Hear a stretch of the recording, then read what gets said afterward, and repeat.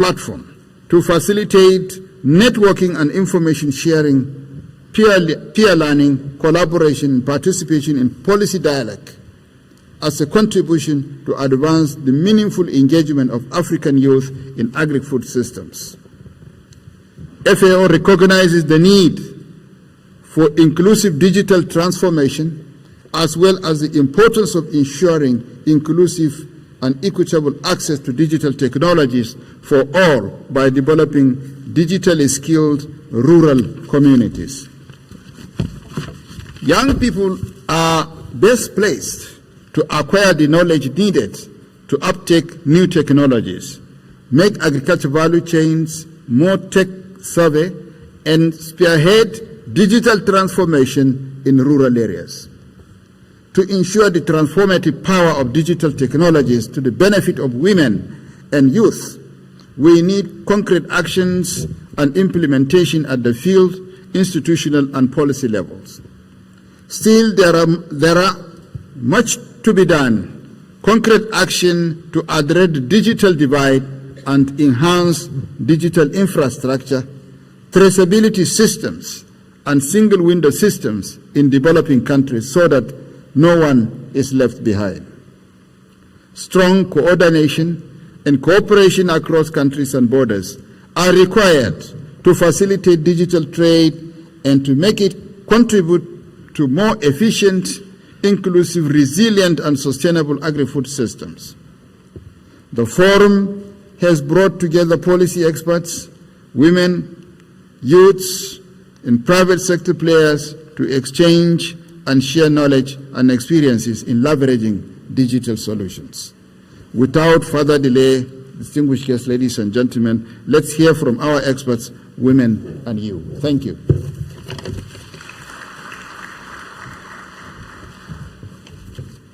Thank you, Dr. Amadou. We are now going into the second part of the session, and we'll first hear from Mr. Sufyan Koroma, Senior Police Officer at the FAO Sub-Regional Office for Eastern Africa. Mr. Koroma has been working for FAO for over 20 years, and his main area of activity is trade.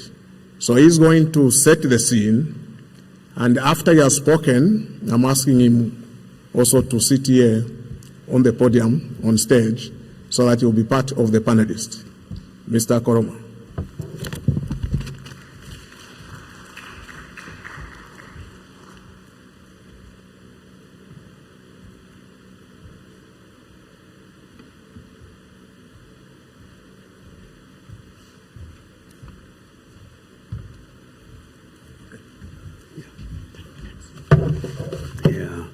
Thank you, Justin, and thank you, FARA and Yemi, for the decade you've put into this. We are very pleased to have you in FARA. I mean, for those of you who don't know, FARA used to be hosted by FAO in Ghana. So before I proceed, let me just start by what I learned in Nigeria to stand on existing protocols. So I now stand on all the existing protocols. It is not an easy task to follow people like Yemi and Baba Ghana in a conference like this. But what I would try to do, I would try to just summarize my statement into several things that they might not have said, which I think the African Continental Free Trade Agreement is actually one of the most researched agreements in recent times. I mean, if you Google that, the AFCFTA, you will be overwhelmed with what has been done by people, and that knowledge has created a momentum which has galvanized not only policymakers, politicians, students, but the whole continent itself. Now, one of the important things about the AFCFTA is the recognition of the role that digitalization will play. But we have an issue of innovation. I mean, Yemi spoke about the poor investments in innovation, and this is where the future lies, is on how we innovate and change the endemic issues that we face in this continent. We have been working with several partners in trying to promote the AFCFTA. As a matter of fact, we started working on this almost 17 to 20 years ago. And then in 2012, there was the framework for boosting intra-Africa trade. But it was very, very broad and open. So in 2021, we joined forces with the African Union and developed a new framework for boosting inter-Africa trade for agricultural goods and services. And then when the COVID pandemic hit, digitalization became the norm as people were making sure that they get their deliveries, especially of food, and food security took center stage, and the food systems, as Babagana rightly pointed out, became a really critical aspect. Now the BIAT, as we call it, the boosting framework for boosting intra-Africa trade, contains about seven key clusters. And each of these clusters needs to be facilitated by digitalization and innovation. These clusters are trade policy, trade facilitation, productive capacity, trade-related logistics, infrastructure, trade finance, and factor markets integration. Then we have digitalization is a cost-cutting issue here. And the institutional setting is also very important. So, I mean, I think we would be listening to our colleague from the AFCFTA Secretariat, who I think is online, to just maybe shed some light on that. But in all of these areas, in the area of trade facilitation, we've talked about the sanitary and phytosanitary measures, and the e-certification, which has facilitated trade, but it has some problems because there is the issue of mutual recognition. Some countries do not recognize these certificates when people travel, especially in the cross-border arena, which is very critical for Africa. We in FAO, we've also, I mean, digitalization is, I mean, it is evolving, but it has not been new. I mean, the FAO, I mean, even before I joined it, I mean, it contains the largest statistical database in the world on global agriculture that is open source. So this, and within this system, we have data on over 180 countries. We have system on aquaculture, on forestry, on the environment. So, and we have so many. We even have a digital land map, which you can use to pinpoint what you can grow in certain ecosystems. So we've been working on this for quite some time. Within the key issue, I mean, a lot of you might have been seeing the FAO price index, the food price index. As a matter of fact, I was actually the manager of that. And so we have these indices for a host of commodities. And then within that system, we have what we call the Global Information on Early Warning System, which actually puts out alert. Then we do work, we have what we call food crops and shortages, which alerts countries of any emergency. So also in the area of emergency, the FAO and others, I mean, there are lots of others. I mean, we use digital systems for cash transfer, for example. So there has been quite a lot of this. Now, the encouraging thing about the AFCFTA is the fact that they have now set up the guided trade initiative, which is a collection of 8 countries that have met the condition. They have provided their tariffs and they have agreed to rules of origin to start trading, to test the agreement to see what areas would need more emphasis and see. So now, but I mean, trade has not picked up since well, I don't know if COVID has ended, but since it has kind of gone into a lull. So we have these 8 countries that are trying to see how they could gain confidence by trading with each other. And the digital aspect of trade has become very, very relevant. Baba Gana mentioned the exchange system, the PAPS, that is being developed by the Afrexim Bank, which would mean you can now do trade in your national currencies once the system is up and running. So there is no need anymore to buy dollars or pounds to trade with another African country. You can trade and they would act as a guarantor. So I was actually expecting to have some of our participants maybe might talk about this. Some of our panelists might talk about this. So I would be happy to see that and be happy to get a follow-up discussion on this. So, but what I would want to do is to actually stop here and then see how the panel discussion takes place. So I thank you very much.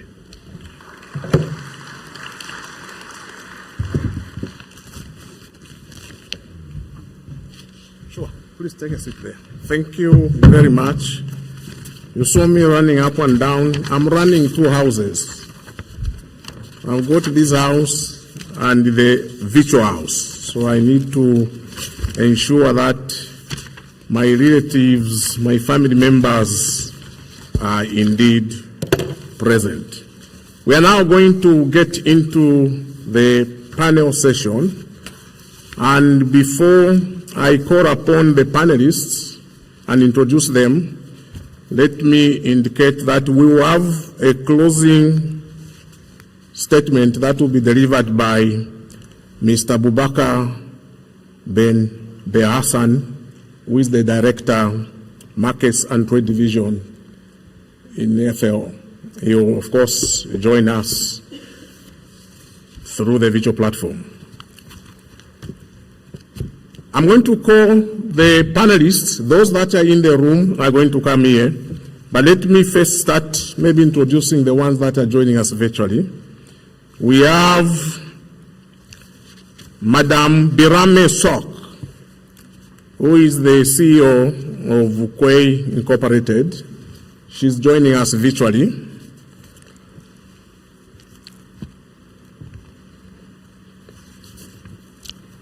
Okay, yeah, there we are. Madam Sok is the founder and CEO of Kwei Incorporated. She is a seasoned tech entrepreneur and executive specializing in digital platforms with over 20 years of experience in the industry. She's the founder of several successive startups, including our latest venture, Query, a business-to-business wholesale sourcing marketplace that distributes made-in-Africa products.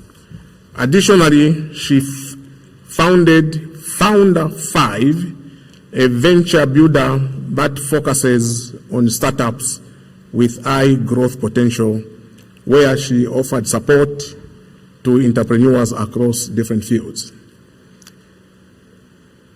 Birame's contribution to the tech world is remarkable, and this is something that I didn't know. Sometimes we take things for granted, but I think when I mention some of the things that she's done, you are going to realize that. Her contribution include a groundbreaking music recognition solution, which was launched in the United States and Canada under the name Music ID, and I think which most of you know as Shazam. That app that you use to identify a song when it is playing on the radio, she is the brain behind that. She also founded Third Solutions, which was the first company to launch a full digital receipts platform in the US with Whole Foods and other major retailers. She played a crucial role in developing corporate and digital strategies for media entertainment brands, including American Idol, Elvis Presley, and Muhammad Ali. The second panelist, who is also joining us virtually, is Mr. John Stewart, who is Associate of the Trade Law Center, TRARAC, here in South Africa, which is an independent capacity building think tank based in Johannesburg. John is an economist and policy analyst with a special interest in trade, economic integration, technology and ICT, and economic modeling. He has consulted for the United Nations Economic Commission for Africa. He has also consulted for the United Nations Conference on Trade Development and the Organization for Economic Cooperation and Development in the areas of trade, biotrade, preferential trade areas, value chains, and industrialization. And he has previously worked in academia and management and consulting. In 2014, he created AgriTech Cup, a startup agri-drone, one of the first UAV startups in Africa. I'm sure from what you can see, we really have panelists who will contribute a lot to today's discussions. The third panelist that I will call upon to come on the platform is Ms. Bamidele Awola. She's the founder and CEO of Welcome Africa International, whose mission is to become the center of excellence for the facilitation and deployment of investments and trade opportunities on the African continent. Through Welcome to Africa International's knowledge dissemination and convening activities, along with bespoke client services, Welcome to Africa looks to catalyze and facilitate finance, investments, and trade into and across Africa, and currently with a special focus on Nigeria's agricultural sector. Welcome to Africa is led and supported by an advisory board who combined have facilitated over 5 billion worth of investment into and across Africa. Babindede is an astute business facilitator with experience in facilitating local and foreign trade, investment, and business alliances. And she has spearheaded a number of high-level investment conferences and investment and trade gatherings around the world, including in London, Germany, Ghana, the Netherlands, Luxembourg, Nigeria, and Belgium. The second to come on stage is Mr. Bertrand Fofe, CEO and founder of Jangolo, an agri-tech company that develops solutions to ease the life of farmers and promote their brands and products across Cameroon and abroad. Bertrand is passionate about IT solutions to common daily problems, and that passion applied to agriculture. And it motivated him in 2016 to establish Jangolo Farm, an innovative concept that combines agricultural and livestock farm and a web platform dedicated to the sale of made in Cameroon agricultural and manufactured products. The platform contributes to boosting and guiding the new generation of rising farmers, helping them to access information, sell and distribute their goods easily and efficiently. Jangoro facilitates the daily activities of agribusinesses by providing solutions to manage their businesses, increase their profitability, and expand in the domain of expertise. And the last panelist, but not the least, who is in the room, will be Ms. Kethilwe Roba Mwalosi, who is a nutrition and food safety project manager at the African Union Development Agency, AASW8, NEPAD. Our current portfolio includes providing technical advisory support to the implementation of Africa Agenda 2063, Continental Food Safety Strategy, Africa Common Position for UN Food Systems with the regional economic communities, AU member states, and development partners. She also focuses on integrating and mainstreaming nutrition into agriculture and the related development agendas, and to promote a multi-sector approach for addressing all forms of malnutrition. She was key in the development of the AUDA NEPAD Nutrition and Food Systems Implementation Guidelines Strategy for 2019-2025, African Union Food Safety Strategy, AUDA NEPAD Continental Guidelines for Harmonizing Food Standards in Africa, and the UAD NEPAD Guidelines for the design and implementation of homegrown school feeding programs. Ladies and gentlemen, let us welcome our panelists.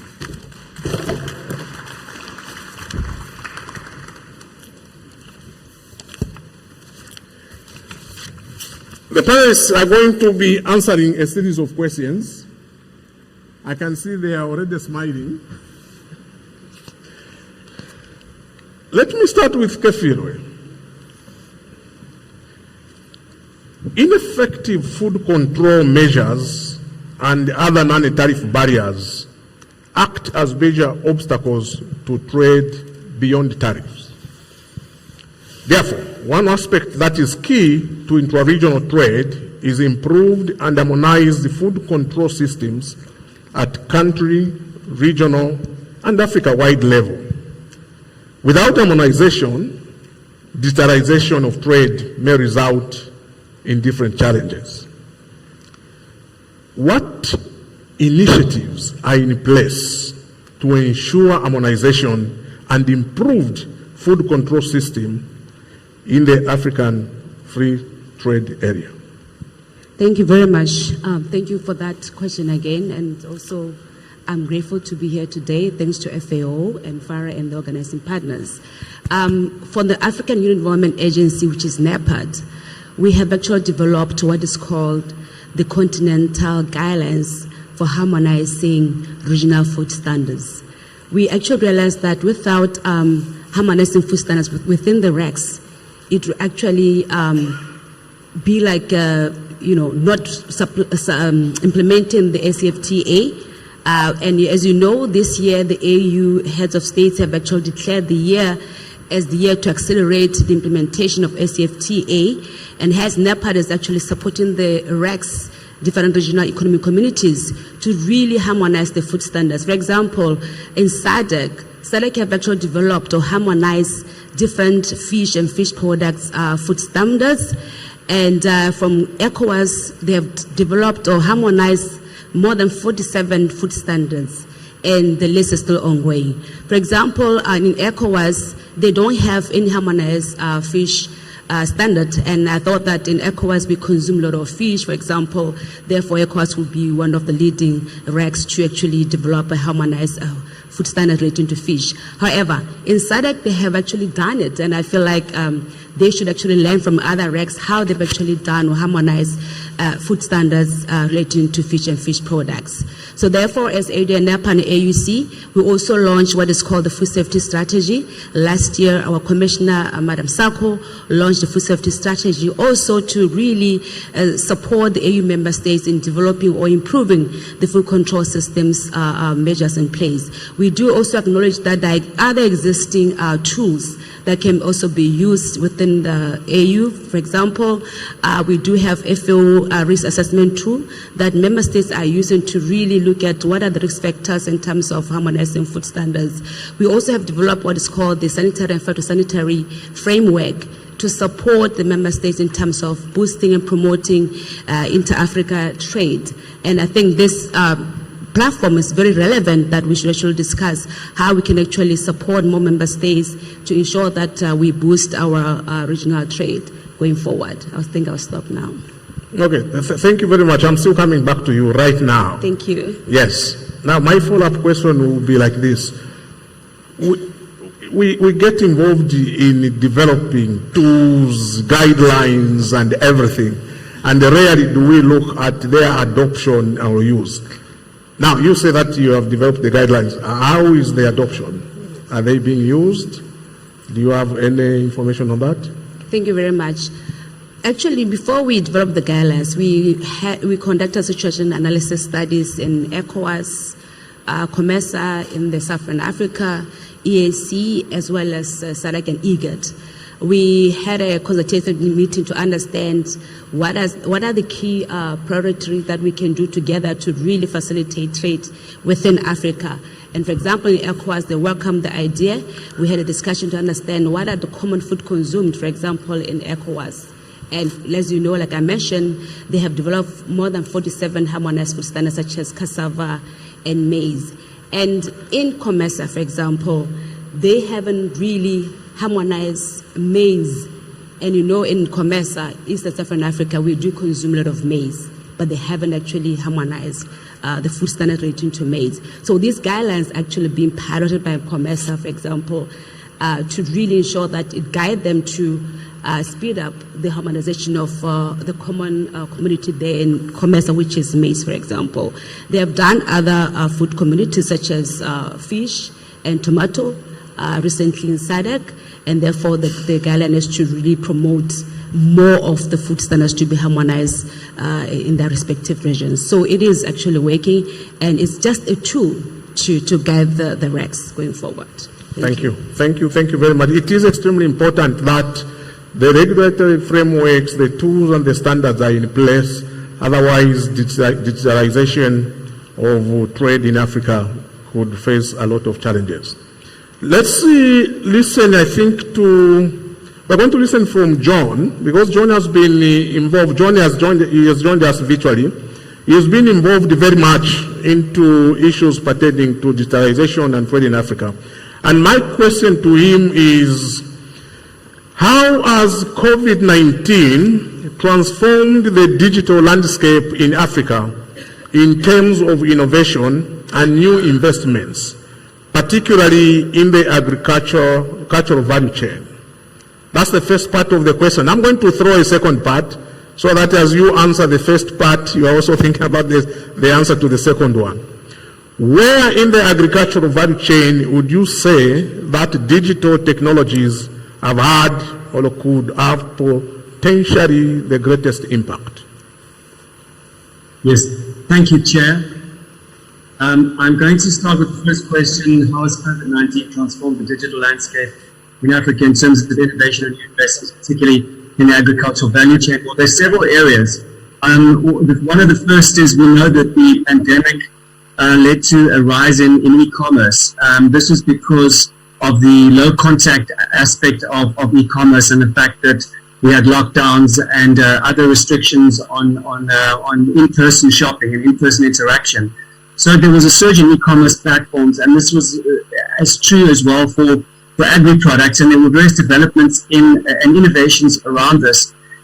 Farmers, agri-businesses increasingly began to use digital platforms to sell their product directly to consumers and also to connect with one another. For example, the example of Tragoa. Tragoa is an online platform, tragoa.com, I believe, or you can just search for TRAGOA. It's an African-based platform to coordinate among the sellers of goods. It's not restricted to agricultural products, but for some reason seems to be primarily based around agricultural products. It existed before the pandemic, but subsequent to the pandemic, platforms like that other platforms like that arose, and some of which were mobile-based. For example, AFEX. AFEX is a Nigerian originating commodities exchange. It's powered by Google app, and it has a separate app for logistics. AFEX is one of South Africa's fastest growing tech firms. So yes, it's also not restricted to agricultural commodities, but agricultural commodities are one of the ones that we do find featuring there. So these online marketplaces definitely got a boost from the pandemic. Then digital payments and financial inclusion. The pandemic highlighted the importance of digital payments in enabling contactless transactions. So there's an increased adoption. We know fintech has been quite, and mobile money especially has been greatly innovated in Africa because of financial exclusion, and where you have a minimum base unit cost of a bank account, which a large portion of the population, especially the rural population, cannot achieve that threshold. We then create a market below that demand curve for mobile money. And so mobile money has grown rapidly, and this has only been aided by the pandemic. By means of digital payments, farmers can receive payments digitally. They can access credit through these applications as well, engage in financial transactions more efficiently. So it's a financially inclusive technology, and especially for farmers that are often remote, more remote than many other small businesses. The third I want to look at is remote monitoring and data analytics. The pandemic underscored the need for remote monitoring and data-driven decision-making. There's been a rise, and I'll also talk about this in my second question. Remote sensing technologies, drones, other vehicle-borne sensors. We can put remote sensors on tractors. These are all relating to the Internet of Things, which is really sensors that are placed on things. They can be vehicles, they can be static devices as well, and that collect high levels of data, very high bandwidth collection of data, creating big data, and the analytics that flow from the collection of data from the Internet of Things. So these technologies will firstly involved in monitoring crop health, soil moisture, weather conditions, and which obviously can aid better crop management practice, improve yields, lead to rapid responses. One example, for example, is Aerobotics, a Cape Town-based data analytics startup providing crop imagery and thematic map tiles for crop health and pest detection to subscribing farmers and agronomists. Now, they started about the same time I started my agricultural drone startup, and they were very wise because they went in the direction of data analytics and machine learning for classification of crops and identification of problem areas, and also pest detection. So at the time, we were mapping crops, and we could tell where there was a problem. We couldn't classify whether it was a disease-based problem or a pest-based problem, whether it was microbes or other things. And through using machine learning, the businesses like this are able to analyze it far more in depth. There's also Fruitlook. Fruitlook is a Western Cape-based satellite imagery. It's actually an international company that provides satellite imagery of farms with analysis tools to farmers, and the subscription rates are very low. I'm surprised it hasn't broadened through South Africa, also into other parts of Africa. So it'd be interesting to see whether a platform like that would grow as a result of the pandemic and the digitalization that we've seen following that. Then ag tech and farm management solutions. Agricultural technology adoption has been sped up from the pandemic. Startups and innovators have started to create digital tools that provide farmers with access to information, advisory services. So really, these tools are like an agronomist in your pocket, because you can access advisory services. And as we know, artificial intelligence, which is really sophisticated machine learning, can answer your questions, can answer quite sophisticated questions in quite a lot of detail. They can also give information on market prices and weather forecasts, all to help optimize farming practices, increase productivity, and mitigate risk associated with climate change and market volatility. Now, the next area I'd say that the pandemic has contributed to supply chain optimization. We know the pandemic disrupted supply chains quite substantially because there was severe transport interruptions. Some airlines stopped operating. We know sea transport was also affected. There's been increased focus on optimizing supply chains. We've seen some things like reshoring and nearshoring as well. But in the case of agricultural supply chains, often these simply not possible because they are very much land-based, and they're also very much sensitive to transport costs and to logistic availability. So if there's no road, if there's no rail, then one cannot broaden one's supply chain beyond the existing supply chain.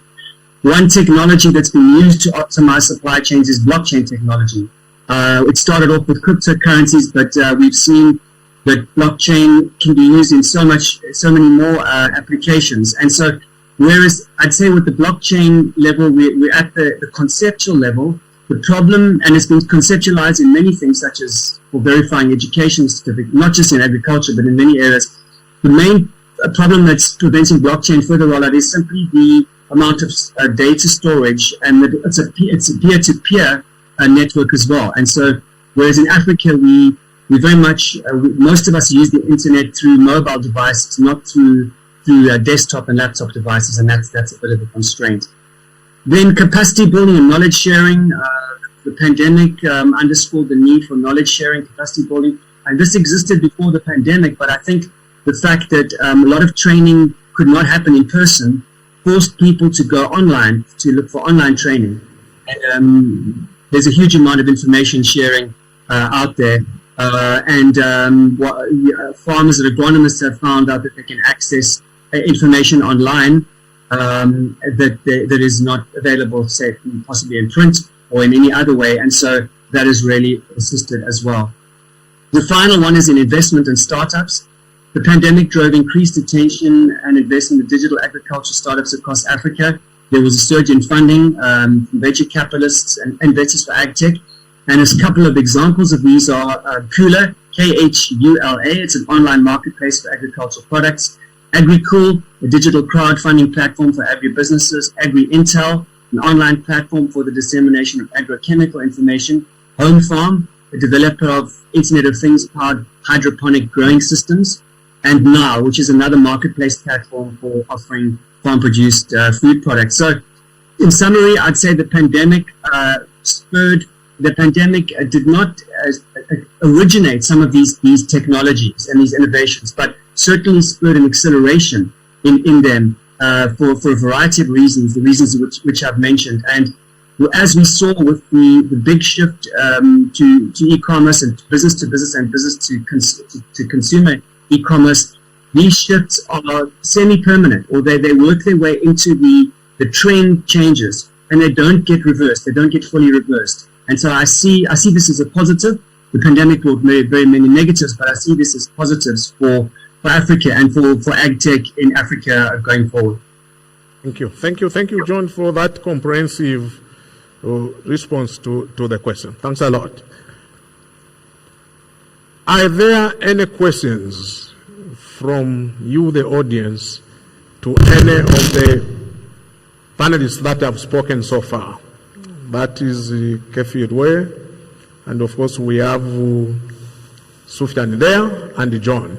So please, if you do, just go to that microphone, and once I see that you are there, I'll give you the floor to ask your question. Now, digital technologies, basically, if they are not properly handled, they tend to also create a digital divide. And at the same time, we would also want to emphasize the fact that governments and the private sector need to collaborate and work together to see the implementation of digital technology initiatives, which is, of course, is also the case when it comes to trade. I'm going to put the question to Birame Sok, who has worked quite for some years in the private sector. And the question is, the private sector has a key role to play in the successive adoption and development of digital technologies and innovation. How can policymakers and private investors and enterprises be incentivized to make technology and data accessible and affordable to marginalized farmers and other value chain actors on the continent? Thank you very much. Thank you, and happy to be here. I hope everyone can hear me properly. I apologize for not being able to be there in person. But as we're talking about technology, we are thankful for it as it allows us to be able to do this remotely as well. So when it comes to the conversation around technology as in terms of how to make it more accessible, especially in the context of the African markets, and agriculture, I believe the way I've always looked at it is when we talk about technology, it's very hard to talk about the adoption of technology without speaking about the content. Technology does not necessarily make sense, in my opinion, without content.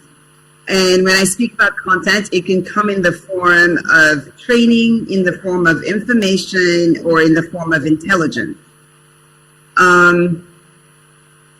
And so the challenge I believe we're having in Africa today is that the technology is already there. Either it's already being used in other markets, or we are currently developing it in the private sector primarily.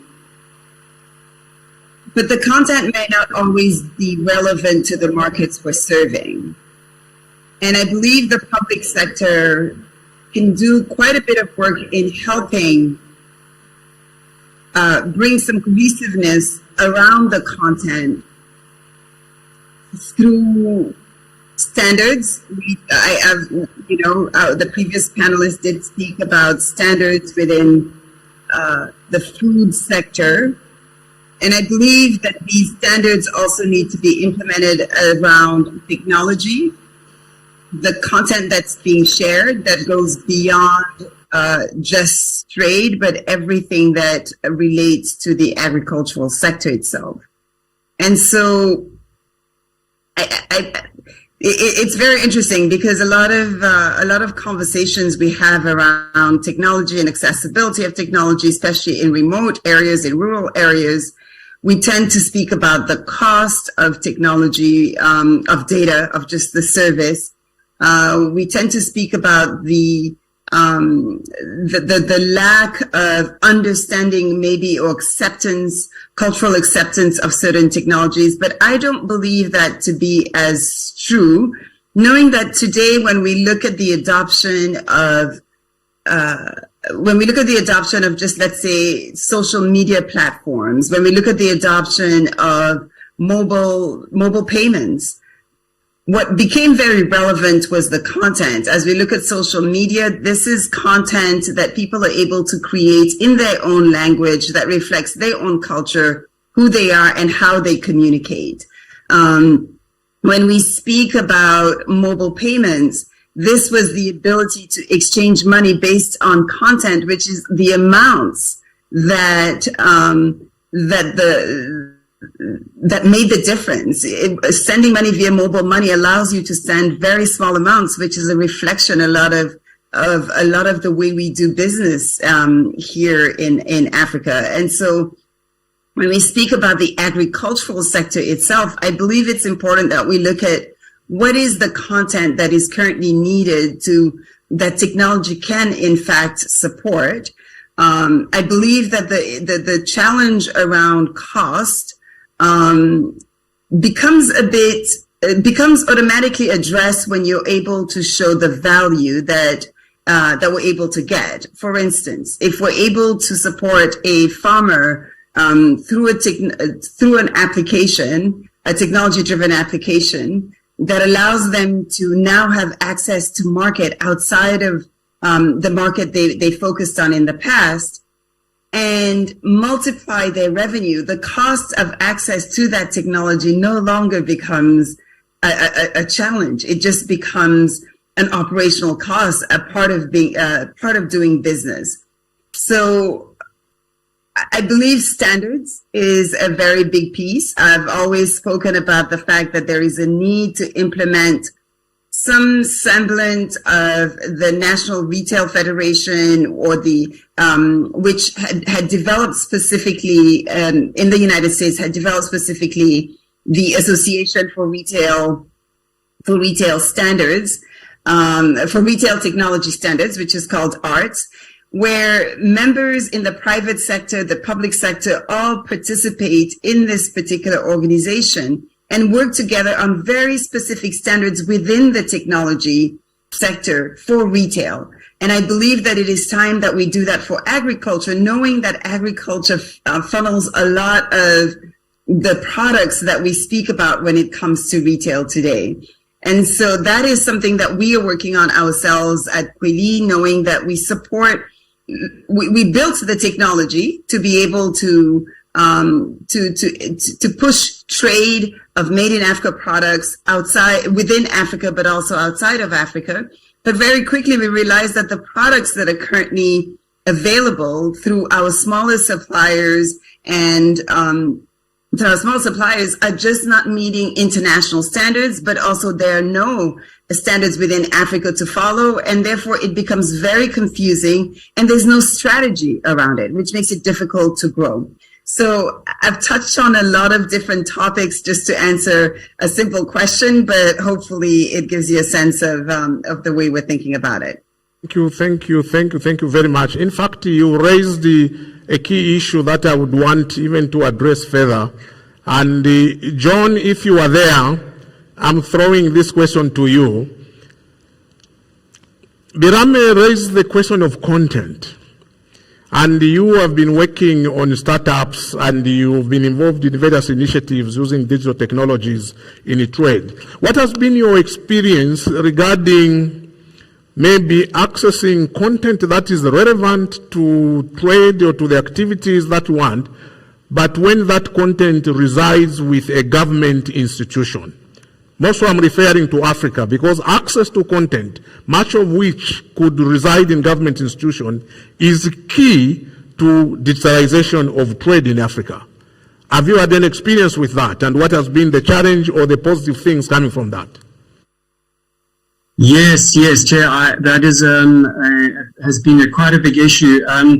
Not so much in the application of data that I've required for specifically agricultural data, but trade data at the tariff line.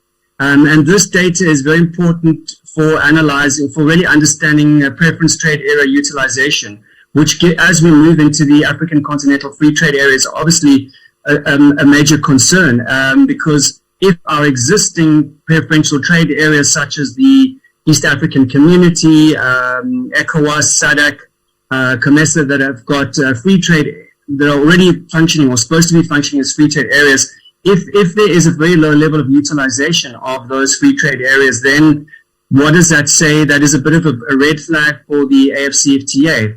And in the end, countries, member states can sign preferential trade areas, but if the preferential access is not applied by the officials, the customs officials, who really are the coalface of trade, traders have to go through border posts, they have to interact with customs officials and with their systems, which, as you mentioned, or one of the other speakers mentioned, increasingly we want to move to single windows and one-stop border posts, but we're not there yet.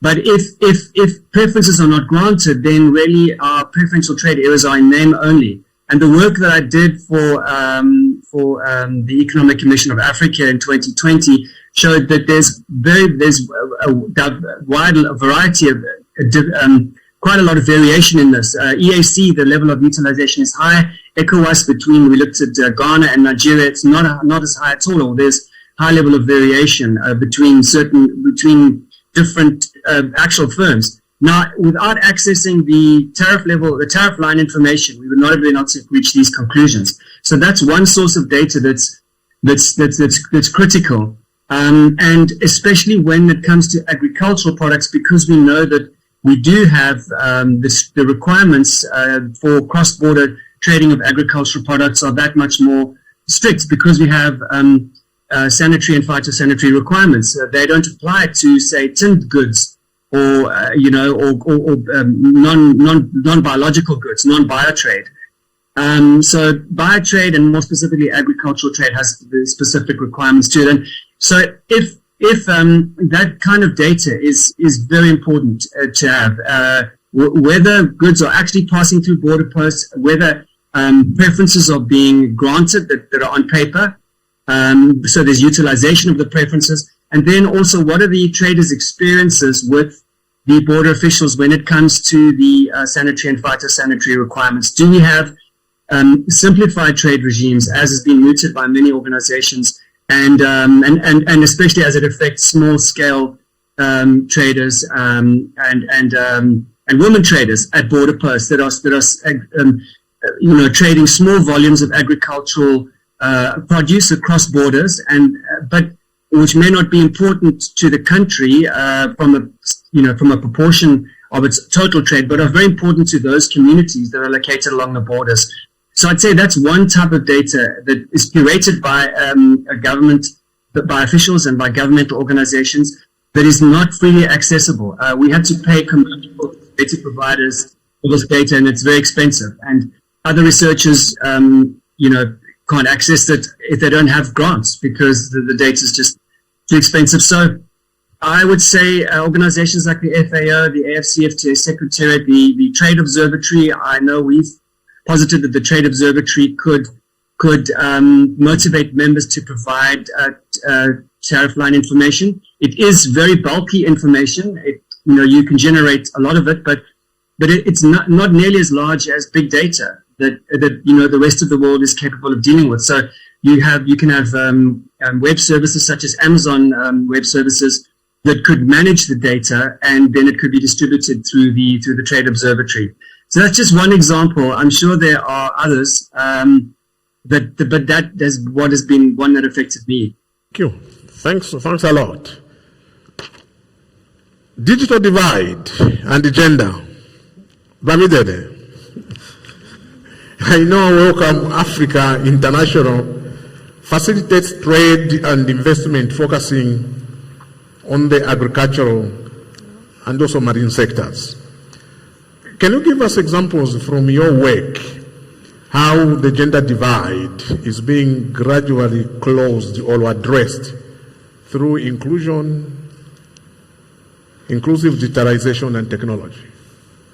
All right, thank you very much. When you first sent the question to me, I looked at it and I said, what are these people asking me here? There's a lot of English, and then when I shared it with my team, they're able to break it down, and I realized that actually we do this every day.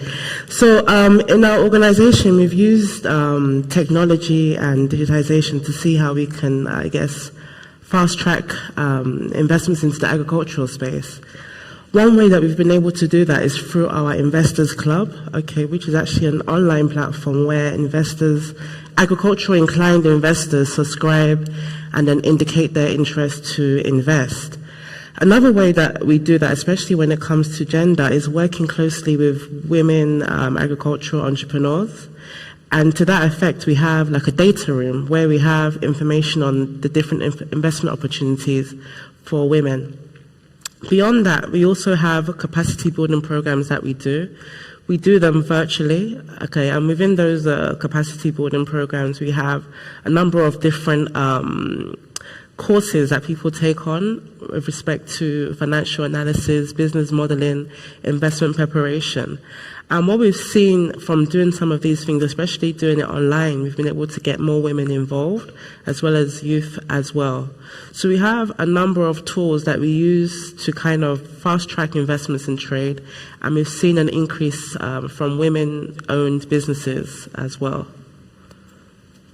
Did I answer the question? Yes. Okay, just making sure. I'm not so good with all the grammar that you guys use, but I think I got it. Sure. No, great. I think that's good. Maybe if I were to ask you a follow-up question, what level, maybe in terms of education and everything, of the women that you are targeting in your initiatives? So when it comes to the decisions that we use as to whether we want to promote a business or not. If I'm being very honest, we don't look at your educational background. We look at what has your business done.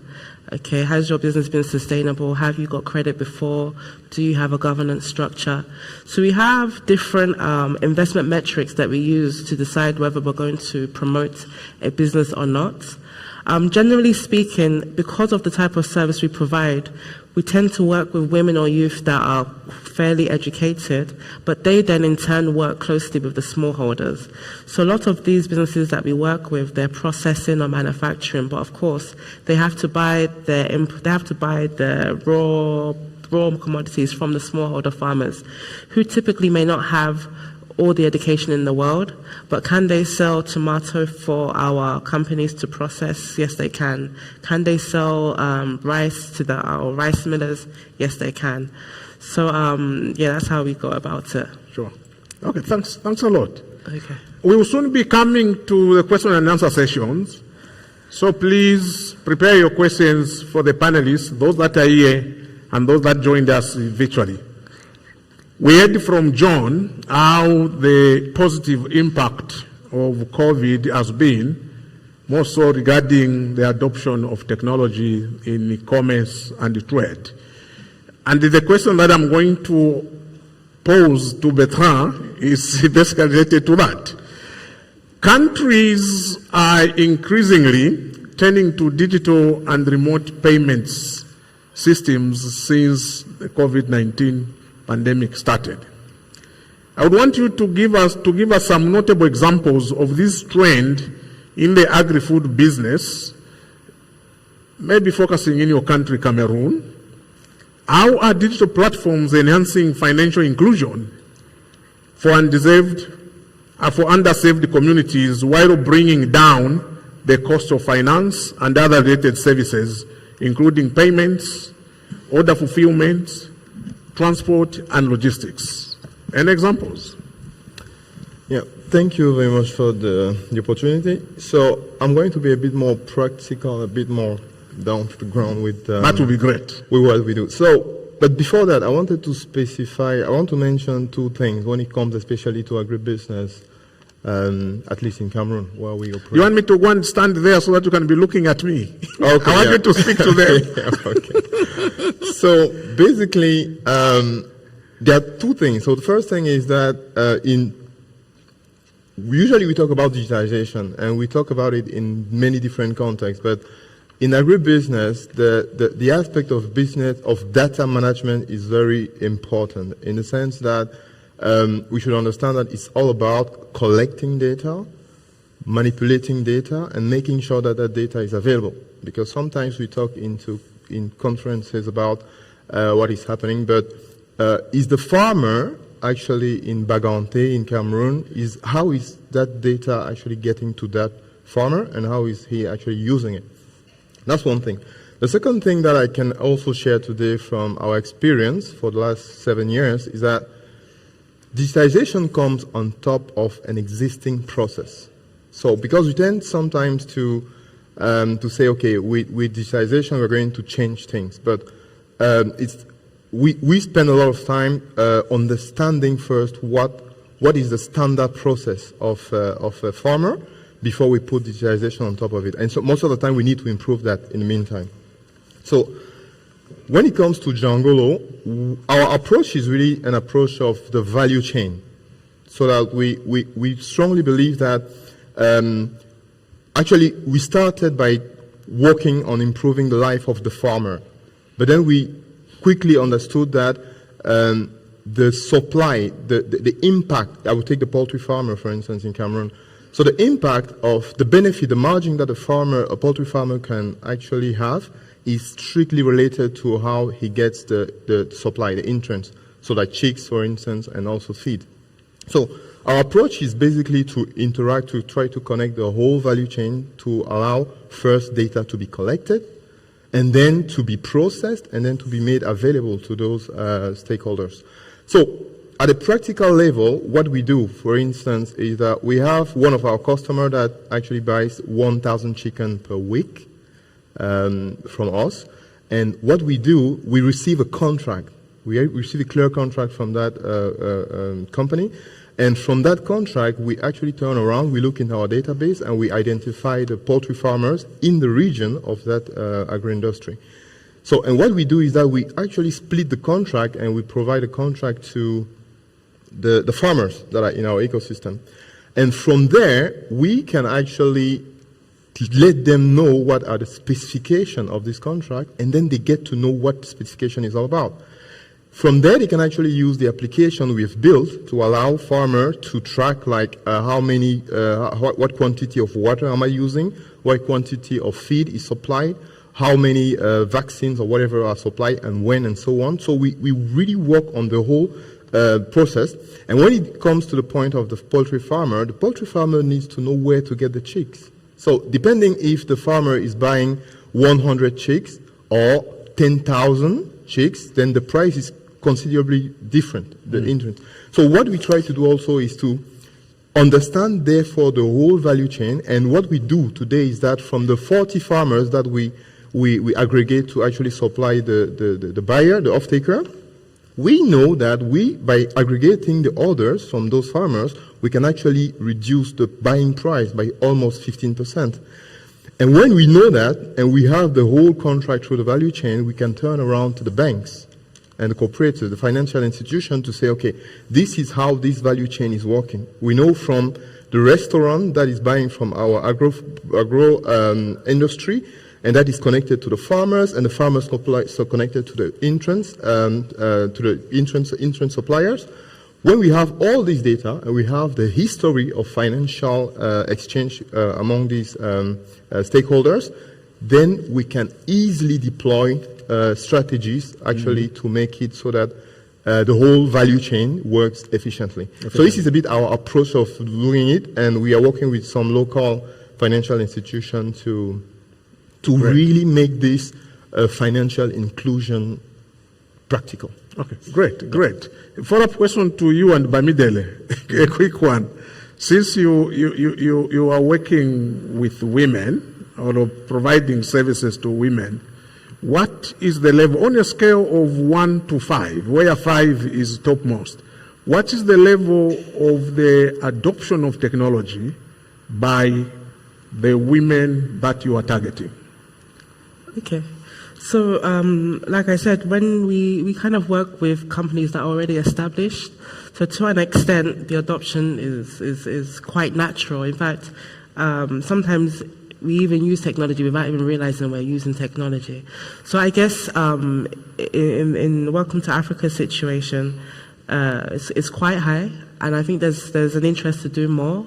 In fact, one of the companies we're working with, which is Pulis Agro, they're trying to digitize the poultry value chain. She started off, she's a poultry farmer, she used to buy and sell chickens. From doing that, she had access to the different stakeholders. Now she's trying to create a tech platform that links the different stakeholders. So in our case, because of the type of agribusinesses that we work with, they're already established, they're already exposed. Their inclination to technology is quite high. I can't say that for the smallholder farmers, but I know for the businesses we work with, it's quite high. Okay, Betra? So I think it depends on it varies from the product. So I think on poultry, in our data, we have around 20% when it comes to poultry farmers. But when it goes to a product like not tomato, for instance, we grow to something like 35%. And also it varies depending on the region in Cameroon, basically. So yeah, but the adoption usually, as it was already mentioned, is what is the added value? So if in our ecosystem, for instance, we make it such a way that when you, because we built an application to allow farmers to put information in the system, but they didn't use it for 3 years. And then at some point we said, okay, why are they not using it? So we tried to investigate, talk with them, and so on. And then we understood that they needed to have an added value. Today we bring to them market. We have contract for them. So, and we tell them, okay, our off-takers would like to know how you grow your chicken, how you grow your tomato, which type of fertilizer you are using, and so on. So it would be nice, you will help us to help you if you could provide the data. So this is basically the way we do it. And the more we do that, the more we give them access to market, for instance, but also when they know that by giving information to us, we can tell them the market in 2 weeks' time or in 2 months' time, we can improve our forecast. Sure. And when we can share also that forecast. So the more we do that, the better they get involved. And therefore they are willing to share the information. And I believe that on that side, women tend to have more involvement when it comes to what is the challenge to get to digital. Sure. Thank you very much. Okay, now we come to question and answer sessions. The panelists are there. We have two who joined us virtually. Okay, you can indicate to which panelist your question is directed so that it becomes easier. Please go ahead. Okay, thank you. Coming on the question of access data and scaling of these techs. I know of one of our students who did some study in Japan. Naturally, when we have earthquakes and some other natural disaster, the ATM, the internet, they go off. But from where he studied, he has been able to develop an app that you are still able to access internet services 24 hours to 48 hours, even when there is earthquake, and all these things have been pulled down. Can we use that method to ensure access of farmers in rural area, no network, load shedding, no electricity? At least if they are able to get data to come online for 30 minutes, but they will still be able to enjoy. But I know the profit from these tech guys is driving them not to be able to consider that. But will FAO be willing to explore things like that so that more services will get to the users? Thank you. Okay, thank you very much. Want guaranteed access. I think that question, I think, Bertrand, you should be looking at that. Okay, the second question. Okay. I'm short. Oh, don't worry. They will adjust the mic for you. Thank you. Hi, my name is Lumka Tikhashu. I'm from here in South Africa. I'm representing YARD, Youth in Agriculture and Rural Development. I have two questions. Please forgive me for not keeping your names. My sister with the white. You mentioned criteria. A brother asked, what are your criteria for somebody to qualify? You had a follow-up question of if somebody has credit. So my question is, if somebody has not had credit, but they're doing well in what they do they qualify to be on your platform? And my second question is to my brother in the middle. I would like to know your work. Is it just based in your area, or is it global? Or if you are working with other countries, what countries are you currently working with? And if a certain country like myself in South Africa is interested to join your platform, how does one do so? Thank you. Okay, thank you. Let's have these two questions or three questions addressed, and then we'll come to you. So, Bertrand, since we have two questions, I'll start with you, and then Bamidele. Okay. Yeah, thank you very much. So, about the first point, I don't know the perfect answer for that. I'll just share our experience. So, we spent 2 years, I think, between 2018 and 2020 to try to push, if I put it in quote, to push technology to farmers. And we have a lot of, the lesson I learned from that is that this is the thing we shouldn't do. Because statistically, I think in one of the villages in Cameroon, we had the average of farmer, the average age was around 47, something like that. And literally we were trying to find a way to give access to internet to those farmers so that they can use a system, an application that we built and so on. So technically, I think it was just our passion that was trying to us to push to do that. Because And let us switch to the solution that we have now. So today we noticed that we said, okay, what is the real value that those farmers are looking for? There is only one thing. They want to be able to sell their product mainly. That's the main thing they want. And the next thing they want would be to be supplied, like fertilizers and insurance, as I mentioned. So do we try to put them at the position where they know how to use technology, or we need to figure out a way to make sure that they get their value and we get our value? So this is a bit the questioning that actually drove us to the fact that we launched our ambassador approach. So basically, we noticed that in any village in Cameroon, as poor as the village can be, there is always one young guy there with a smartphone. Don't ask me how they get the smartphone. But the point for us was to say, okay, let's just leverage those guys in those villages and make sure that they can be a representative kind of Jangolo there, so that they can use the application, because they have WhatsApp, they can use Facebook and all those other applications. So we just need one guy in an area where we have like 200 or 300 farmers, and that guy, we can train him. We can actually go to the place, to the location and train the person, but we build an application for ambassadors that allow them to train themselves. We actually build that.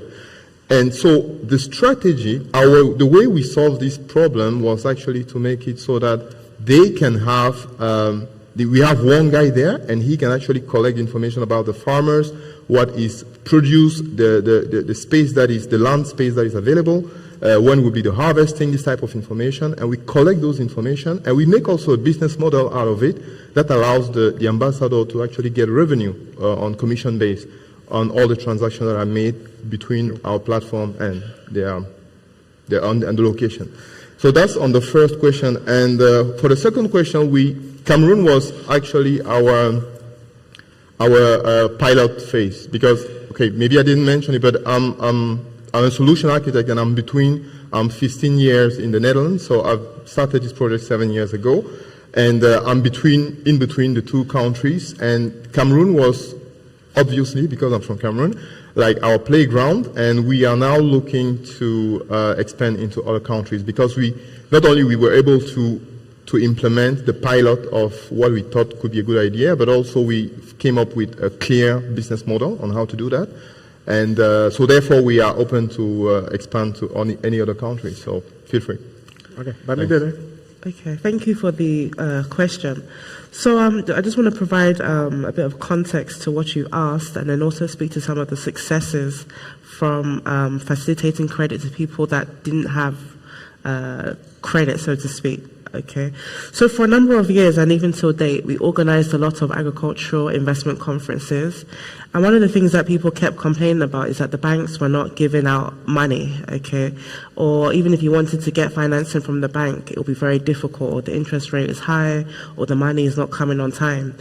So we set out to do something a little bit different, where we decided to run like investor deal rooms, okay, where we're ultimately trying to explore alternative financing options, okay.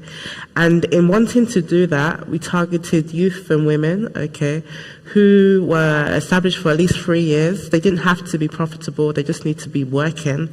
And what we found is when we convened, so we used to have investor deal rooms. We used to actually host it in our office from time to time as well. And what we found is that we'd bring in angel investors. We would prepare these agribusinesses to give a pitch, okay? And they'd give a pitch, and then these investors would make contributions, or investments actually.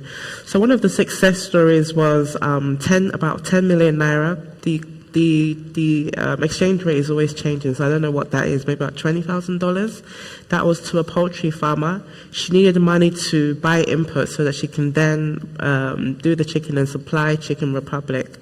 And another interesting success story was from a rice entrepreneur. He was in his early 20s or so.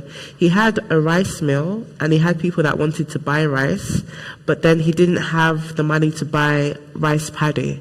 So one of the investors in the room supplied him with rice paddy, which was to the tune of 20 million naira. He then processed it and then, provided it he then sold rice, okay? And in doing that, we just kind of looked out for what we felt was credible companies that were operating for at least 3 years.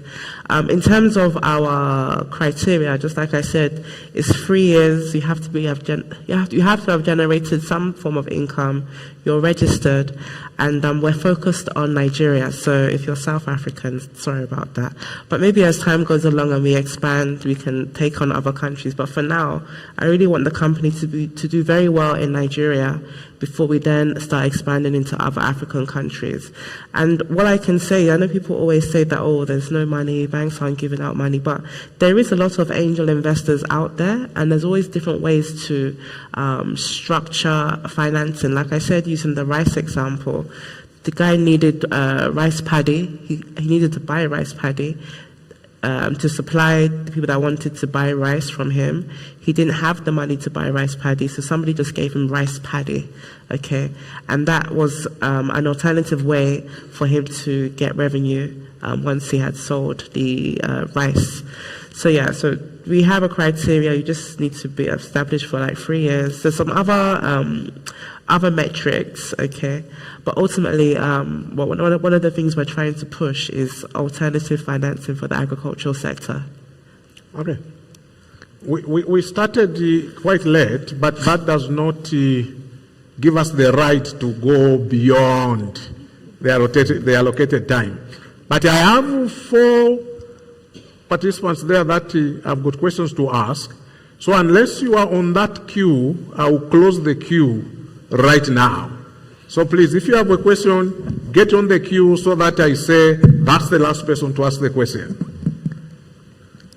So can I? Just a minute. Okay, so I've got 1 participant have joined. So we've got 5. Those are the questions that we are going to address. So please, if you have any other questions, hold them to yourselves.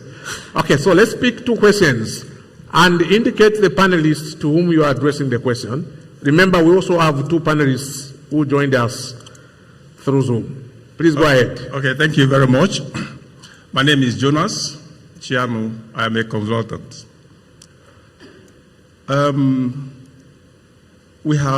Today is probably the last day here, and we have listened to so many presentations, but it's always important to focus on the big picture. When the president of the African Development Bank spoke, he said, we should denounce Mickey Mouse approach. The question I'm going to ask, I'm going to direct it to the lady from AUDA and probably the other panelists. I greatly appreciate the enormous work being done by the numerous agripreneurs through nice innovations, utilizations, and all those. But the question is, how is our reach in Africa?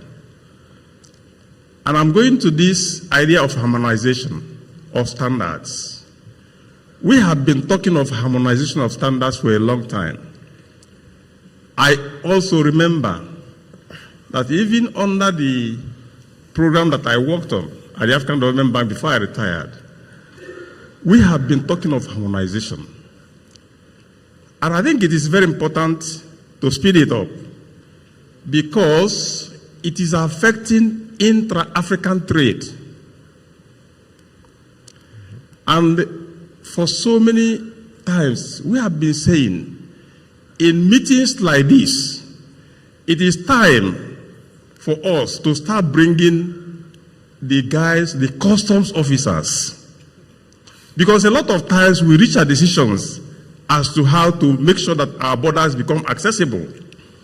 But then take your commodity and see if you will cross. Thank you. Thank you. It becomes so difficult. Sure. So now, again, we talk of inclusivity. Of all these things we are doing, how many farmers are being included? How many, even to sell things in Africa using weight, in such a way that you can send a small child to go and buy something and the child will not be cheated. We have not even achieved it. So, and we are looking at something big. It is by the time we get to some of those nitty-gritties, then we will now start upgrading things. We have to up our game. So the question then is, what is AUDA doing to make sure that some of these frameworks become operational and some of these standardizations get out of the shelf and start being used? And of course, there's need to mount studies to be able to understand the constraints, if any. So yesterday, I want to conclude by saying yesterday, I was one of those who visited the Dubai trade port.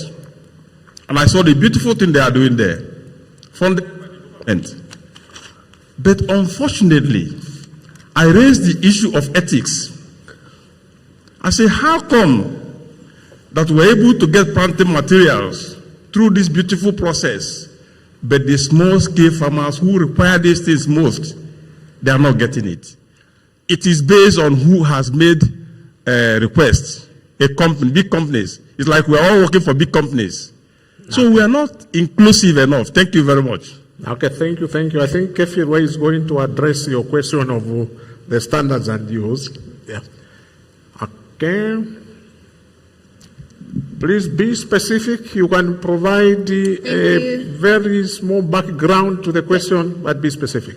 Thank you. Mine is just one, and it's targeted at the lady. Sorry, I have forgotten your name, Bamidele. from Nigeria.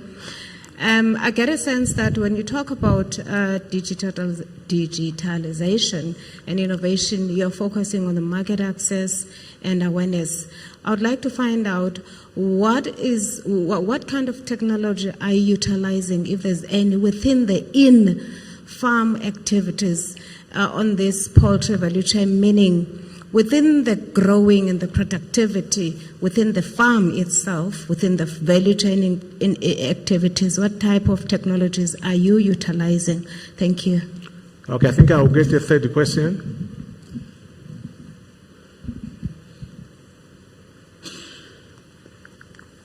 Good morning. Good morning. My name is Lydia Sasu from Ghana. I'm with Women Farmers and Fishers Association. You are welcome. I'm a member of ROPA and a member of the Ghana Farmers Association. We introduced improved fishing technology to our women in Ghana some years ago, and we are talking of sustainability. Now, this thing has grown, and we are still moving. Our women we are now training them on safe, certified fish, which they are supposed to sell in the country and outside. The improved fish smoking technology came up from FAO some years ago. And now USAID, Food Research Institute, and the Standard Board, we've all come together to realize that our women smoking fish in Ghana, we need to train them in another way whereby they can smoke, sell within the country, different markets, and then those who can even sell it outside the country, they can sell it. Others are bringing their fish from their area of production to our institute, whereby we smoke it and then they sell it outside. So it means that what our First Lady, the lady sitting there, said is something that we are doing. And FAO and USAID and other organizations, as I said, are all supporting. So let's support, we'll get there. Thank you very much. Thank you very much for that contribution. That one would not require any interventions from the panelists. So let's answer the two questions that were done, and then we have. Do I have two? I have only one. Yeah, sure. Okay. So let's address those. No, just okay. There you go. Thank you, Chair, once again, and thank you for those interesting questions. As the AUD and NAPAD, our mandate is to provide technical support to the AU member states. And as you mentioned, say, about the issue of harmonization of food standards, yes, indeed, it takes a long time for us to support the member states in harmonizing the food standards. It starts with the government themselves. They have to review and discuss which food community can be harmonized. Our role as AUD and NAPAD is to provide guidance to the AU member states.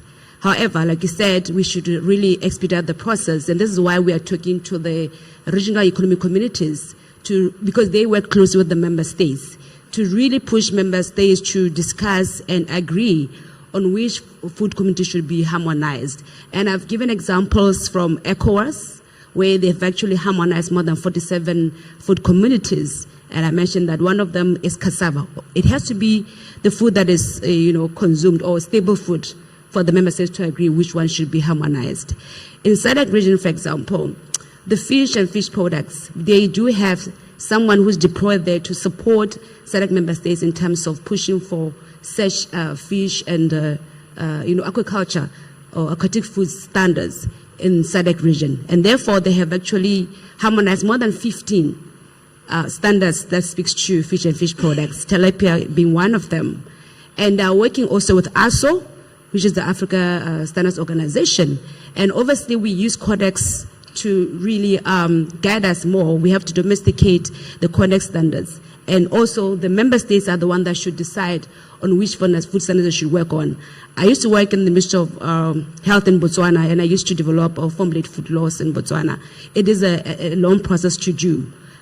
When we do domesticate the food standard, we have to also talk to the communities, local communities, to agree on what we should actually look into. We don't decide on our own, but the member states have to inform us in developing food standards and review which one is relevant and how we can actually harmonize at regional level the food standards. So it's not an easy job to do, but it's a process, and it's a very consultative process for the RECs to also harmonize different food standards.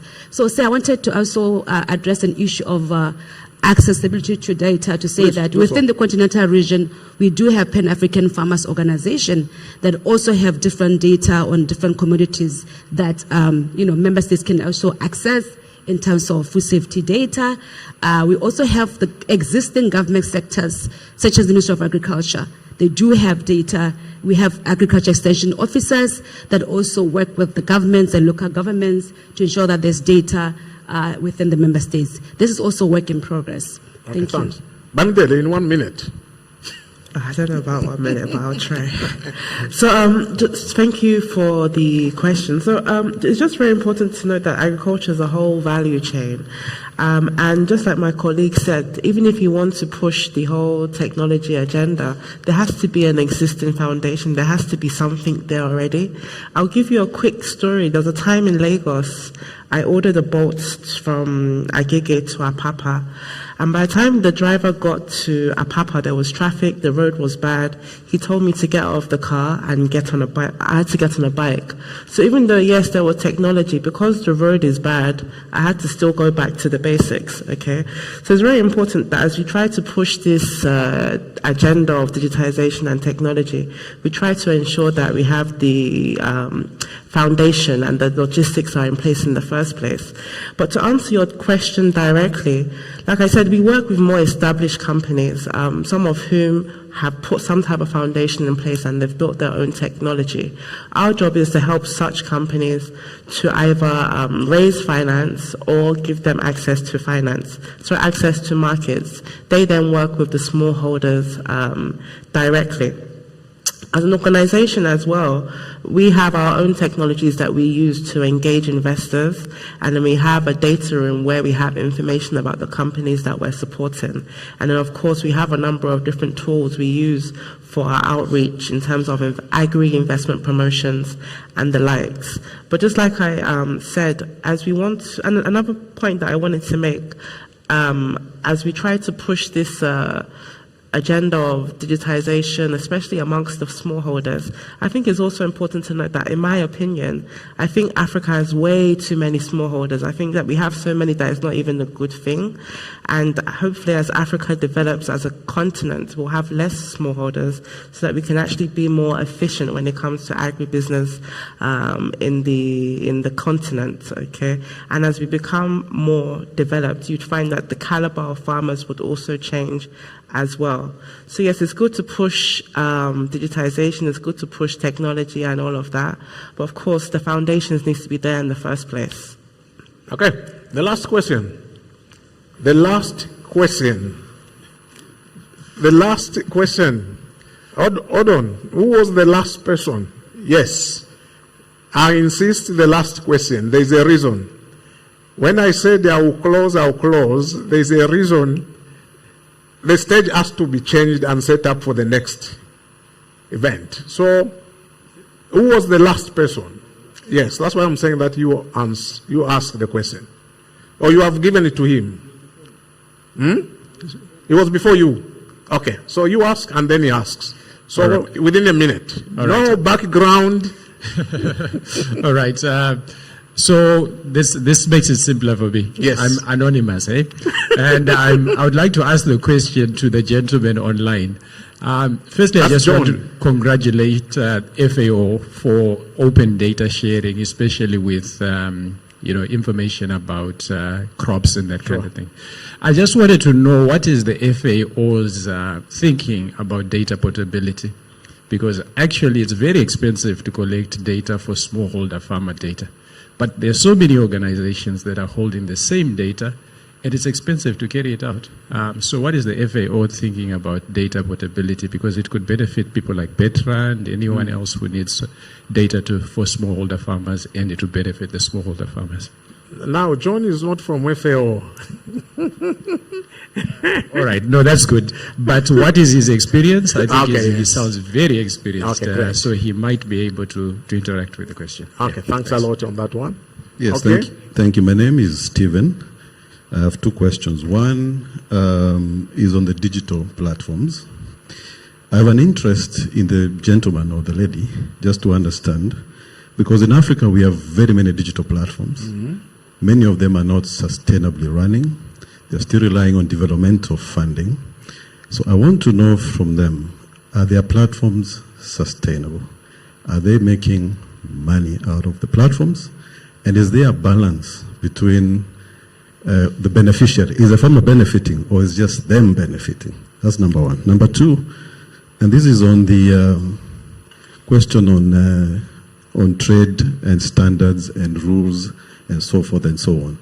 I think it's important to have all these rules because they're supposed to promote trade within the region. But there's some questions we receive from our members. I come from the Farmer Association. And you ask ourselves, who is being targeted with these particular rules? Or is there something else we need to do, some heavy lifting, to actually see Africa trading with itself? Because right now, our import bill is going up.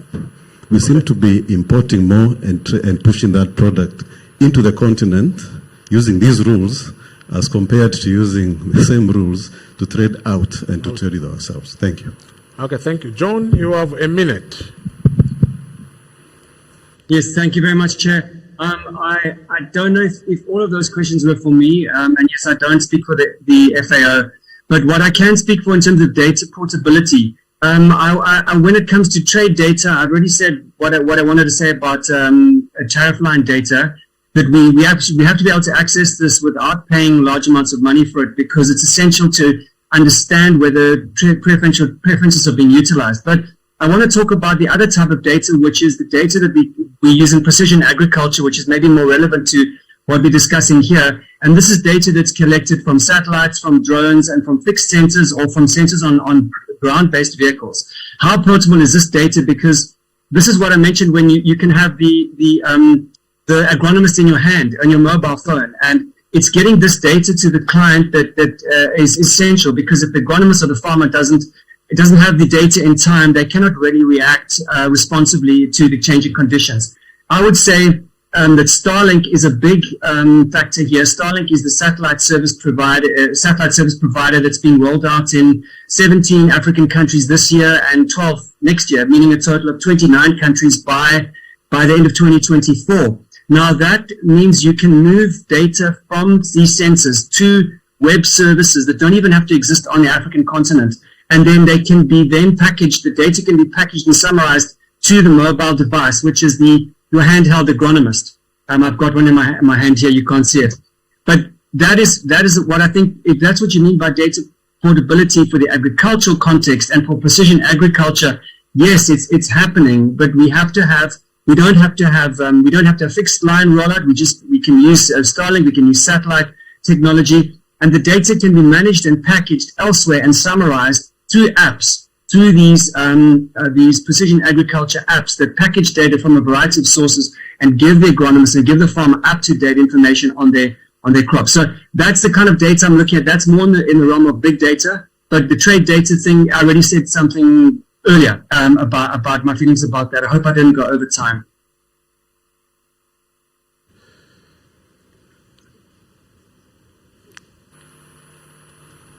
Okay. Yeah, so sustainability of the platforms. Yeah, exactly. So, and I think that's a very good question, because I think, at least the way I look at it, is that startup in agribusiness or agri-tech generally in Africa, they go through a process of R&D where they try to figure out what and how to do in order to fix the problems that we have. Unfortunately, during that period, it's like really where most of the startup die, basically, because again, we are trying to do the digitization of companies or activities that belongs to an ecosystem.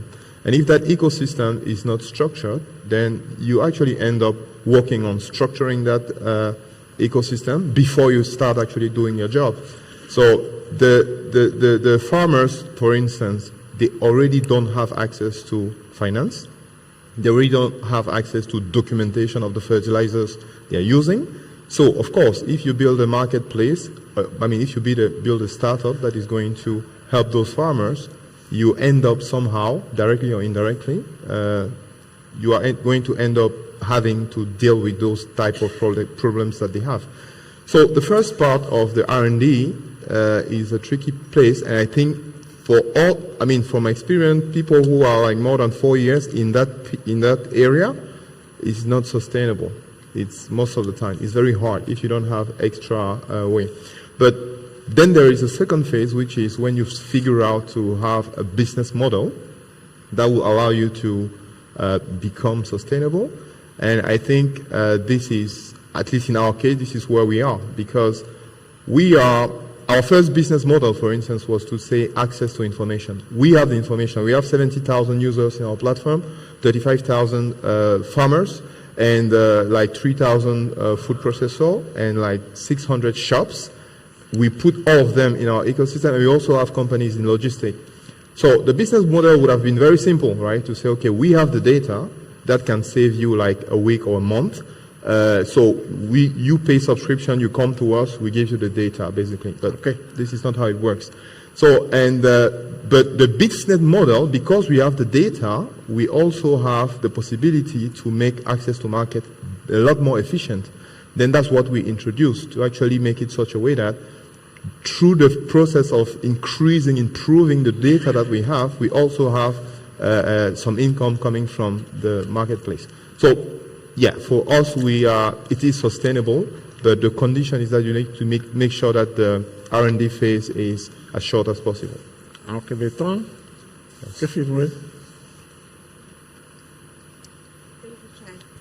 Can you hear me? Okay, yeah, thank you, Chair, very much. And thank you for the questions that were posed. I think we all know that we had challenges, like John spoke, COVID-19 challenges, part of the 4 Cs. We have conflicts also as a challenge in our continent. We have the cost of food and fertilizers as a challenge as well. And of course, climate change. And that will disrupt the whole implementation process. including our different strategies and frameworks. When AU set up these frameworks and strategies, of course, member states have to adapt to that. They need to be cascaded. But there are always challenges that we face as regions and also as member states. And that's why sometimes it takes time for us to implement the strategies. So as AD and NEPAD, we do have advocacy platforms that we use. We work with different partners such as FARA, that's why we're here today, the FAO, the Oil Food Program, and of course private sectors to really fast track or expedite the implementation processes. However, challenges will always be there. And we don't want to impose to member states on what they should do. They should also look at what is existing. They should assess the situation on the ground before they adapt such guidelines or strategies in the continent. And then the last part that I wanted to mention is that even though we're promoting international trade, we should not forget traceability systems in place. We should be able to trace where our food are coming from country X to country A. We should know, for example, in Botswana, what kind of systems are in place to really improve traceability system in our continent. We do have the e-tech for livestock in Botswana. We have the coding system as the import and export beef, for example. So we should also push for such innovative measures in place as we are trying to boost the intra and international trade in our beautiful continent. Thank you. Thank you very much. Sufyan, any last word? Somebody from home. You don't have a mic? Somebody from home. Okay. No, I know. Do you want to say something before I call Ben? Okay, sure. Okay. Ladies and gentlemen, we've come to the end of today's session. And before we leave, we are going to have a closing statement from the Director, Markets and Trade Division, FAO Headquarters, Mr. Ben Behassen Boubacar. The floor is yours. Thank you, Justin. I hope you hear me well. Good morning to all, and greetings from Rome, from FAO Headquarters. It is in fact a great pleasure for me to provide some concluding remarks for this very interesting and rich event. The discussion and the exchange, I'm sure you agree with me, were very rich, and many ideas in fact have emerged on the role of digitalization, pathways for digitalization and youth-led innovations in the promotion of inter-African trade and the transformation of the agri-food systems. We all know that agriculture remains one of the most important economic sectors of the continent in all dimensions, contributing to GDP growth, trade, employment, and generation of revenues. For instance, agriculture accounts for approximately 14% of total GDP in sub-Saharan Africa, and is a major source of income for millions of people in the continent. With over 60% of the world arable land, Africa has the potential not only to meet its food needs, but also to export to the rest of the world. However, as it was already mentioned, Africa is a net importer of food and agricultural products, and increasingly so. Another interesting point is that the bulk of Africa's agricultural exports is made of raw products, while the continent imports large amounts of higher value finished agricultural goods. So the value addition takes place out of the continent, while the continent produces the raw material for that. The creation of the Africa Continental Free Trade Area is a great and an excellent opportunity to increase investment in agriculture and boost intra-regional trade in food and agricultural products. To enhance inter-African trade, countries need to pursue changes on several fronts, and I think this also came clearly in the discussion, including improving physical infrastructure and trade logistics and creating opportunities for market access. Increasing modernization of agriculture processes will generate significant growth opportunities across the entire agri-food systems. Mainstreaming digital technologies in trade facilitation reform is not merely an obligation for countries, it is in fact a necessity. There is an increasing shift toward paperless trade premised on policy delivery and compliance through digital means. Measures for cross-border paperless trade within the African continent have progressed. However, much still needs to be done on the extent and the modernization of trade facilitations, emerging opportunities in agriculture credit and financing platforms, early warning and market intelligence and information system, and this is essential. Countries are increasingly using digital technologies with their sanitary and phytosanitary system, the SPS system, and the disruption caused by the COVID-19 pandemic has in fact accelerated this evolution and this trend. While countries are increasing their use of digital tools, digital technologies will have significant potential to create efficiencies in SPS systems and enhance agri-food trade. Many African states have embraced trade facilitation measures, and which is very welcome. For example, in the use of electronic phytosanitary certificates through the e-Phyto solution. The African Continental Free Trade Area aims to build on this progress for deeper integration.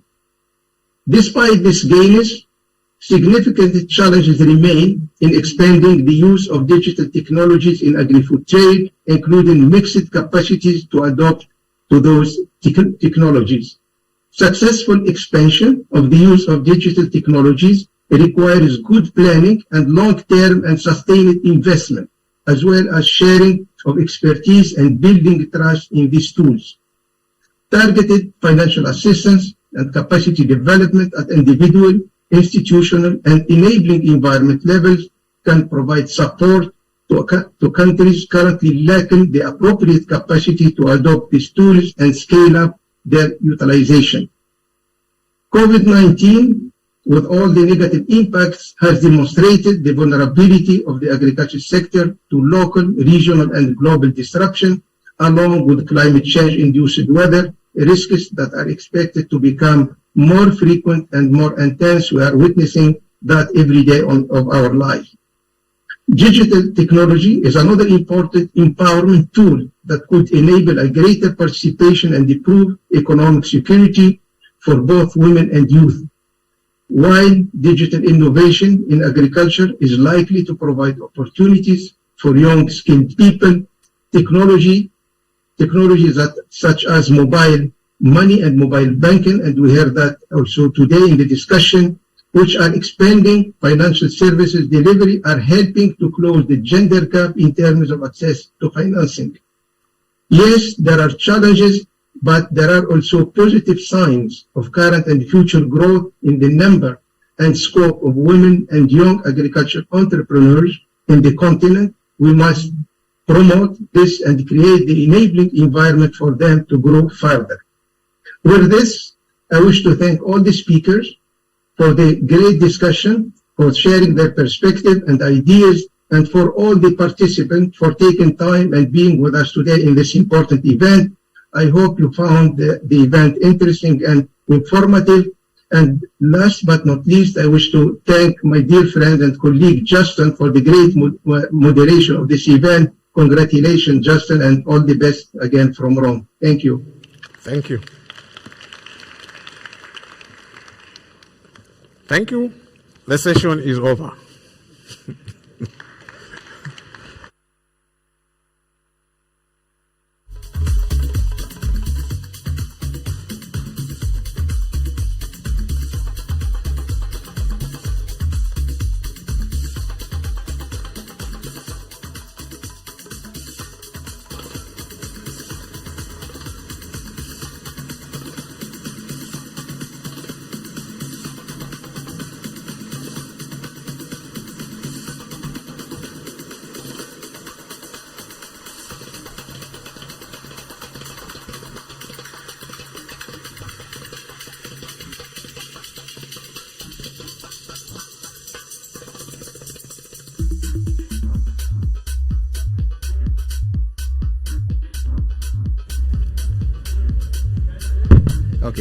Hello. Please, may I have your attention for just 2 quick announcements? The place is going to be reorganized within the next 20 minutes. So kindly carry along your items so that after the snack break you can come back with them. If Professor Alaji Chiroma is here, please see me. I'm told you left something somewhere. Kindly see me so that we can get it for you. So the next session is the FARA General Assembly, just right after the snack break. It's supposed to start at 11. So we look forward to having you back here at the plenary room. Everyone is part of the FARA family, so we invite all of you to get back here. Thank you very much. Yes. So we request that everyone should vacate at this moment so that they can reorganize the place. Kindly leave the hall now, then we reorganize the place. It involves lifting of items, so we want everyone to be safe. Thank you. Okay.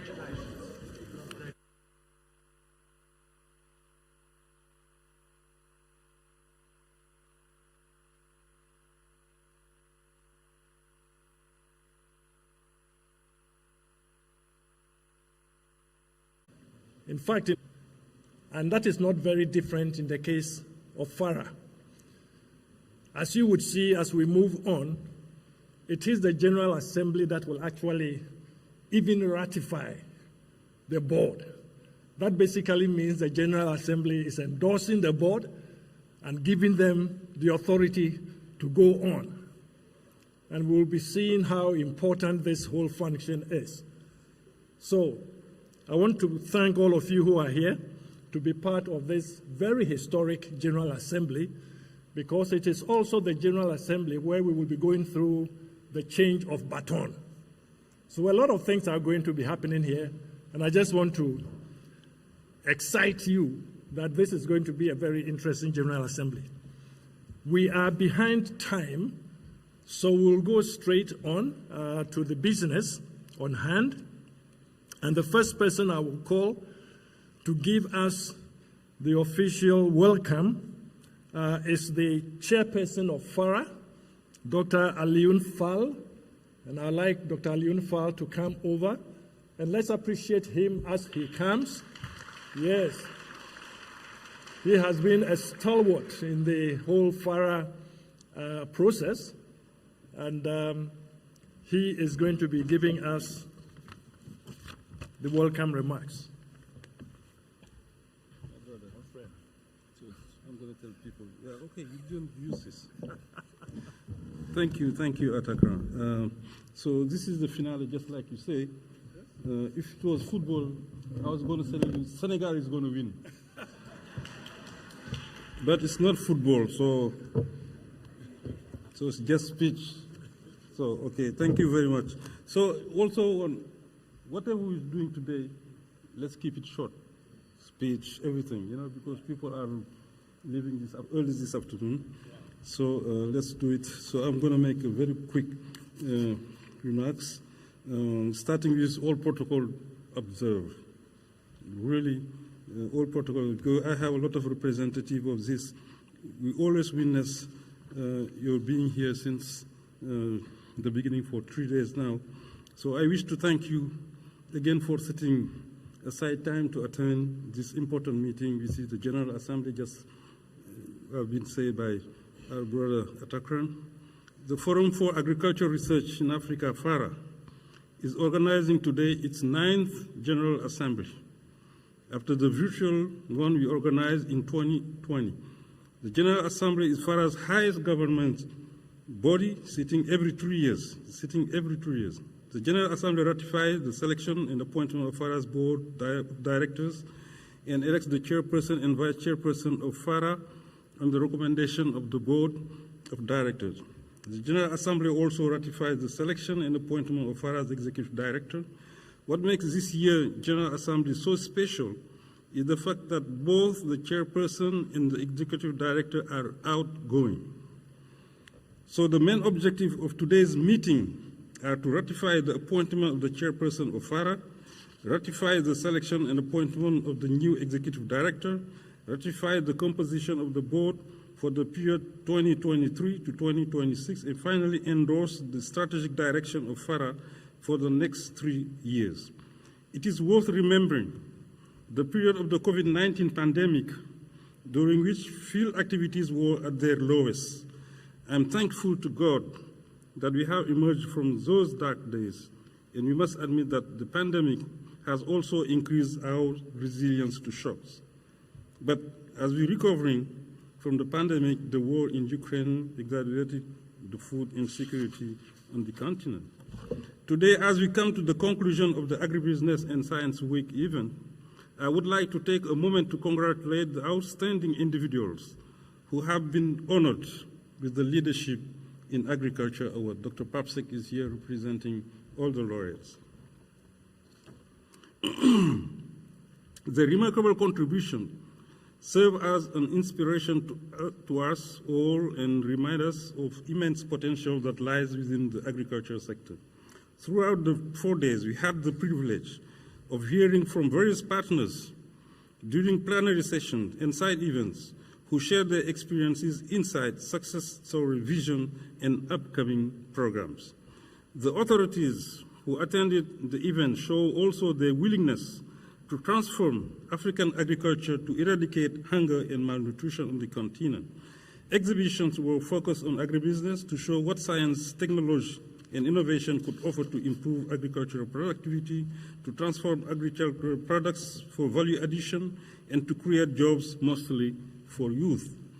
It is through our combined efforts that we can envision a future where African agriculture thrives, sustains livelihood, and drives economic growth. I would like also to extend my heartfelt appreciation to all participants, speakers, sponsors, and youth agripreneurs, media, who have come together to make this event a successful event. In closing, let us make this General Assembly very inclusive for its success, as all stakeholders in the agriculture innovation system are present today. The Research and Extension Organization, through AFAS, and all the 1CGs, is national, sub-regional, the SROs, the continental and global reach, higher education institutions and networks, governments and intergovernmental organizations like FAO, farmers' organizations, non-government organizations, universities, technical and financial partners. Your presence to this General Assembly signifies your commitment and support to FARA, the apex continental organization responsible for facilitating and coordinating the advancement of agriculture research and innovation on the continent. Thank you for listening, and I wish you all a fruitful meeting. Thank you very much. A bit short, right? Thank you. Yeah. Thank you very much, Dr. Fall. I would want to request the following people to come to the stage to facilitate the statements. Dr. Abdou Tenkwano, please come on the stage, Executive Director of CORAF. Professor Hildegard Lignau, who is the Executive Secretary of GIFA. Mr. Ishmael Sunga, CEO of SACAO. Are they here? They are not. Okay. And Dr. Godfrey Bahigwa. I haven't seen Godfrey, so probably he might be online. Okay. All right. It's likely some of them will be online. Okay. Our next statement, ladies and gentlemen, is a statement that will be issued on behalf of the consortium of FARA, AFAS, Asareka, CADESA, CORAF, and NASRU. And to deliver that statement is Dr. Abdou Tenkwano.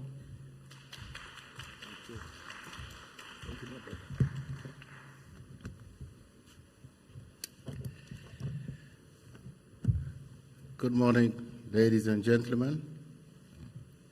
I would like to stand on existing protocols, but before I do that, I have a passion for learning anywhere I go to, and particularly greeting in the language of the people. And I've done some research. Maybe I wouldn't say it right, but the intention is there. So I say to all of you, Sawubona.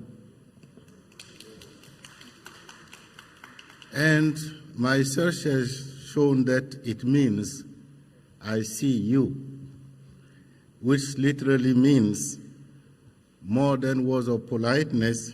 Sawubona carries the importance of recognizing the worth and dignity of each person. It says, I see the whole of you, your experiences, your passions, your pain, your strengths and weaknesses, and your future. And more importantly, it says, you're valuable to me. So I say again, Sawubona. And now I go to the message I have been asked to deliver. I'm a spokesperson, so not everything that is said here is going to be of me alone. To the credit should be going. It's important. Excellencies, distinguished delegate, ladies and gentlemen, I'm honored to stand before you today as the Executive Director of CORAF, representing the CADEP XP4 Consortium, to express a few important issues that are crucial for Africa's agricultural research and development. When I was asked to give a statement to FARA as a consortium, I asked myself, does that have a meaning? We are all FARA, so why should I be, as FARA, talking to FARA and giving an expression of support to FARA, which I'm part of? But it's important that we give support to ourselves, encourage ourselves as we move forward. Agriculture plays a crucial role in the livelihood of millions of people and the overall development of the African continent. However, Africa's agricultural sector is faced with numerous challenges that impede its growth and hinder the realization of the true potential. These challenges are so many that I wouldn't want to cite all of them. The important point here is that dealing with each of these challenges separately is already very daunting, frustrating, but it also fails to acknowledge the hard truth that they are interconnected and should not be handled in isolation from one another. So the same applies to the organizations that work together. Alone, we can't do much, but working hand in hand, there is no issue that with God's grace we are not going to be able to overcome. So that's the beauty of collective action. Africa, with its vast arable land and favorable climatic conditions, has the potential to become a global agricultural and food powerhouse. But we have been struggling to feed our populations. We are able to find the money to import the food that we eat. Why can't we use that money to develop our own ability to feed ourselves? And I believe that's what we'll be going to be doing as we go forward. One of the main obstacles faced by African agriculture is the lack of access to advanced agricultural technologies. A lot has been said about that over the past few days, and there is no point for me to be reminding all of us of what has been said.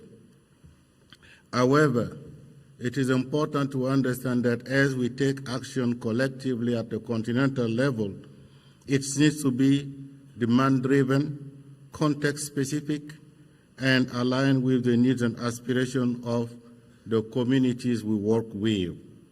By focusing on the development and dissemination of appropriate technologies, knowledge and innovation, we can enhance agricultural productivity, resilience, and sustainability.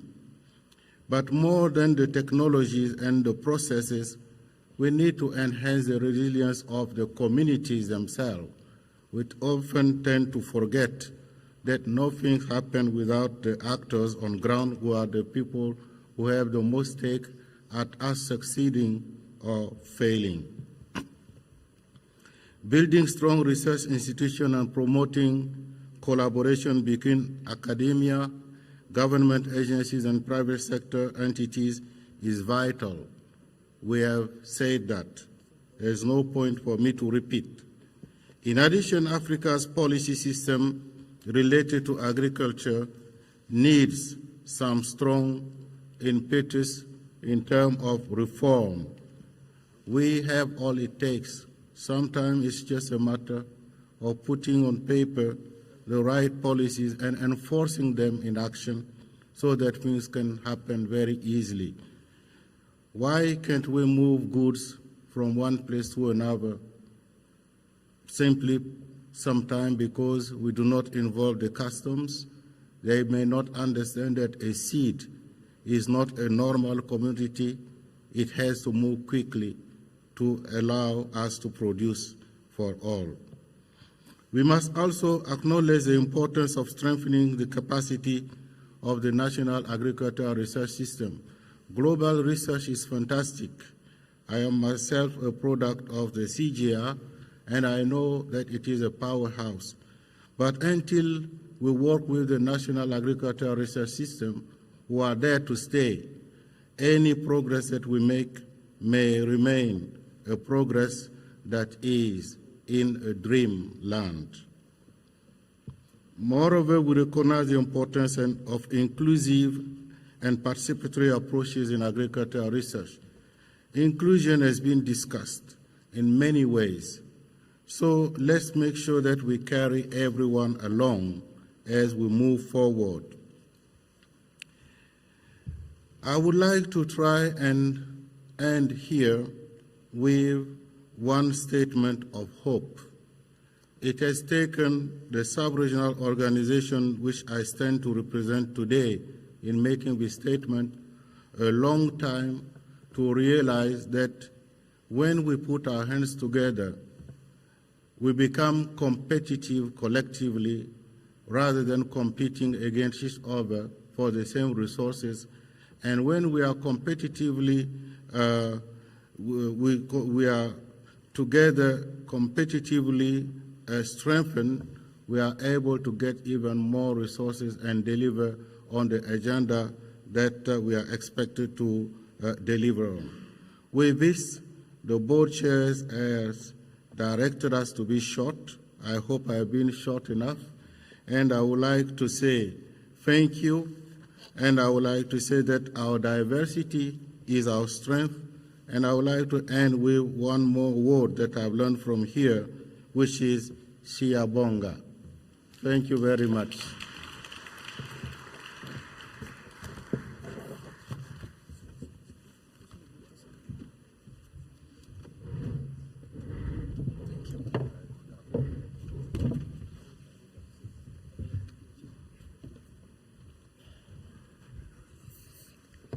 Thank you, Dr. Tenkwano. Ladies and gentlemen, we are now going to, before I call the next speaker, I'm just wondering, how come all the Francophone managers and directors that we invite to the podium, not even one of them has spoken French? And they have all spoken excellent English. And I'm wondering, what are the Anglophone people doing about French? Moi, je suggère que la prochaine General Assembly, on va utiliser la langue française comme la langue principale. C'est ça qu'on va faire. So if you didn't understand what I said, please go to Google and start something. Now let me invite Mr. Christophe Larose to give us a welcome remark, and I understand he's going to be online. Is he online? Yeah. Can you hear me? Yes, we can hear you, but yeah, very good. Yeah, thank you, and sorry. If you want, I could speak in French, but I will try to continue this this presentation in English. So, of course, I would like to salute Excellencies, distinguished guests, ladies and gentlemen, present for this important meeting and this important week that has taken place in Durban, and the African Agribusiness Science Week.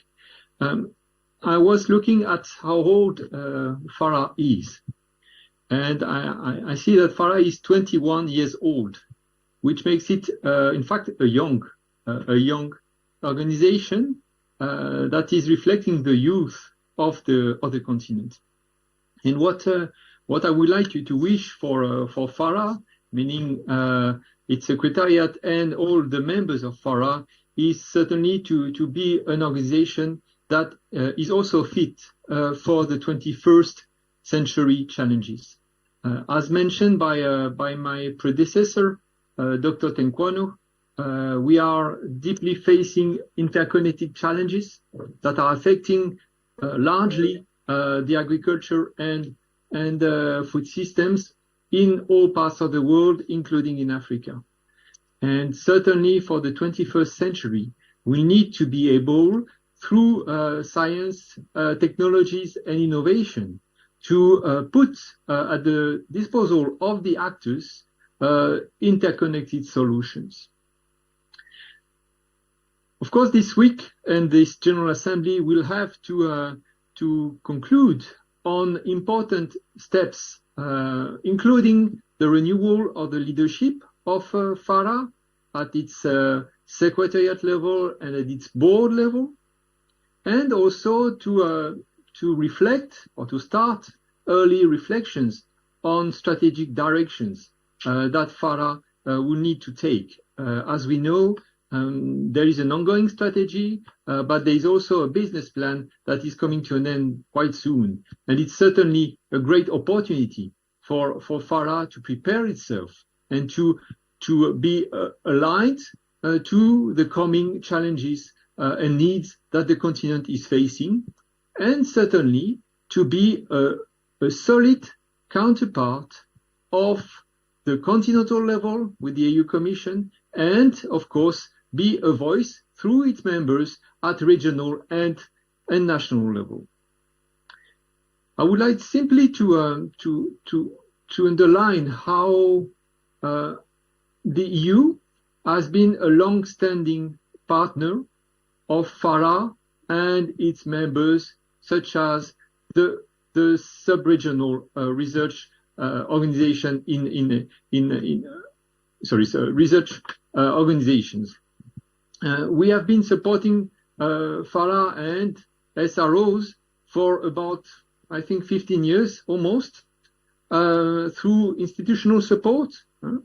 We have been also more and more supporting the voice and the engagement of FARA in international engagement, in particular, of course, in the engagement with the European Union, in the context of our high-level dialogue on science, technology, and innovation.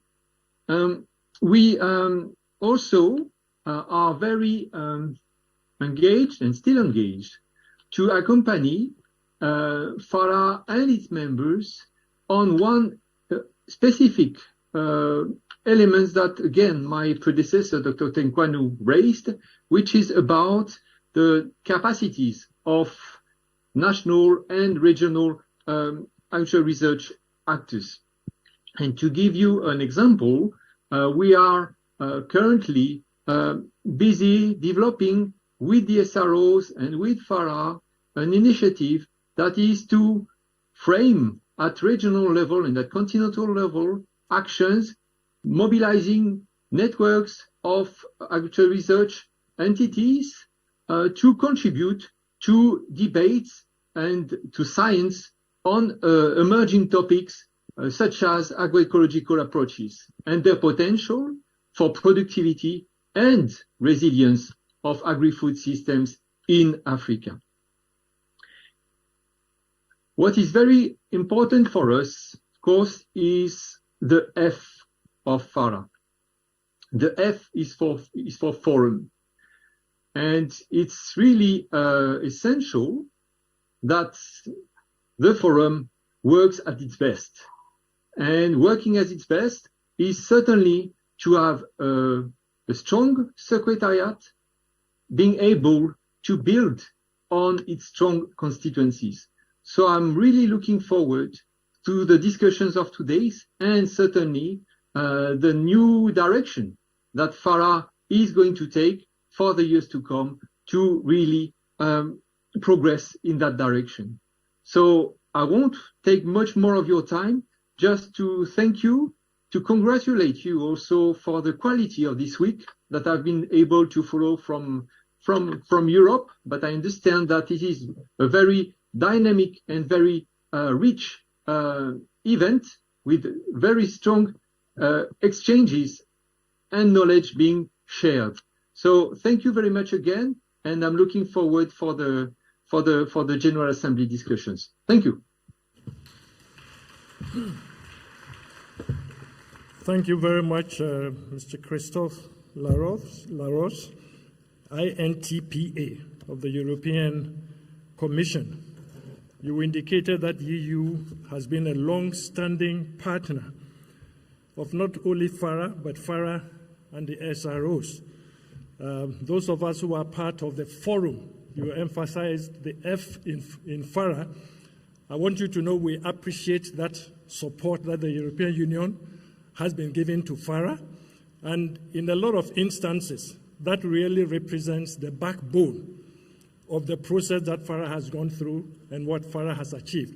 So we want to appreciate the European Union for that, and let's give an applause to the European Union for that support to FARA, and we believe that support will continue, not only to FARA, but to FARA and to the sub-regional organizations that are in there. Ladies and gentlemen, I have one very good news to offer you before we move on, and that is that we are trying to squeeze everything to be finished before we go for lunch.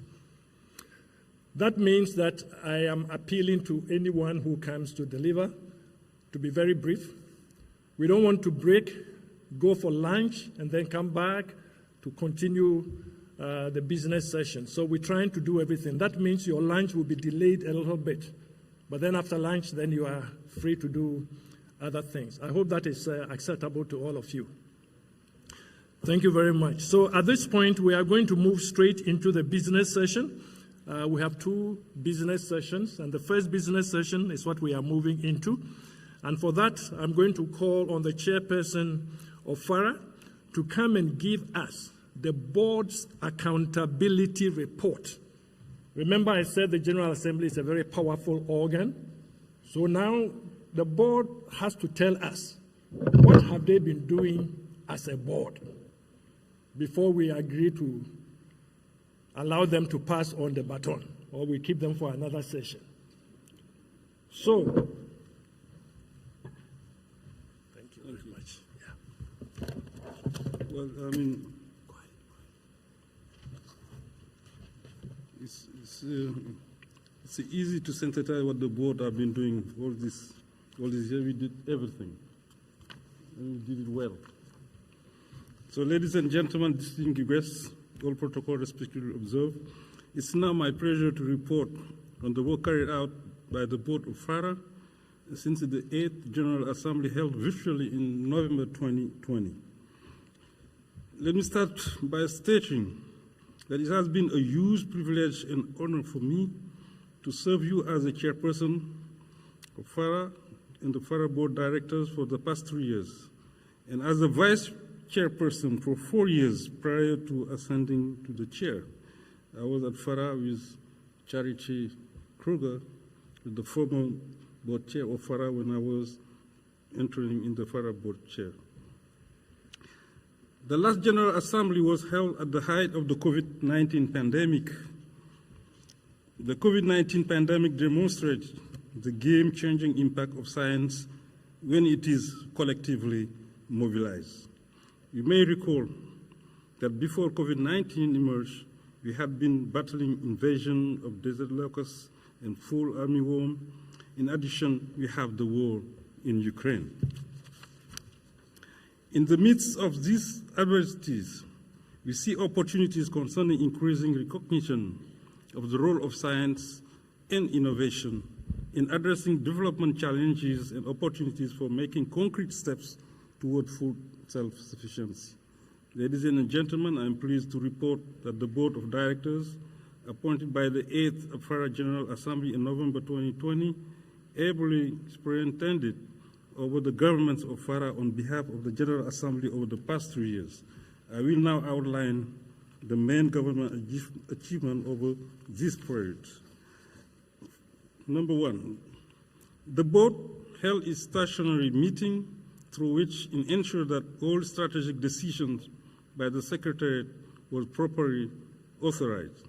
Key decisions include operationalization of changes to the Secretariat business plan, which entailed restructuring of the program cluster and dissolving the Directorate of Stakeholder Engagement and Communication. These changes were instituted to improve effectiveness and content costs. Second, approval of annual work plans and budgets of the Secretariat after providing guidance on strategic issues regarding programmatic, fiduciary, and administrative matters. The board ensured budgets were balanced based on available funds, and there was sufficient coherence between FARA's program and program of the SROs and AFAS. Further, the board put in place measures to assess and mitigate the organization exposure to risk.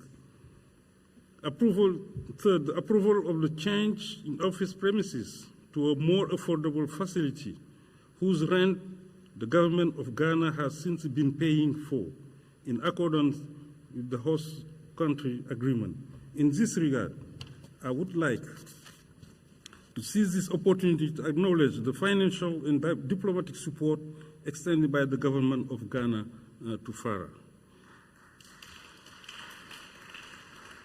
And fourth, annual performance appraisals of the Executive Director, annual self-assessment of the board.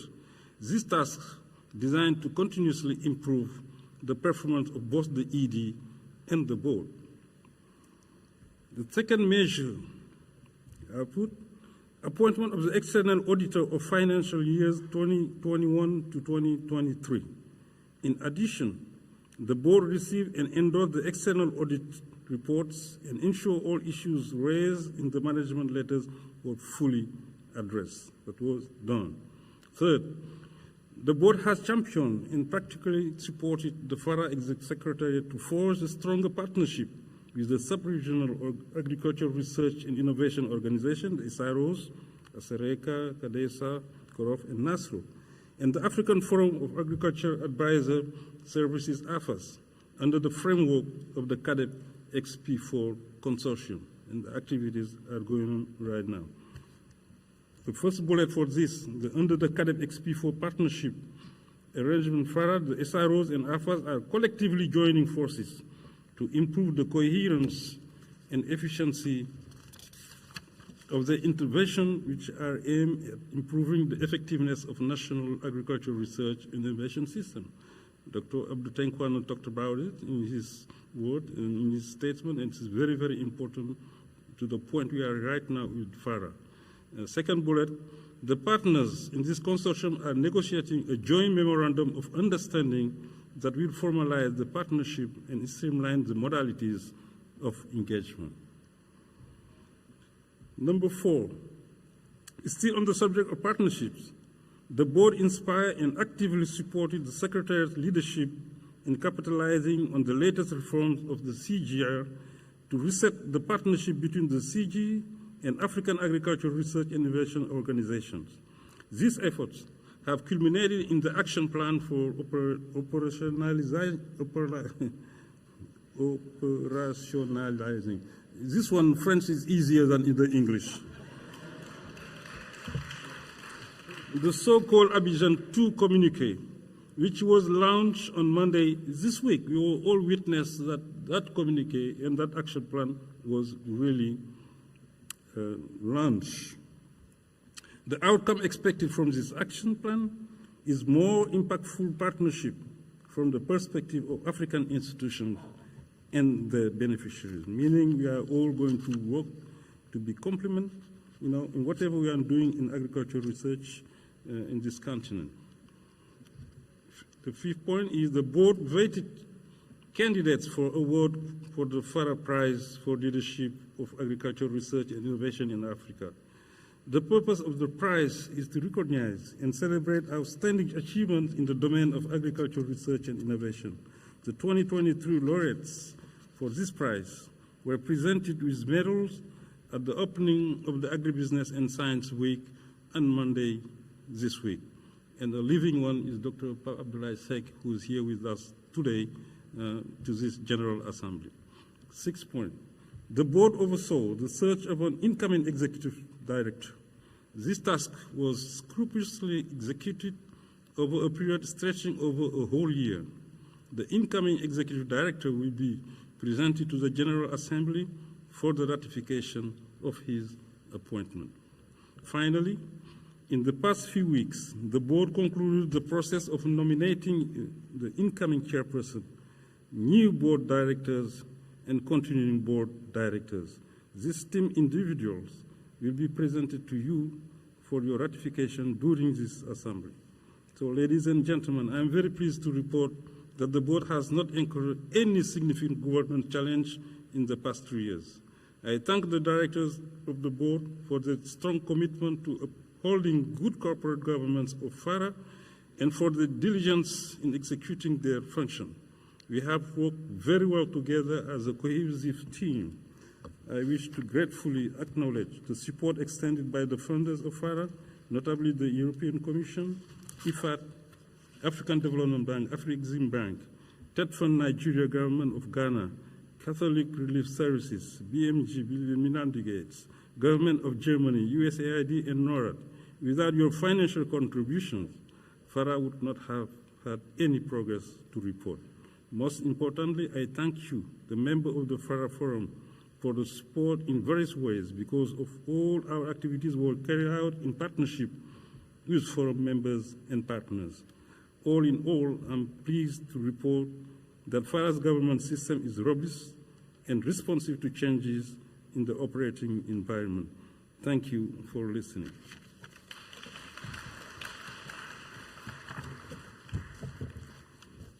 Thank you, brother. You're going to call me several. We can do better, ladies and gentlemen. Let's appreciate the board. I think they have done excellent, and they have carried on the duties that were passed on to them. I just want to highlight two things that Dr. Fall mentioned. The board's direction and support to FARA, which led to the establishment of this CARDEP XP4 framework and its operationalization. That's an instrument that has really strengthened the working together of these core African organizations. And then also the role that FARA played in making sure that the 1CGIAR process is really organized in such a way that Africa is seen to be prime in the process and involved in different aspects of it. And these are two very important roles that the board has played in supporting FARA, and of course there are so many other areas that were mentioned. So thank you very much, Dr. Fall, and to the board as a whole. At this point, I'd like to call on Dr. Yemi Akinbamijo, the Executive Director, who is handing over the baton. At this point in time, he's going to give us highlights of FARA's Secretariat's achievements over the last 3 years. So this is the Secretariat.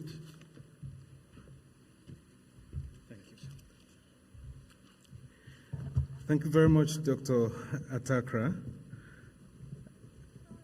Again, I will stand on existing protocol for the purpose of brevity.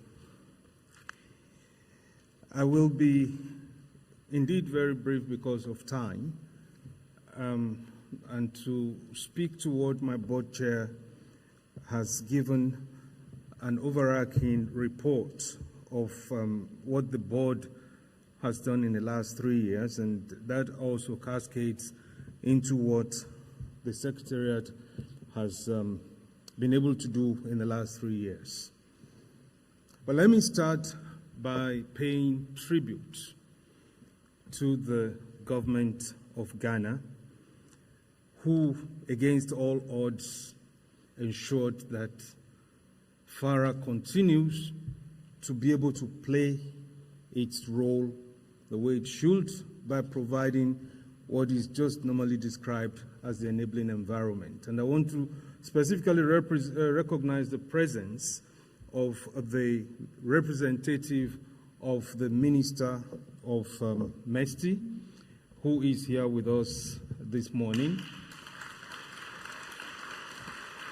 Thank you very much, my dear brother. MESTI is the Ministry for Environment, Science, Technology and Innovation, and that is the line ministry under which FARA is domiciled in Ghana. And you're also aware that the government of Ghana has very kindly given FARA all privileges, diplomatic and all immunities for us to be able to operate very nicely. But what I want to say is that the government has stepped up to support us in the last 3 years when the necessity was placed upon us to look to change our address. For those who know where we are in Ghana, we used to be in a place called Roman Ridge, and at some point we needed to relocate, and it was at the most difficult time for us financially. And so I really want to express the appreciation of the board and the Secretariat to the government of Ghana, and please take these sentiments back home, sir, that the General Assembly really appreciates the kind gesture of the government of Ghana stepping up and providing a roof over our head. Now, it deserves an applause. I think I was sleepless when this was coming, and ultimately we're very, very delighted that the government is not just giving us a place, they also cover the rent and all the necessary things that the government needs to do. So we are very, very grateful. And that allows us, ladies and gentlemen, to be able to do a few things that I will be reporting here this morning. And I will just be very brief about them. The last 3 years has been extremely engaging. Of course, it started with what most of you know, the food systems discussion that was led by Antonio Guterres, the UN Secretary General, in which FARA was able to come up with 5 independent dialogue series. Many of you are a part of it. And the end of the game was for us to have what we call the One Africa Voice, such that right now we are able to have a document that actually puts FARA and the fraternity into the whole discussion about food systems. And one of the things that also came out of that is the fact that we're able to also create a new discussion around the subject of forgotten foods. And that is now having a life of its own, and that is something that FARA and the partners, especially Biodiversity and SEAT, the FAO, the GIFA, so all of these are beginning to emerge, and FARA's relevance is also beginning to get upscaled. I can also assure you, you heard that the executive secretary of GIFA was supposed to make a statement, but because the time was already going was going off, she had to catch a flight at 12 noon, so she's no longer here. Our relationship at the global scale in the last 3 years has been at an all-time high, and we are very grateful to GIFA for every support that we have received. Now, I also, from the institutional point of view, my dear brother Abdul Tenkwano spoke a lot about the XP4, the Caterpillar 4, and the fact that we are very, very grateful to the European Union. Thank you very much, Christophe, for all the support that has come to the XP4 fraternity through the instrumentality of IFAD. Without the support of the European Union, the European Commission, we will not even be here today, because they support a lot of, they carry a lot of the weight that keeps us functional. We have also engaged in series of very strong partnerships within the South-South Technical Cooperation. Only yesterday, for those of you who were able to attend the FARA FAUBI session, and we have Vladimir in the house. I saw him somewhere. Oh, Vladimir Joseph, can you stand, please?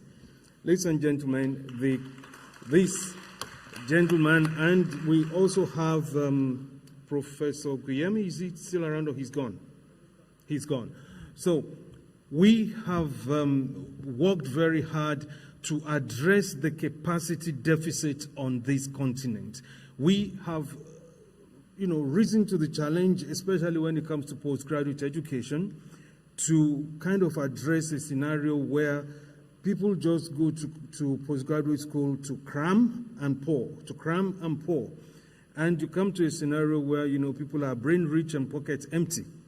And we thought that it was nice for us to see how is Brazil making waves with a population of 200 plus million, and only 6% in agriculture, and they are exporting. And yet, a country like mine, who is also 220 million, 70% in agriculture, and we are importing. Something isn't adding right. So we've managed to start a program with Brazil. We've put 120 in Brazil, and some of them are in the house. Any of the ARIFA fellows in the house? Okay, some of the graduates. They just returned from Brazil, and this is what my board chair referred to with the TED Fund. And I can tell you that we have already now 500 Nigerians that are just waiting to jump on the plane to go to Brazil for further studies. So we are, let me say this to be very clear, to express profound gratitude to the government of Nigeria, because they have put quite a bit of money. And that is a trailblazing impact that Nigeria has done.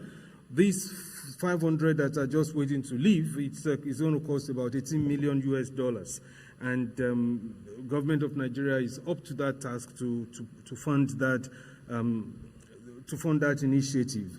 And we are now extending that beyond Nigeria, because the government of Brazil has actually opened up over 1,000 spaces. So we are short of people to go to Brazil for postgraduates. And this is a new way of doing postgraduates. We want to see how did Brazil manage to move itself from a net importing country to a net exporting country.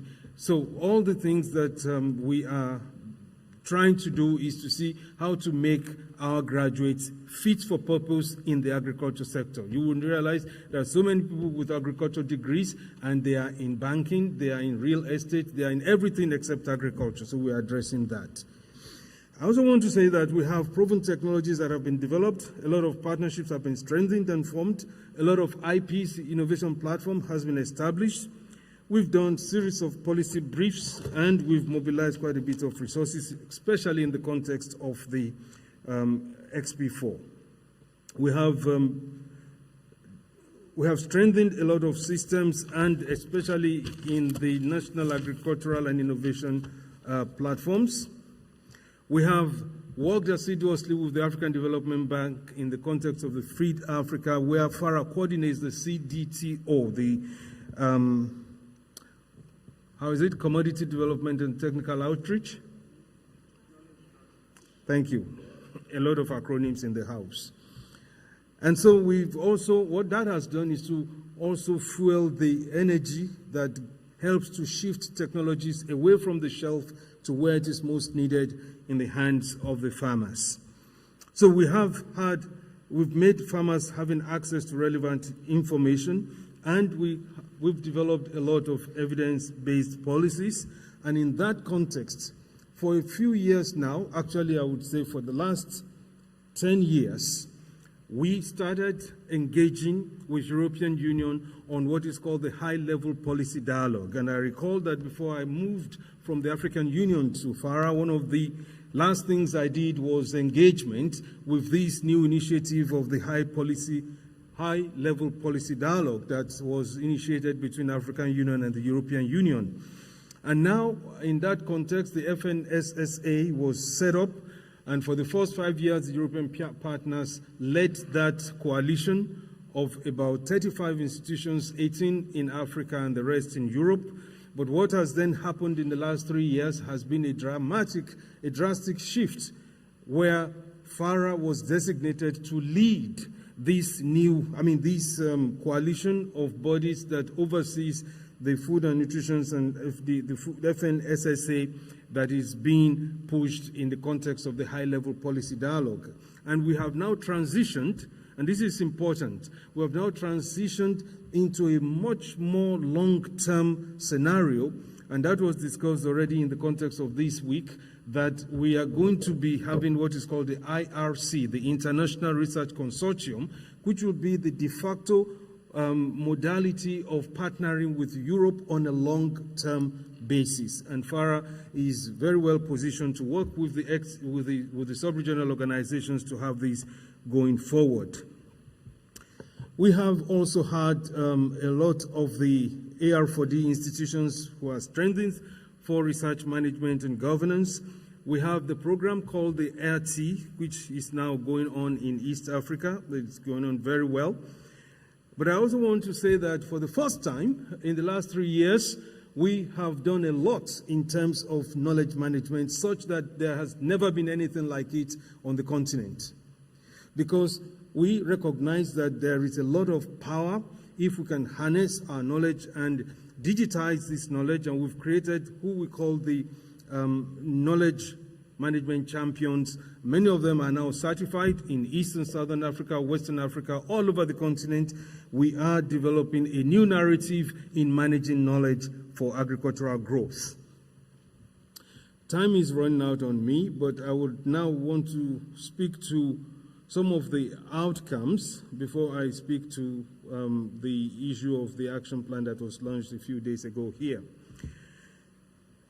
You will recognize that the African Union Malabo Declaration, which says that we must double productivity by 2025.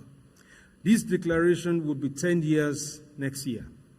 And for us, we feel that we shouldn't just pay lip service when our principals in the political arena make these pronouncements. And so we've been working hard to also contribute to the evolutions going on around what is called the biennial review of the Malabo Declaration. And that is the evidence that we are using to really direct our activities and to ensure that these very disturbing reports coming out of the biennial review is being addressed and it's guiding policy orientation as the continent progresses.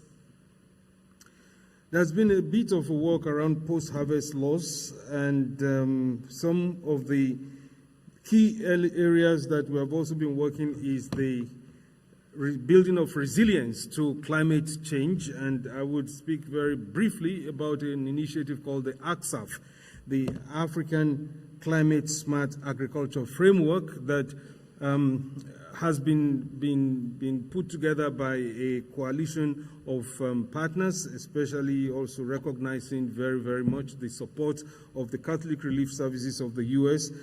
and many other partners that has helped us to, put our acts together to support a new initiative, how Africa need not just follow the group, but to have its own strategy of getting out of the woods.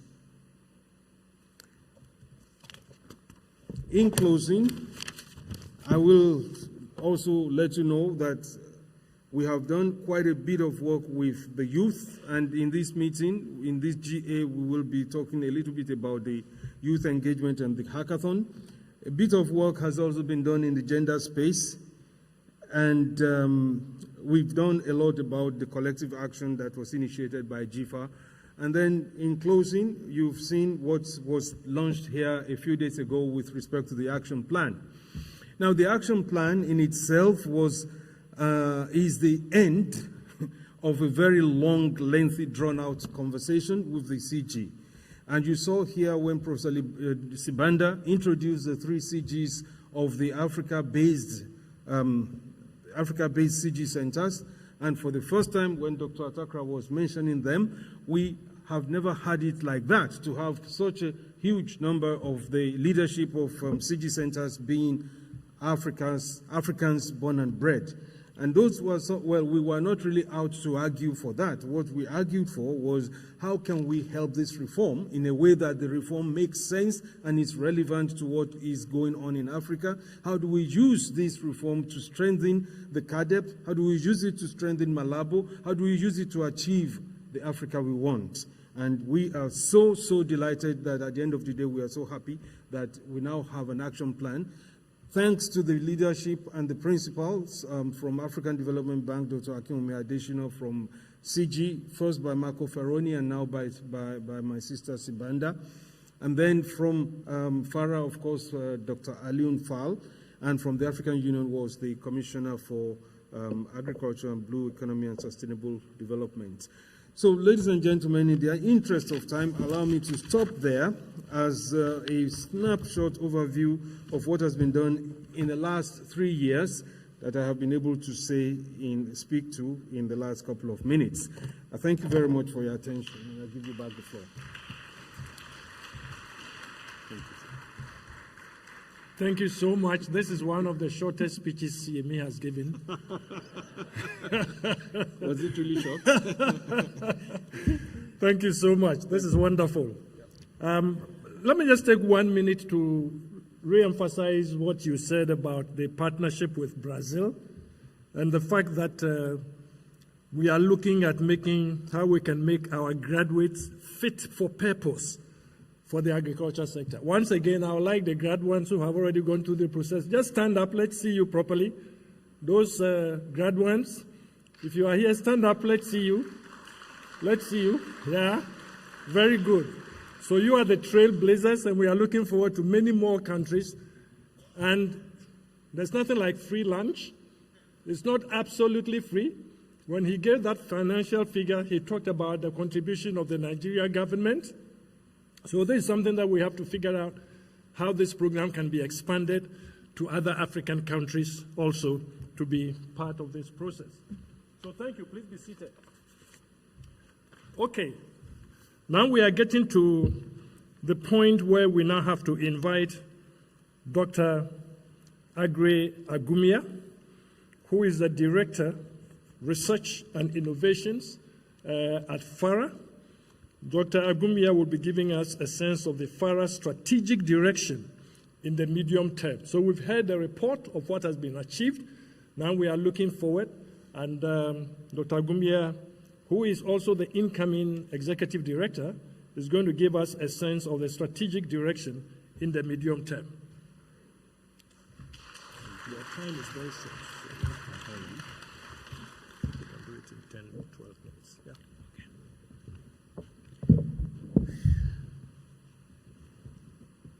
Good afternoon. Is it still morning? Yeah, all right. I'll be giving a snappy snapshot of the reflections on the strategic direction of FARA over the medium term. And why am I presenting just reflections? This is the General Assembly. I would imagine the expectation is that we would be presenting something that's concrete, a plan of how we are going to move forward over the medium term rather than reflections. The reason is that FARA is in transition. The business plan for FARA, the current business plan will end this year. The leadership is transitioning as well. Ordinarily, having a business plan ending this year would have initiated the process of developing a new business plan. However, the business plan is to be aligned to a bigger strategy, the CADAP Research and Innovation Strategy, which is yet to be developed. It's part of the plan, the action plan that was presented on Monday, that was launched on Monday. So the business plan development will draw on those processes of the plan of action. So the timing does not allow us to present a concrete business plan. And we have taken this step learning from the experience when we had a leadership handover in 2013, where we had a business plan already cooked for the new leadership, and a few years down the road, actually 1 year down the road, we needed to recast the MTOP, the medium term and operational plan. I will skip a few slides because of time. So that diagram shows that FARA's strategic direction in terms of the outcomes that we contribute to are determined by, or they are aligned to the bigger frameworks, notably the CADAP Malabo framework, and our activities presently are around partnerships for scaling, knowledge management, institutional capacity, strengthening and foresight, investment and policy. Those are the main areas where we intervene, and that's how we are structured. So I'm presenting this to show you how we may be shifting from this direction. In identifying the strategic direction, we looked at where are we, what are our strengths, what are our weaknesses, how is the landscape, the external landscape as well. So we looked at the current strengths, and we say we have a strong mandate. Our convening power is still also strong. We are strongly aligned with CADAP, and we have a strong partnership with our authorizing environment, the African Union Commission, and also with NEPAD.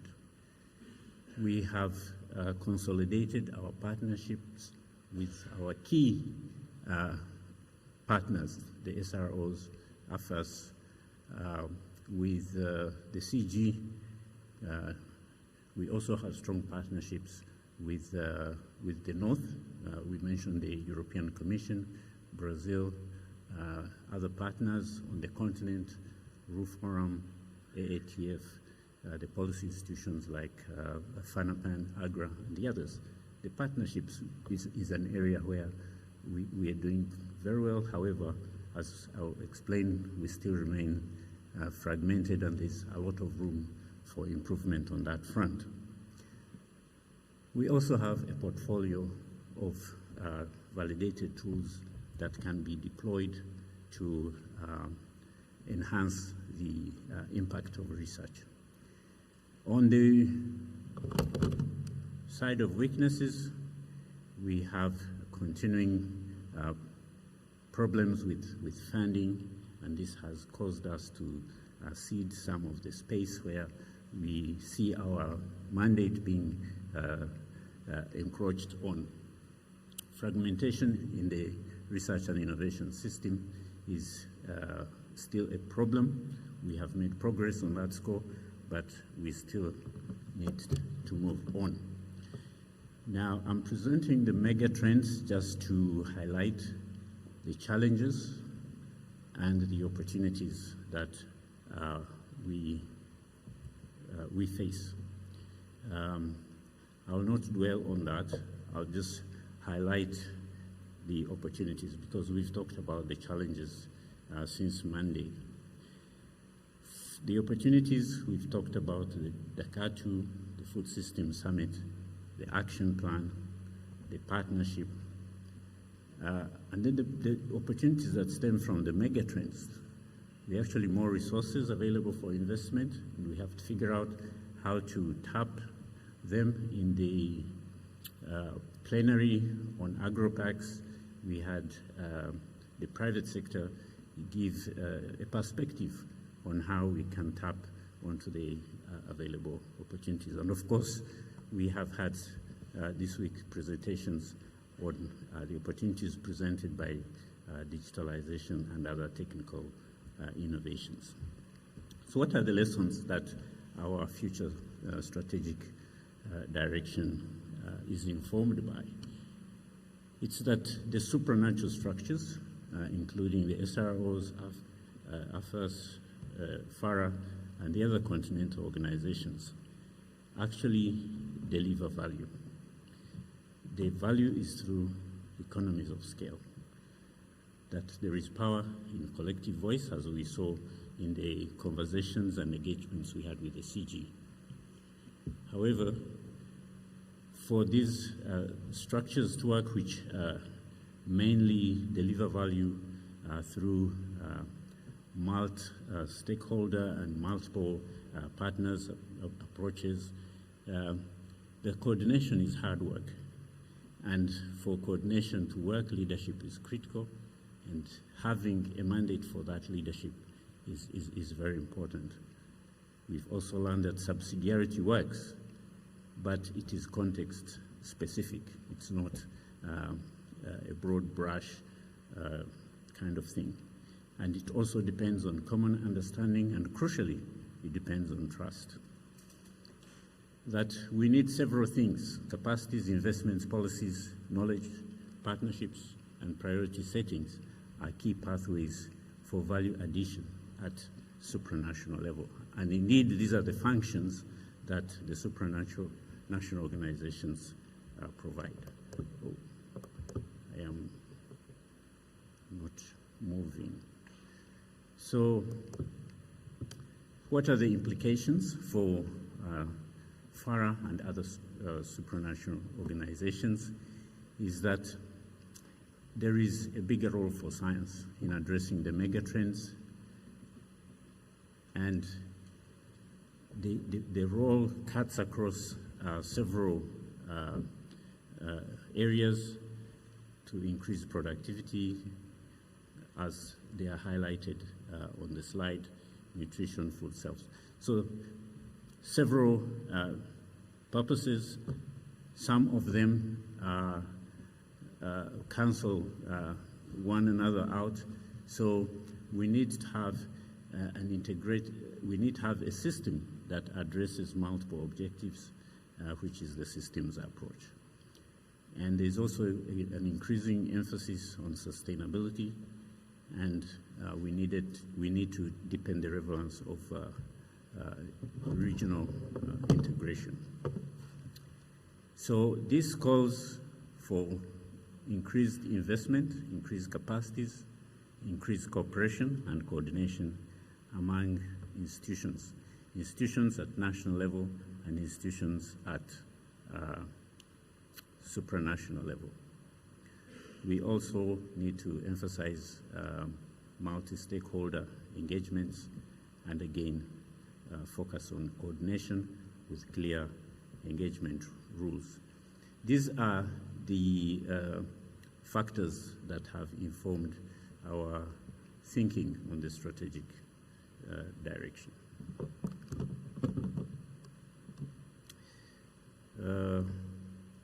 So I just want to present the theory of change of how we see our engagement at the continental level cascading through to impacts to the beneficiaries, our ultimate beneficiaries at national level. The impact is already defined. It's in the major development frameworks, the Malabo and the SDGs. And that is standard. The outcomes are that we support improved delivery by national level actors of products and services that will bring about the impact. The first intermediate outcome is to improve several things: capacities, investments, policies, knowledge, partnerships, and priority setting at national level. So as a continental organization, our work should cascade and filter to national level through the sub-regional organizations. So that's the theory of change that I am referring to. But our direct interventions are to have a functional, responsive, service-driven continental agricultural research and innovation system. For FARA, if we facilitate a continental system with subsystems at the sub-regional level, that would then bring about the outcomes 1 and outcomes 2, we would have performed our functions. And as I reach the end, the key question is how do we do this? In the work that we do, the end objectives are very clear. The intermediate objectives are also very clear.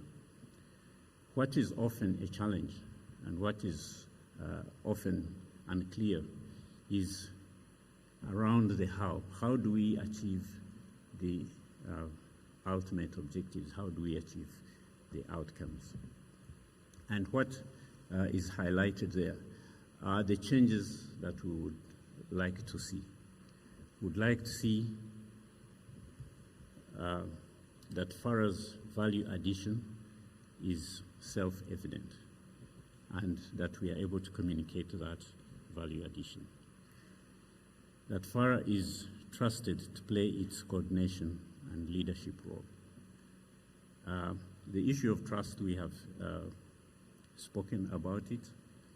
It's an issue that we would like to work on because it affects the effectiveness of our work, the effectiveness of our partners as well. So the objective is not for FARA to be trusted, but for trust to increase and thrive across all the partners in the research and innovation system. Would like to see the capacity of FARA to perform its roles strengthened. Would like to see the forum constituents engaged at all stages in planning, implementation, and reporting. This is a point that Christophe also highlighted. And crucially, would like to see that FARA is adequately resourced. These are means to the end, but they're very important means. And for this to be realized, or to complement these, would like to see some key products, the research and innovation strategy, flagship programs, which are continental in nature. A good example is the Soil Initiative for Africa that's been put together, that are developed by engaging constituents. We would like to see strategic knowledge products that are demanded and that the stakeholders would be looking forward to frequently, maybe annual knowledge products that we would be associated with. The institutional arrangements, we've talked about that, engagements with policy.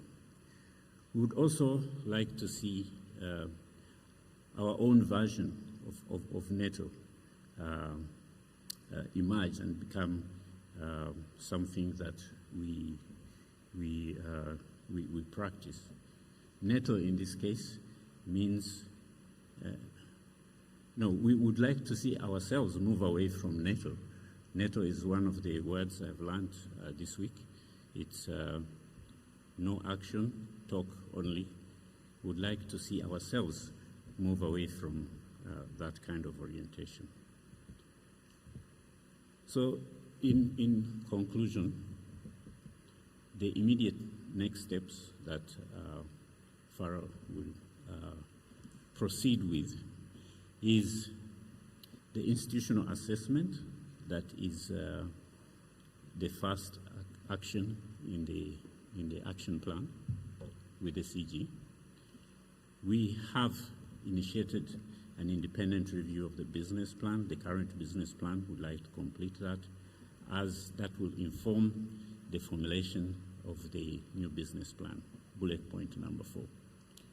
Would like to initiate, we plan to initiate the formulation of the CADAP research and innovation strategy, which will also inform the new business plan and the revision of the strategy. Our strategy would also be initiating inclusive actions towards the development of key frameworks and plans for partnership engagement and resource mobilization. These immediate next steps also happen to be, many of them happen to be steps in the action plan that are the immediate steps to be undertaken in the action plan. So those are the reflections that I am pleased to present. I thank you for your attention.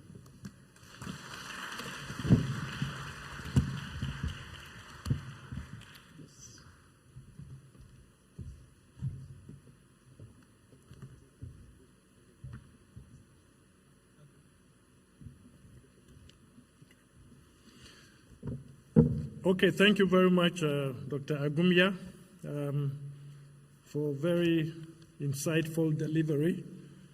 You've mentioned a few key things, that the forum constituents to be engaged throughout the process as one of the key things that we need to deepen to make sure that the FARA value addition is self-evident to all. In terms of lessons, one lesson that I will highlight is that subsidiarity works, but it depends on trust. I will add, and transparency. For us to be very transparent in how we deal amongst ourselves to make sure this subsidiarity element works. And finally, I would like to highlight the mega trend opportunities moving forward that you highlighted. The Dakar 2 Compact, the country delivery compact, is a huge opportunity that we want to see FARA strongly engage in that process. You mentioned the action plan that was launched. You mentioned the agro parks issue, and finally the digitalization issue. So these are all key things that FARA is going to be involved in moving forward, and we really want to thank you very much. I'd like to, at this point, invite all the FARA staff that are here to come over here for appreciation, and then we'll take a picture of them in that regard. Okay, so all FARA staff, you should please come over to the stage. Yeah, from the Secretariat. This is the Secretariat, not the forum. You will notice, ladies and gentlemen, that I have had to go and change my dress. When you see the incoming ED change his dress, you don't know what he saw when he changed his dress, so you better comply. And the second reason is if your wife tells you, go change your dress, don't argue. When you get home, you ask why.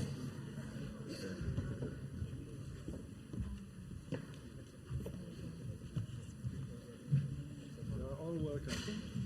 Congratulations. Well done.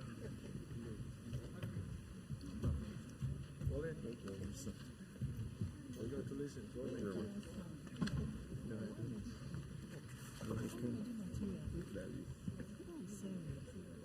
So come, when you come around, we'll give you one.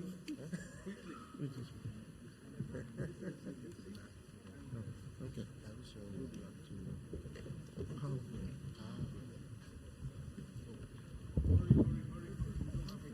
Hey, time is not there. Okay, this is mine, eh? Now. Yeah. Okay, so I should just stand on the floor. Yeah, you just go to the back.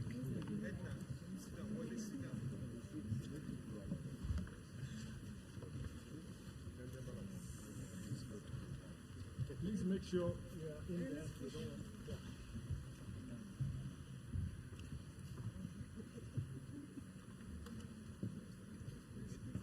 If there is a FARA anthem, you can sing.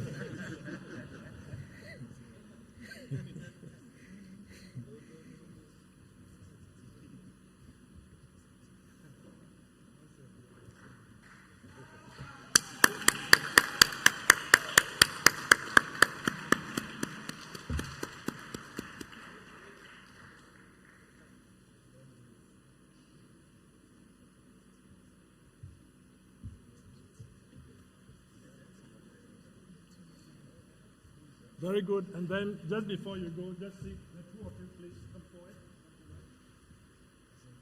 Yes, sir. I'd like to see you shaking hands. Two of you.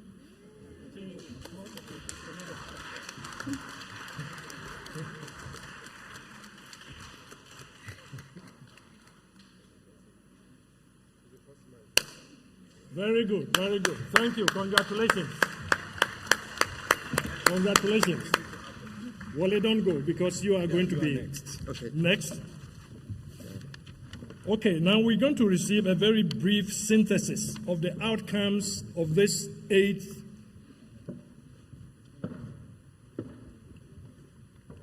Africa Agribusiness and Science Week. So, outcomes. Yeah.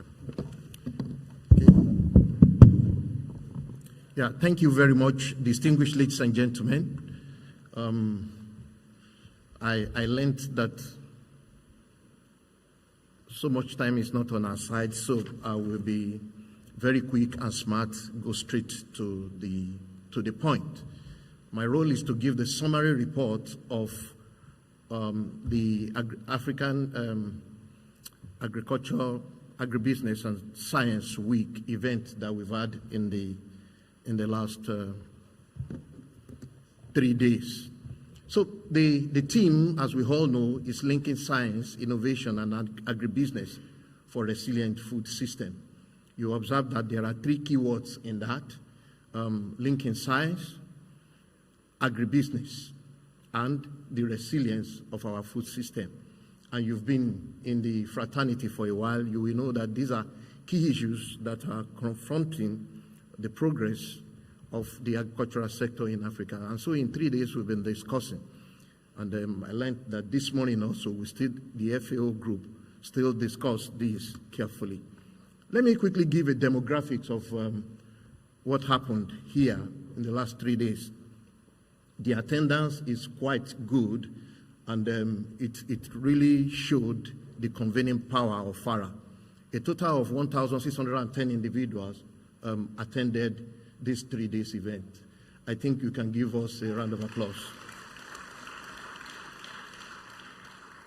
And I'm so impressed, Dr. Yemi, to inform you that for once we win the gender argument. 41% are women, while 59% are men. Whether that happened for us by intentional effort or by a stroke of miracle, what is important is that the gender argument is gaining traction on the continent, and we are winning it. It also gives us opportunity to say that among the technocrats, among the people that are aware in the city, the gender argument is done already, and we have achieved our aim. And so the gender group should begin to look at rural women, where the problem lies now. I also want to say that the youths are well engaged in this event. 42% of the total participants are youths. And that also answers the question of youth engagement. As it relates to organizational representation, a total of 301 organizations participated in the last 3 days. 85 research organizations, 91 agribusiness organizations, 46 civil society organizations, 35 from the university, 16 from development organizations, 15 government departments, and 13 regional bodies. And I think we are able to cover all. I want to thank everyone for doing that. Yeah, we followed the program together, and we have this very smart, nice opening plenaries. I mean, the high-level component bothered on strengthening the linkage of science, innovation with agribusiness. And then I put a few quotes just to represent those things that thrilled us and those things we are able to put on Twitter from high-level individuals. There are so many, but one slide that I choose to use, we just show one. Maybe I should just read one or two of that. From Her Excellency Josefa Sako, the Commissioner for Agriculture at the AU.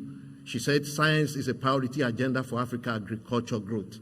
And I think that is profound, and it represents all our interest. And from Ismail Sunga, the last one, he said, "Research focus should align with the felt need of the farmers as the end users of research product." This is also very important. We had plenary sessions, and all the plenary sessions are quite great and informative. But one that we will not forget easily is the discussion on alignment of one CGIAR with African continental research efforts. And that is really great. The action plan that was launched is the picture that I presented there. Then, an high part of the discussion or the event also is the presentation of the FARA Leadership Prize and the induction of the awardees, the 4 great personalities with huge contribution to the development of agriculture in Africa over decades who are awarded. And I think they all deserve it. Our great Papa, Papa Abdoulaye Seck, Ambassador Josefa Sako, Dr. Ngozi Okonjo-Iweala, and Professor Benedict Okeo-Rama. You will agree with me that all these people, they are movers and shakers. And at the different time, in different countries or regional bodies, they have exerted their influence. I'm sure they must have had many sleepless nights trying to move agriculture forward. Possibly one day, you and I also will win an award. Is that? Let me move on. Yeah. Part of the highlight of the plenary is also the FARA MOU with the Afresim Bank. Afresim Bank has been very supportive of the different efforts, especially the agro-industrial park development in Africa. And that is gaining a lot of traction and is moving on. So we signed the MOU. That's the picture I put there. Now, getting to the technical things, we have 5 thematic areas here. And the different parallel sessions and the side events, they respond to all these 5 thematic areas. In total, we had 40 events parallel and side event. On the issue of climate resilience, inclusivity, and the food system, we had 9 separate distinct events. Then on the issue of knowledge management, digitalization, ICT, youth, agripreneur, we had 6. On policy institutions and capacity, 11. On science business nexus for intra-African trade, we had 8.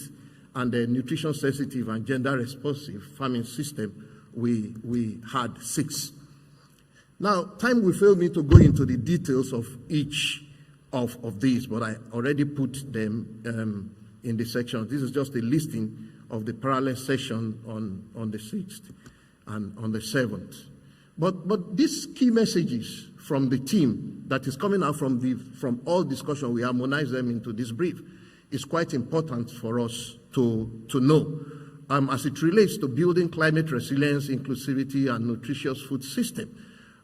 We begin to see that the discussion is trying to say that effort at adaptation and mitigation of climate change needs to be heightened at all levels on the continent. And I think that this is important, this is profound. African farming system, we realize that we necessarily need to experience a transition, possibly a transformation, but it will require practical action, which include informing the civil society. That is, the civil society must be informed adequately. Then this effort at integrating the forgotten food into the African food system is becoming very important. I think it should not just be talk, just like Dr. Hargreaves said, but it's time for us to swing into action, and that is what is coming on from the different discussions that talks about that.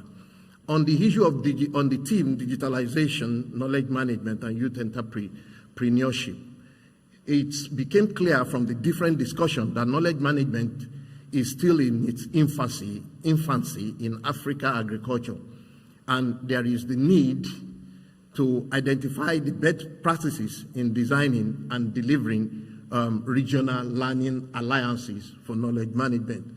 I want to say that FARA is doing a great work in this dimension, but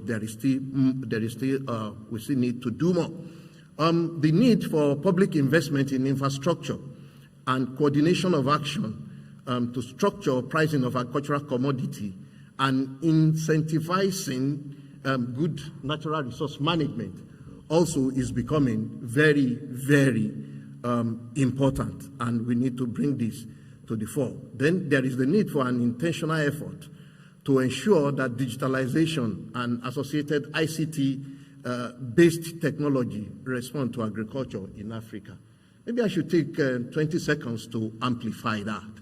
The first green revolution, Africa lost out of it, and many of us we saw it as it goes.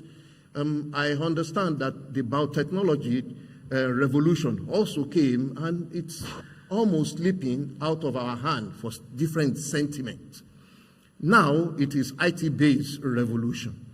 Africa cannot afford to lose out of it, and that will require intentional effort. On the third theme, nutritional sensitive and gender responsive food system, I want to say that the required change we need for food system transition, we need to communicate it clearly. I put it there that in simple and pragmatic way to endear the interest of the civil society. It is not the technocrat, not the scientist, not only the policy maker that will get into this transition. I'm moving on. Okay, that we do that. So number 4, policies institution. I'll just pick one out of it because we can have access to this because of time. Policy institutions and capacity. You know, the issue of fostering the alignment of national trade policies at the African Continental Free Trade Area agreement and its enforcement is vital to achieving the desired progress. And this is quite important. And the last one, the issue of science-business nexus to boost this intra-African trade. I mean, generally, the discussions around it push it forward that intentional creation of opportunities for agribusiness, as well as entrenching market-driven technology development process, is really vital for growth in Africa. Then I put all this together and I titled it The Big Game Changer for the next 3 years. The game is going to change, but if we want the game to change in the direction of our interest, then we must give attention to certain things and do it smartly. And permit me to just go through these 5. Number 1, increasing investment in science and technology still remain the key change maker. And we must reflect strongly on that. We have technologies, but we don't have enough technologies to bat the Africa we need. So we need to continue to invest. Then the big thing here is the CGIAR alignment with the African Research Organization.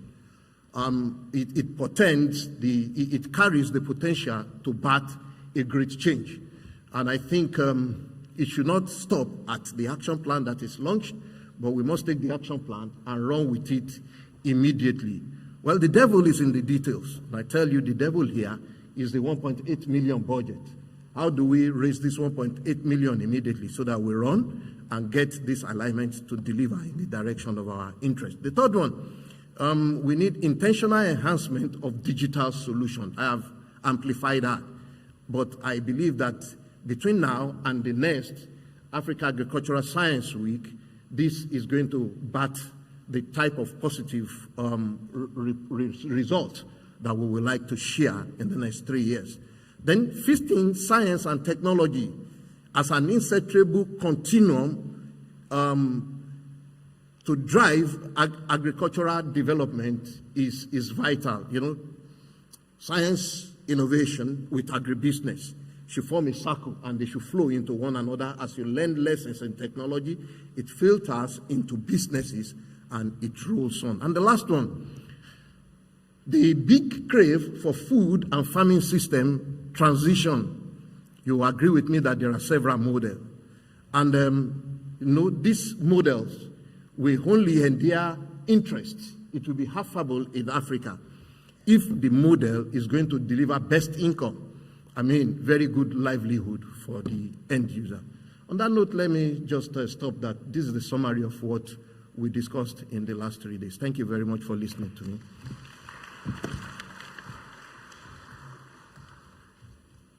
Thank you very much. This is excellent. I think in putting pressure on Dr. Fatumbi to wrap up, there is one bit that he forgot to mention. I'm sure it's in the detail, but because of the pressure he left it out. And I'd like to say another thing that was very significant in these last few days is that we had the CARDESA board meeting, and CARDESA actually appointed a new board chair. I don't know if the board chair is with us here, the new board chair of CARDESA. You see here? He is not. Okay. So for information, adding to the key things that have happened, I see Yemi coming.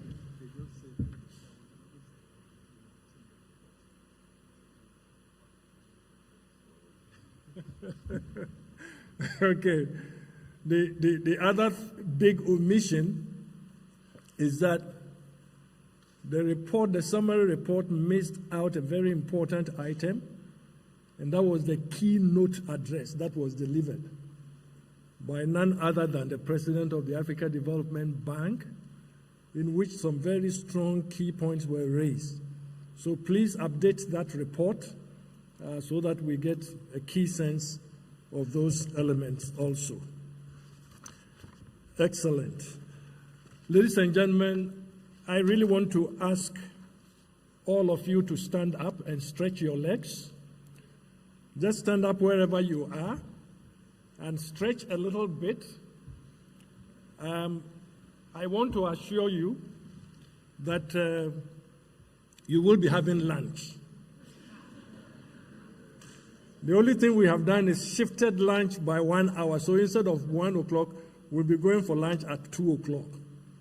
But as I've already said, that means that we are not coming back. So you will have a free afternoon to do other things. Whilst you still keep standing, don't sit yet. Whilst you are still standing, I want to say we are moving to a very interesting phase. That is the business cycle session 2. And there we're going to be receiving messages of the outcoming. We're going to have a brief valedictory speech by the outgoing executive director, and then the incoming will also give us a brief statement, and we will be rounding up on that sort of basis.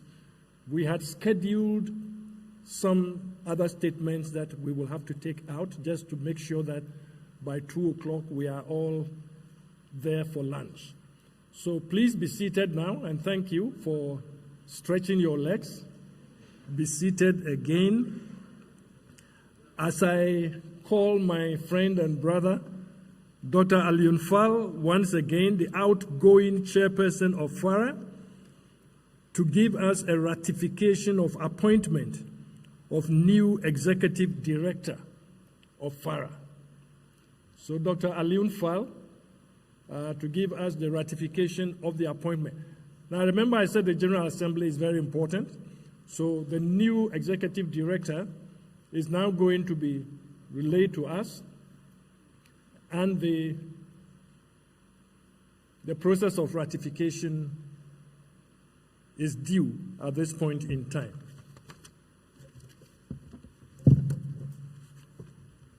Thank you once again. Right?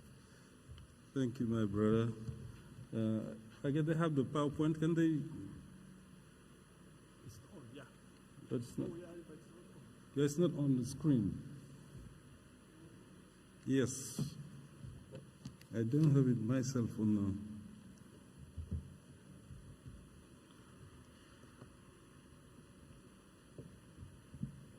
Well, as you can see, that FARA is moving forward, and because of government transparency, you talk about transparency and the government issues.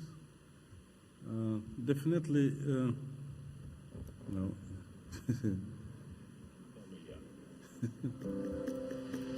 Dr. Agumia has been a part of the FARA story for the last 17 years, when he joined the Secretariat as a Program Officer of the Sub-Saharan Africa Challenge Program SAC, a well-recognized continental flagship program of FARA.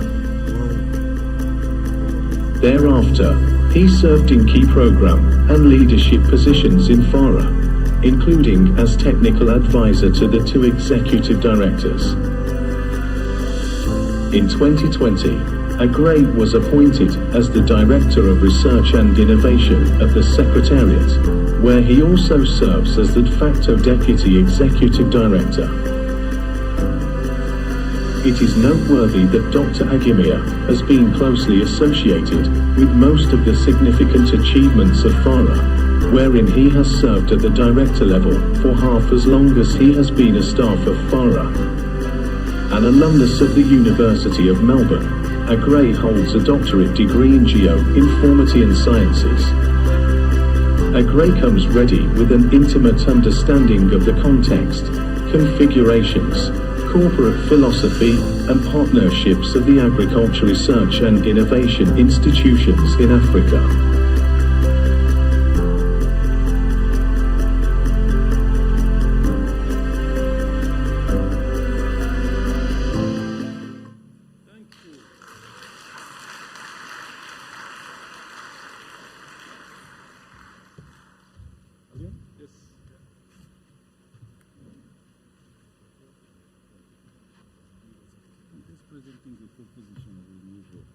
No, the ratification of the executive director. Yeah, all the new, okay. Right. You have so many. I mean, these are the point for, to having the new executive director of FARA. I'm going to call upon him and to come on stage. Yebi. We're going to have both of you.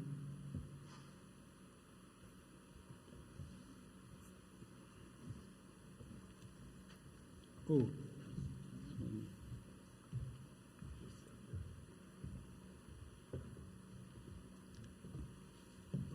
Yes.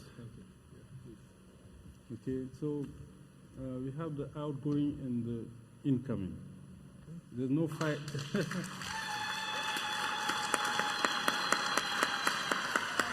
There's no speech. So, thank you very much. There's no speech. You said it. But if you want to say something, say it, but I guess the audience say, so shake hands, right? That's a good way of representation. Thank you very much, brother.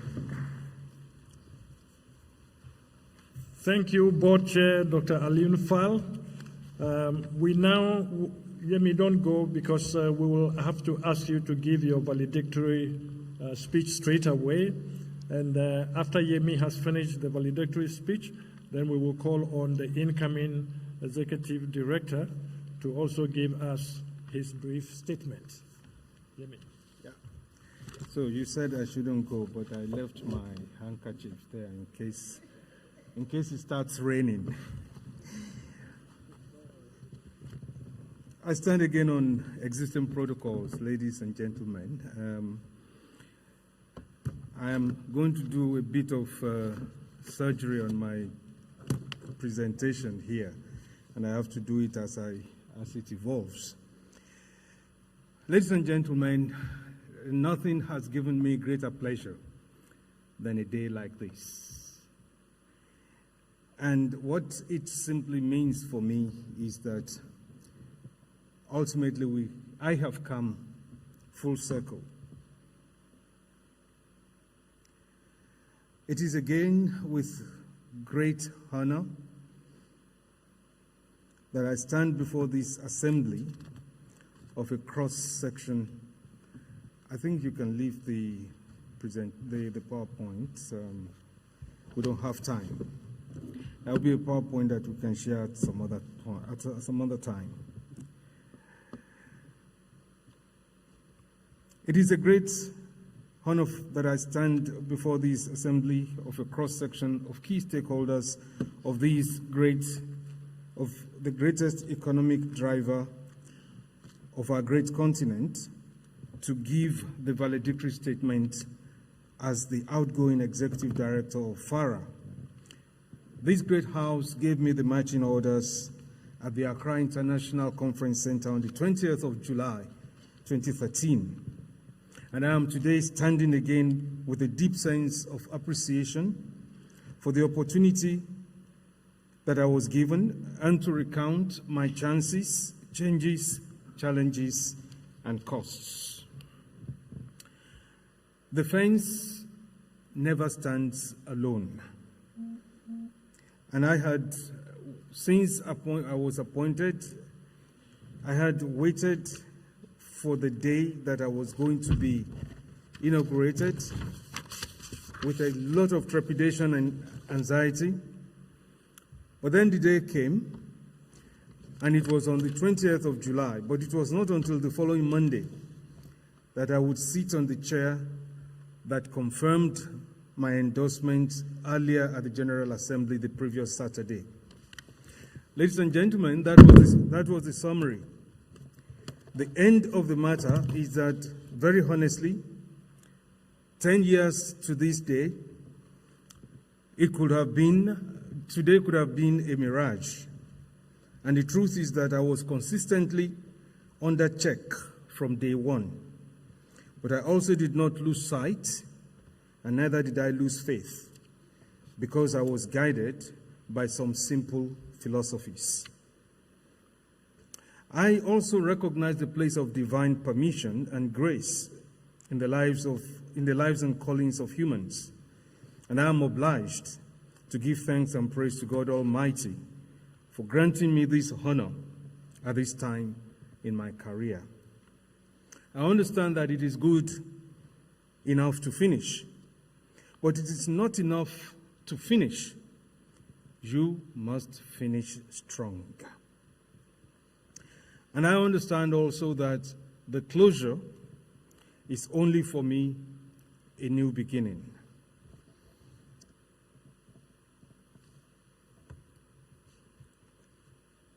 Ladies and gentlemen, I reckon that in the beginning, when I gave my acceptance speech, there were 4 key elements that I honed my acceptance on. First was to lead the thinking in the review of the current strategies driving agriculture on the continent.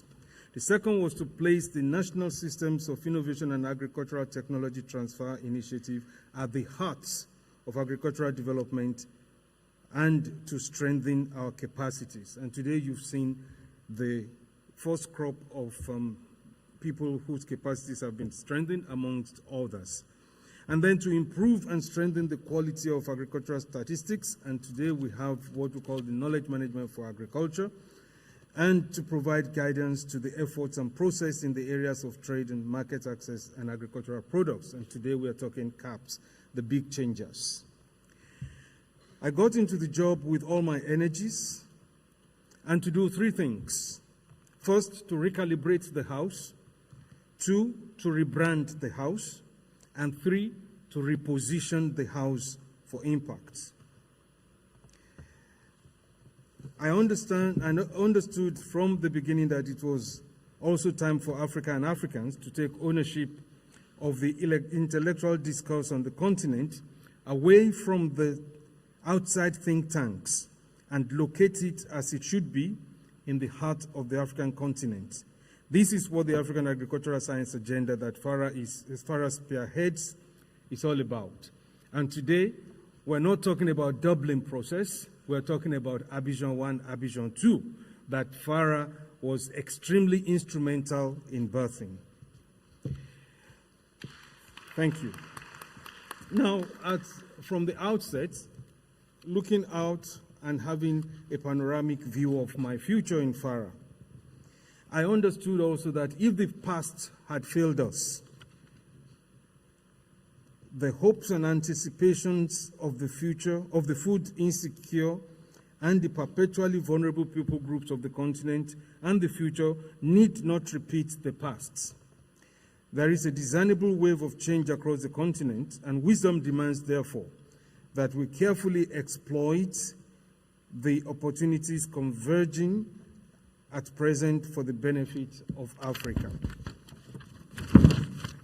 I had shared another phrase, thank you very much, a phrase that has guided my thoughts to persistently make the future in the present.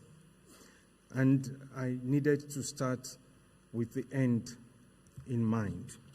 Since 22nd of July, every single day at the helm of affair of this wonderful institution was a struggle, including today.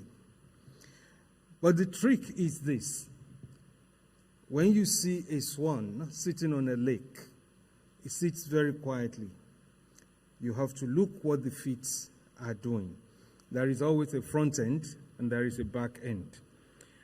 There is a saying in my language that says, there is no posture. No posture is suitable if you have burning coals on your palms. There has been no days off, no weekend, no leave. It was a struggle for survival, a struggle to keep the house afloat. That was my daily chore, 8 to 5 or 8 to 24, 24/7. And it was the dynamic momentum of ensuring that the house does not go under, despite all the mighty forces of financial gravity and every other form of intimidating forces that would rather see FARA and the ED go down at some point. It was an existential threat that I lived with every single day. My integrity and reputation drove me beyond my limits, and I had become a victim of my own success. But I was burning my candle at both ends with strong gills that will not relent until the light goes out. But I had, by mercies, pulled through, but not without some scars left by debilitating health challenge, especially with COVID. And I express profound gratitude, because today my staff could have been standing 1 minute silence. I want to thank you, FARA staff, for being there for me.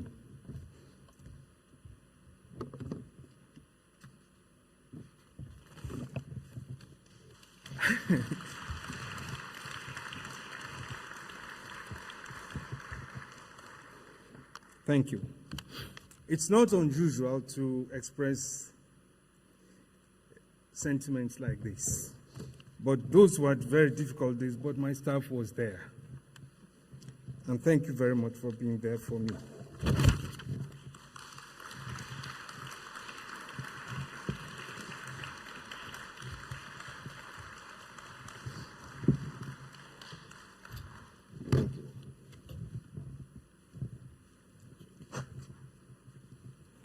I thought I wouldn't do this.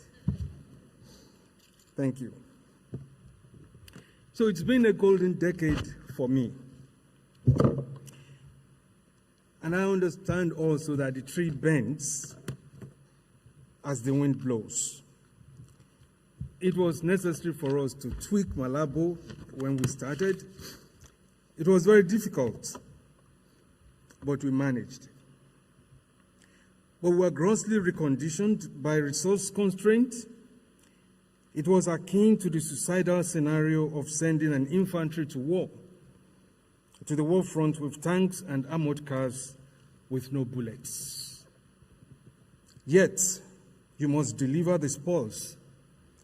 It takes the tenacity of a mother who must spread one chicken over 3 days in a household of 10, and everyone remains happy eating something. Sometimes the mothers had no food, let alone meat, but no one sees that.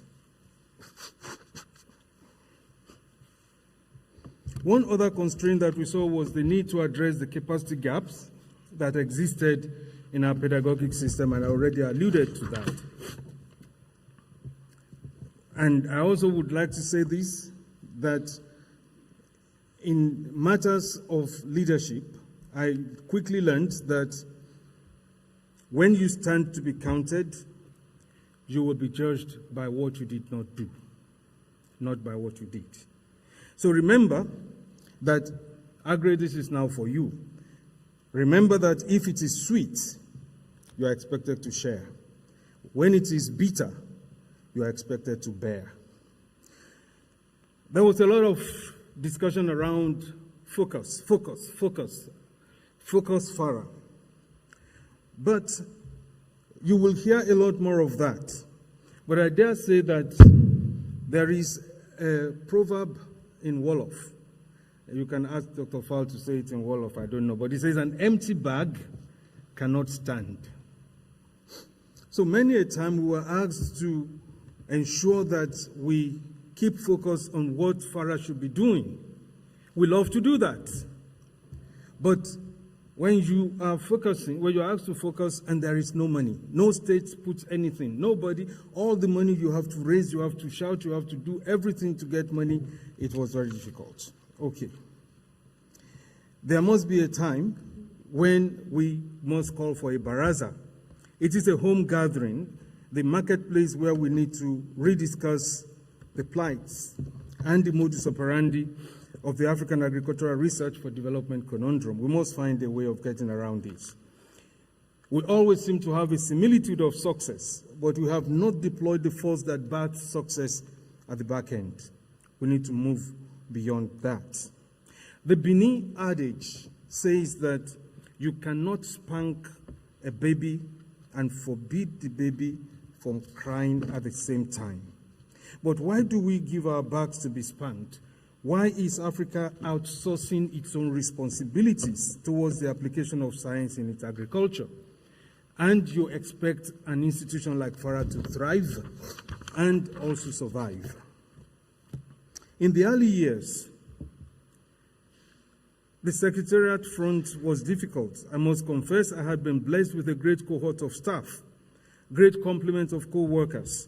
They will stop at nothing to ensure that every Monday, the mandate of the House neither failed nor faltered. I would not manage without them. And please forgive me, staff, if I have driven you nuts. You can only kick your bedmates at night. That's the price of proximity. When I took over, and I'm glad that Dr. Charity Kruger is here today. Please stand, Dr. Kruger. Please give her an applause.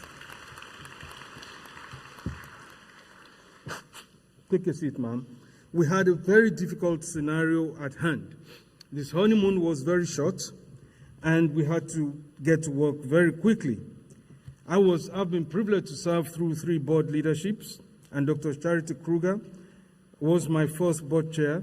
I'm delighted today that even though you are present in the FARA Assembly at the same event in Accra 2013, Dr. Kruger is here with us today to share in this momentous occasion when we close this tenure of Yemi Akinbamijo again in Durban. We had some headwinds, but let me leave those ones out. There are better things to talk about.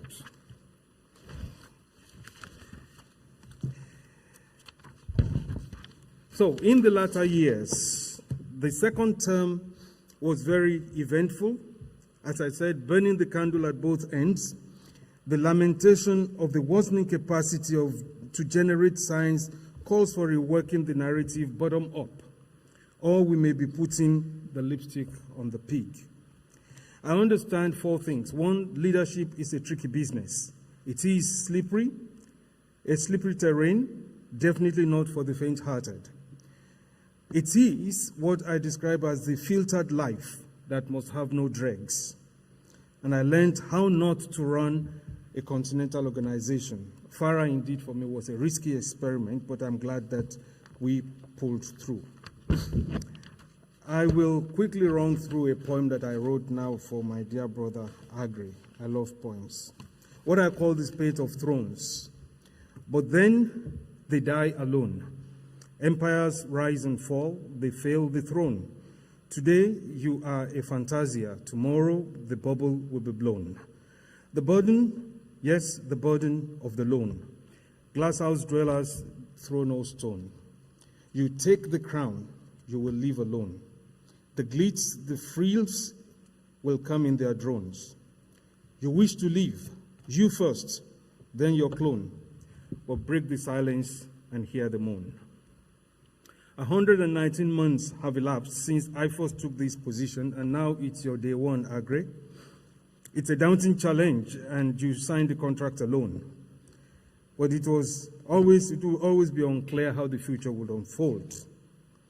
But I can say to you, if it had not been the Lord, we would have been consumed. So you'll be in good hands. And I can also say to you that this is about what they say. It is not always what was said, as I was otherwise led. It was a game of death. Dog ate dog, spare one, fell the log. Driven by the muscular that came calling for the jugular. Callers by night, they took my bed. A crack in my mind, I shook my head. Swim, swim, but look at the feet. I have lead. The head start was uneven. The task must be manually driven. In the era of sleek technology, it's only to us another tautology. So, my brother Agri, I ask of you, watch out, and you're going to be just fine. I also would like to close by giving these 1 or 2 statements. That indeed the cock sweats, but it is concealed by the feathers.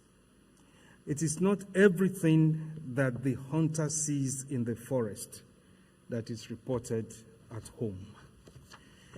So those are a lot of words put in some succinct ways, and I hope that you'll be able to decode them at some point.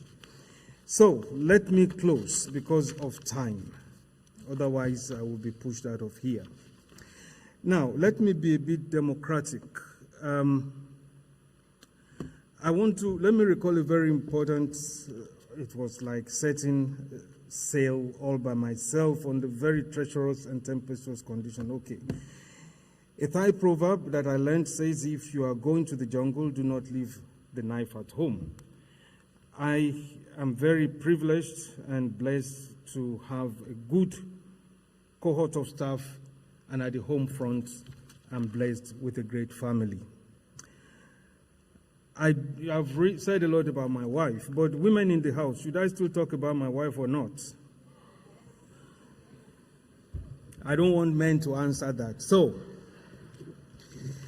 I make bold to say that I wouldn't be here today without the unceasing prayers and agonies she bore. She walked my back end. She stained her pillows with her tears for me to endure through the years. I had many reasons to have fallen, but one reason I stand today, and I emphasize this, one reason I stand today is because she stayed on her knees.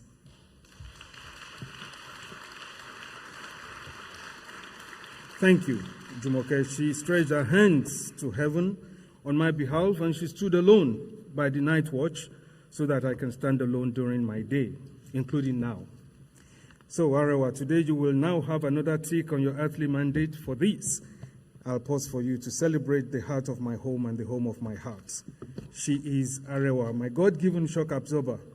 Gentlemen, never leave heaven without one of these women. All other graces, thank you. All other graces that were encountered are no longer unconnected to the fact that someone kept her knees bent because of me. And this is the start of my odyssey, the support of the journey that before it ever began, she prayed me through before it ever began so that I may not be preyed upon. On this day, on this case, I now rest my oars. I thank you all.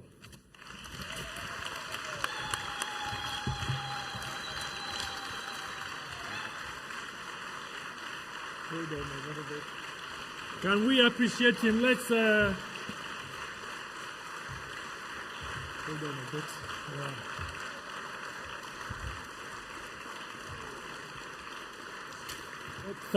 Thank you so very much for this warm appreciation. Now the FARA team has a present they would like to present to Yemi. So please come on stage and let's get that presentation of this special recognition prize. Thank you. Wow.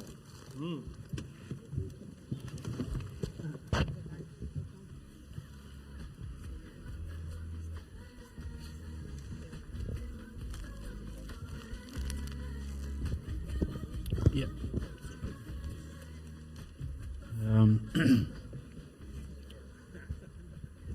Yeah, this is a difficult moment for all of us, but it's also a happy one. On behalf of the team that you so glowingly talked about, we present this gift as a token of our, I don't know, appreciation is not enough to explain how we appreciate you for the leadership, for the love. You were an ED that was very easily accessible, an ED that listened to us whenever we had views that were not in line with your own, and we really appreciated you for that. Thank you very much.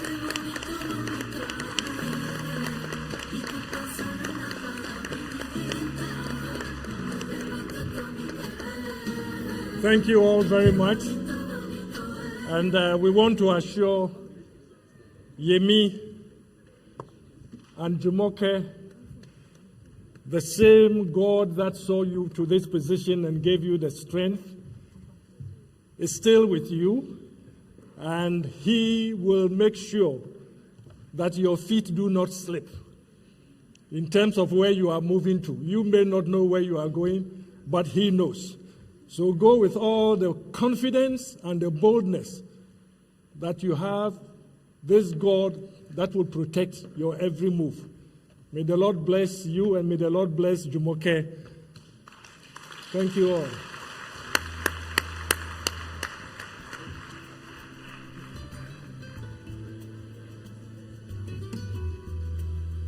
Now, a very brief response from the incoming. I think it's only fair that the incoming must still tell us that after all he has heard, that he is well prepared to take on the job. If he wants to change anything, this is the time. Please, can you ask if somebody took my phone? No, that's not mine. Somebody took my phone. Yemi is looking for his phone. Is it somewhere else? Okay, the phone is here. The phone is there. But later on, we'll give Yemi some lessons on how to wear this cloth. Yes. Help me. Let me help.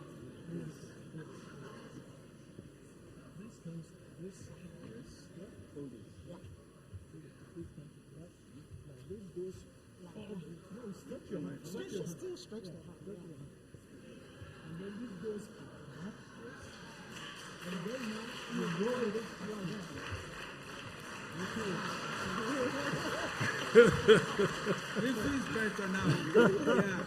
Yeah, so very good.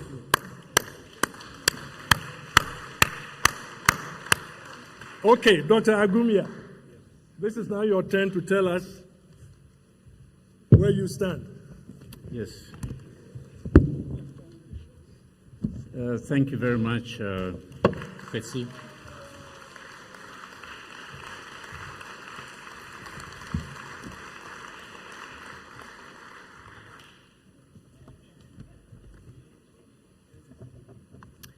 I stand on existing protocols, distinguished ladies and gentlemen. I feel quite overwhelmed by the weight of the moment and the words that Dr. Yemi has just shared with us. And I want you to allow me to start on a very personal level. Kwesi has insisted that I should be very, very brief. I want to appeal to him to allow me just a few more minutes to. This is a big moment, so I want to start by thanking God Almighty for making me able to stand before you today in this ceremony. I give God all the glory and honor for what He has done and continues to do in my life. I'm grateful for the opportunity to serve our dear continent in the roles that He has marked out for me. Before I continue any further, I would like to invite my wife, Doris, to join me here.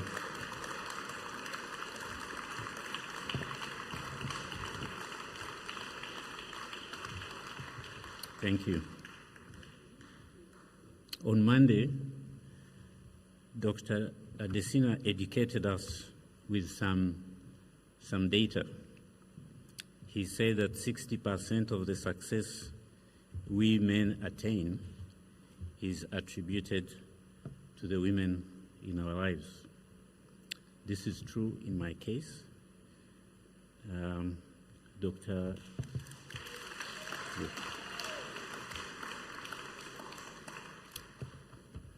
Dr. Yemi wrote about his Arewa in the book he launched on Monday.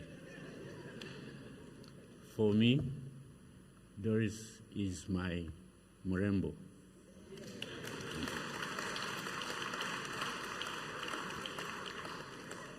She is my rock. She is my helper. She is my best fan.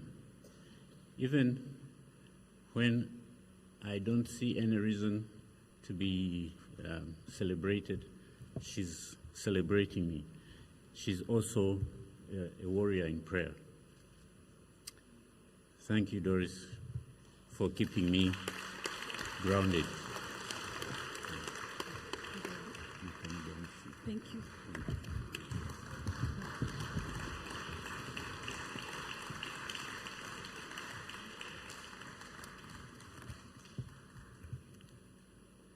Thank you. Thank you. Thank you for that. Allow me to acknowledge also our children, David, Gabriella, Jonathan, and Josephine, for their love and for their advice. It is one of the advice of one of them that I started tending this goatee, which I didn't have at the beginning of the year.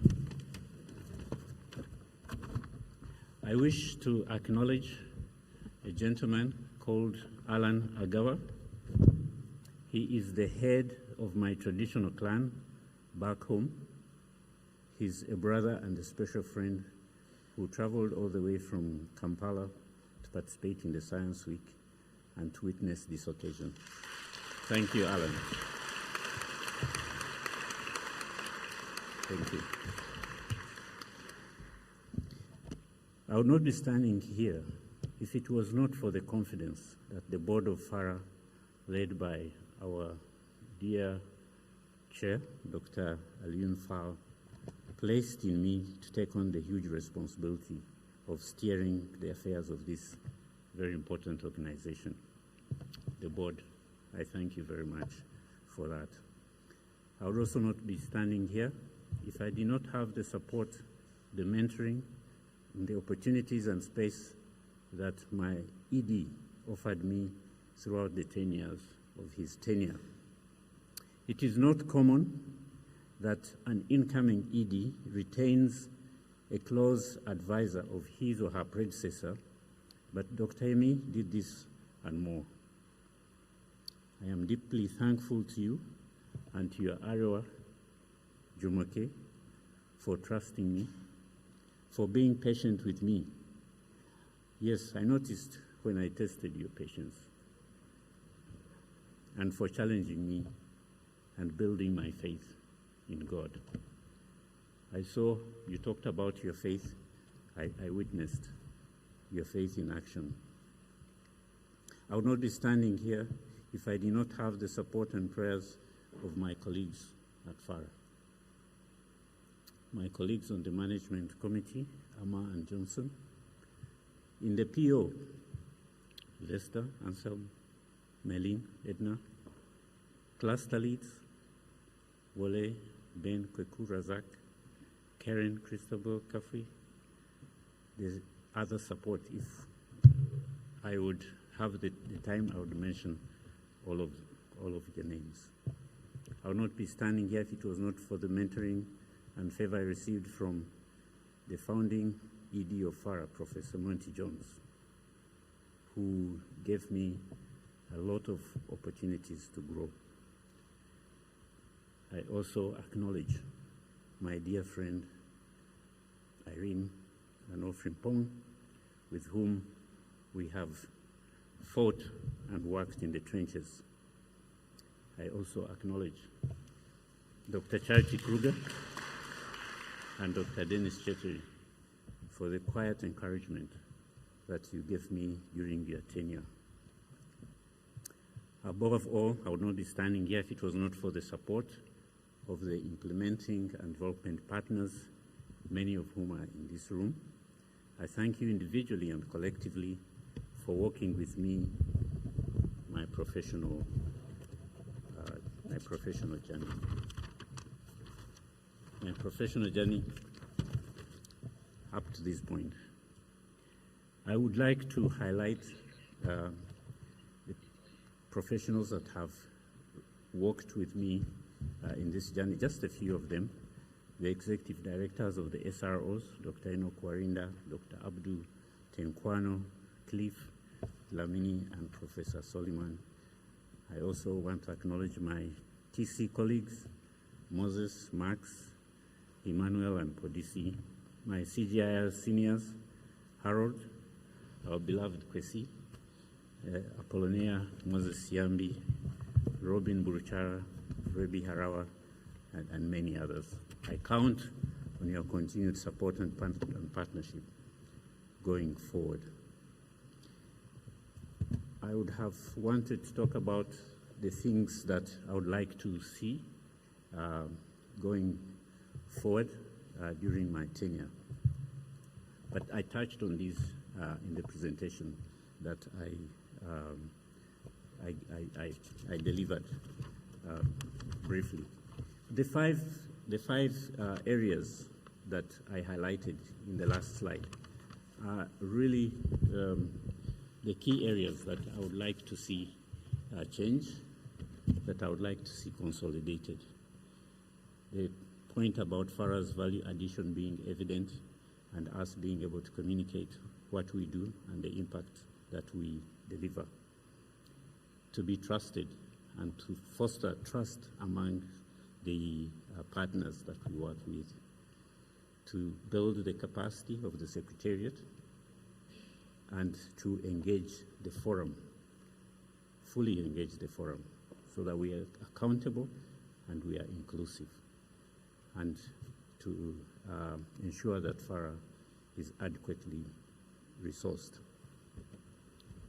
In conclusion, I want to state that I am honored to accept this very important challenge with a great sense of responsibility.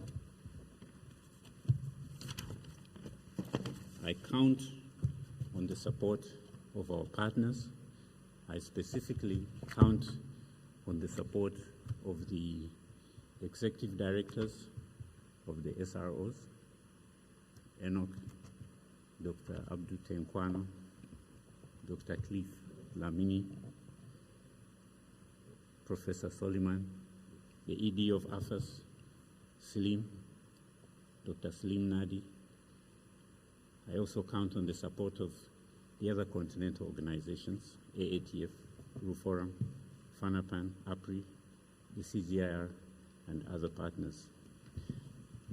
As has been stated this morning several times, we are better, we are stronger together, and together working as a united front, we can achieve much more, and we can be better, we can be a more attractive force for investment and for impact.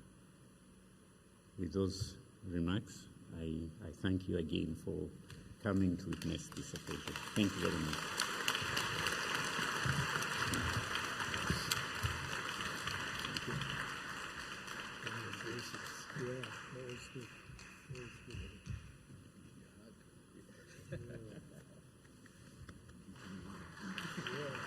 Thank you for coming to support me.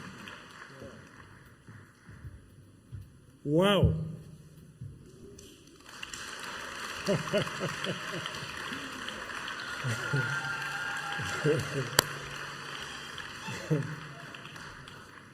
I am very, very, very happy that I failed in my attempt to get Agri not to deliver a speech, but just to make one or two statements. Because what he has just shared with us is so deep, it's so internal, and I'm glad he was able to do that. And I can assure Agri that he has the support of all the stakeholders in this process. But above all, he also has the support of God who made it possible for him. So he is not alone in this process. So thank you very much. Ladies and gentlemen, if you look under your seat, you will find a transparent bottle. And inside there is an energy drink. I would want you to take it and sip some of that water, because it will strengthen you for the next few minutes. Yeah? Please, if you don't have one, I have some spare bottles here. Just let me know, and you will have it. So right now, we're going to have a very quick transfer.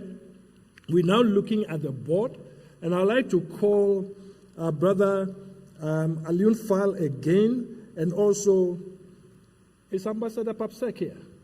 Oh, very good. So please, the two of you come together, come to the stage together, and what they're going to do is, first of all, a ratification of the appointment of the new FARA board, and then there will be the formal handing over from the outgoing chair to the new chair. And then the new chair will give us a brief statement, and that will be drawing us to the end. So let's appreciate them as they come. Yeah.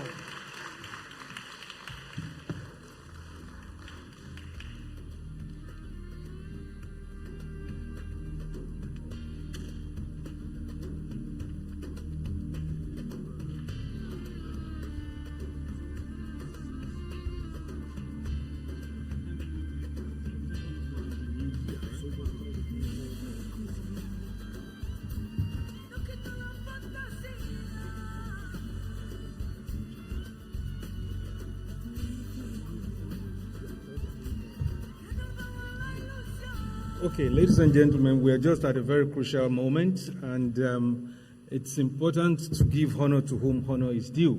And just to say why these gentlemen are here, Minister Papsek, who has been very well introduced in the past few days, happens to be the first board chair of FARA, and we are happy that he's here with us. There is always a saying that you may have to stand on the shoulders of giants to be able to see forward. So they were the key people who guided the first phase of FARA. But I also alluded to the presence of Dr. Charity Kruger, with whom I was inaugurated. So I would like to invite Dr. Kruger to come up and be with Dr. Papsek at the time when the transfer of authorities between the two board chairs would happen. So right now we have a very momentous occasion with 3 board chairs at the same time in the House. So what is going to happen? You have to present the whole board, full board. Yes. For the new one. Right? Yes. You have to project. Yeah, if you want me. Let's do it. Okay. Okay. Right? You're going to do it? No problem. Okay. You and I are the same. Right now we are going to, can you please put the board, ratification of the composition of the FARA board, because we have a new, one of the duties of the General Assembly is the ratification of new board. So at every General Assembly, a new board is inaugurated. So that's what we're going to be doing here as well. So at a glance, the board is composed as guided by the Constitution, and if you can read it, that's what we have. 13 of them, and I will go into the details in a short while.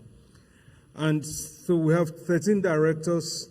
We have 4 females. That's 31%, and we're just about what the Constitution says it should be. And ex-officio members are 5, all male.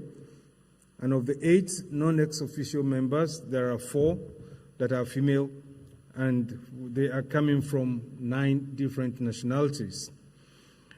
So the incoming chairperson is Madam Bongiwe Njobe. Would you like to stand, please?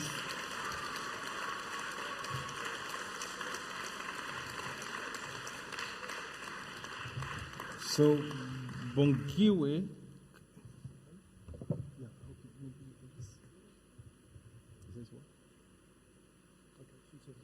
Yeah, she's on the screen also. So the new chairperson, Madam Bongiwe, was also instrumental. She was there at the beginning of FARA in her capacity as Director General of the Ministry of Agriculture of this great country at the inception of FARA. She had been the chairperson of the GIFA, and she's been member of board of the CGIAR institution called CIMIT, and she's been on the board of FARA for at least the last 3-4 years, and she is the chair of our nominations and governance committee, and she's also on several other boards. We have also Dr. Abdul Nkwano, who is the executive director of CORAF. He's ex officio, and he is the chair of the board's member of the board of trustees of World Fish, and chairs our programs committee, so you can read that for yourself. Can you stand, Dr. Tankwano? That's Dr. Tankwano. He is from Burkina Faso. Then we have Mr. Philip Boahen. Can you stand, Philip? Thank you. From the name, you may guess already that he is Ghanaian.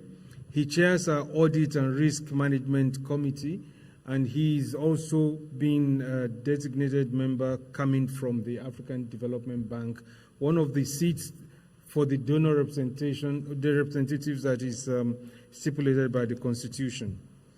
Dr. Simeone, who is not in the House, but he is the incoming Director General of IITA, and he will be representing the CGIAR on our board. Enoch Warinda is also not in the House.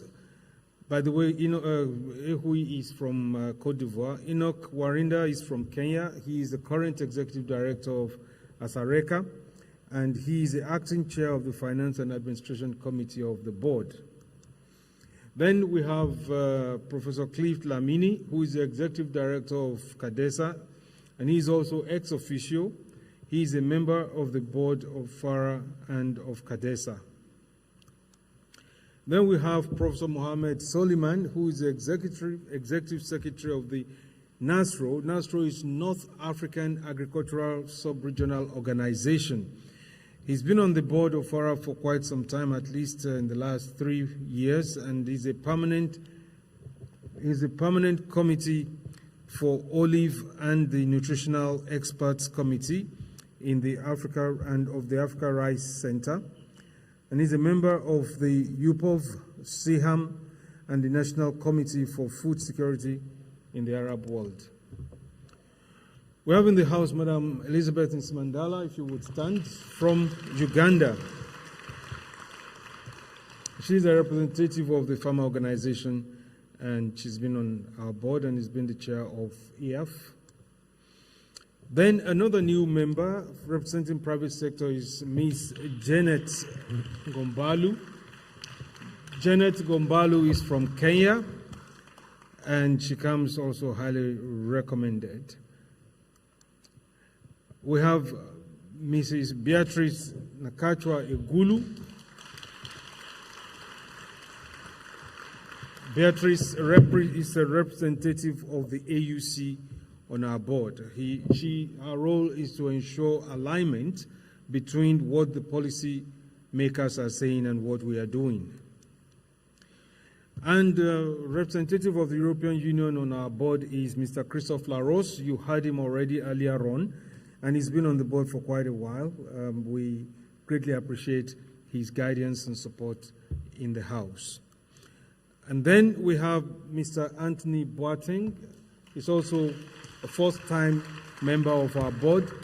He comes highly recommended. He's our finance expert, but we paid for one. We are getting two because he also holds he has a legal background, so we can always use him as our legal advisor at the same time. Okay, and the newest baby is Dr. Agre Agumia. Where is he again? Right.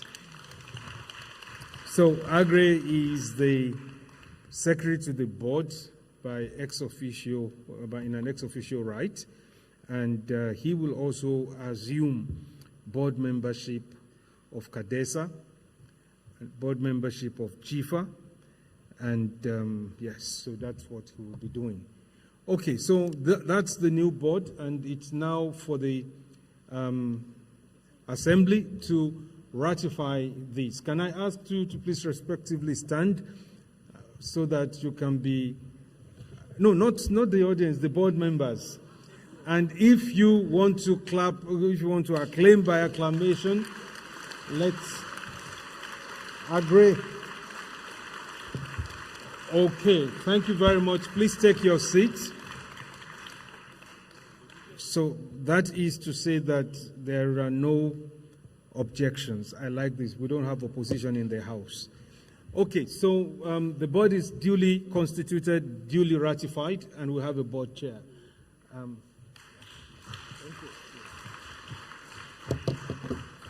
Thank you very much, Dr. Akinbamijo. We like the old chair and the new incoming chair.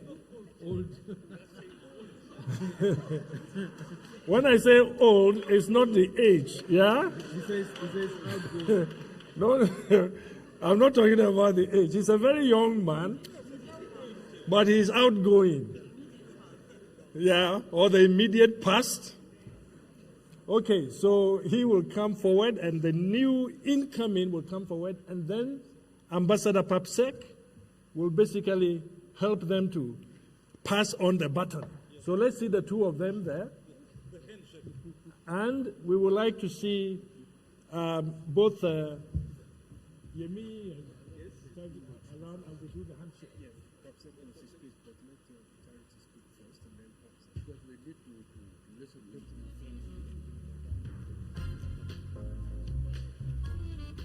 So Charity, please.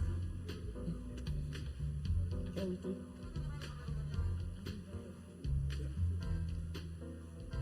So a word from Dr. Kruger. That's a word.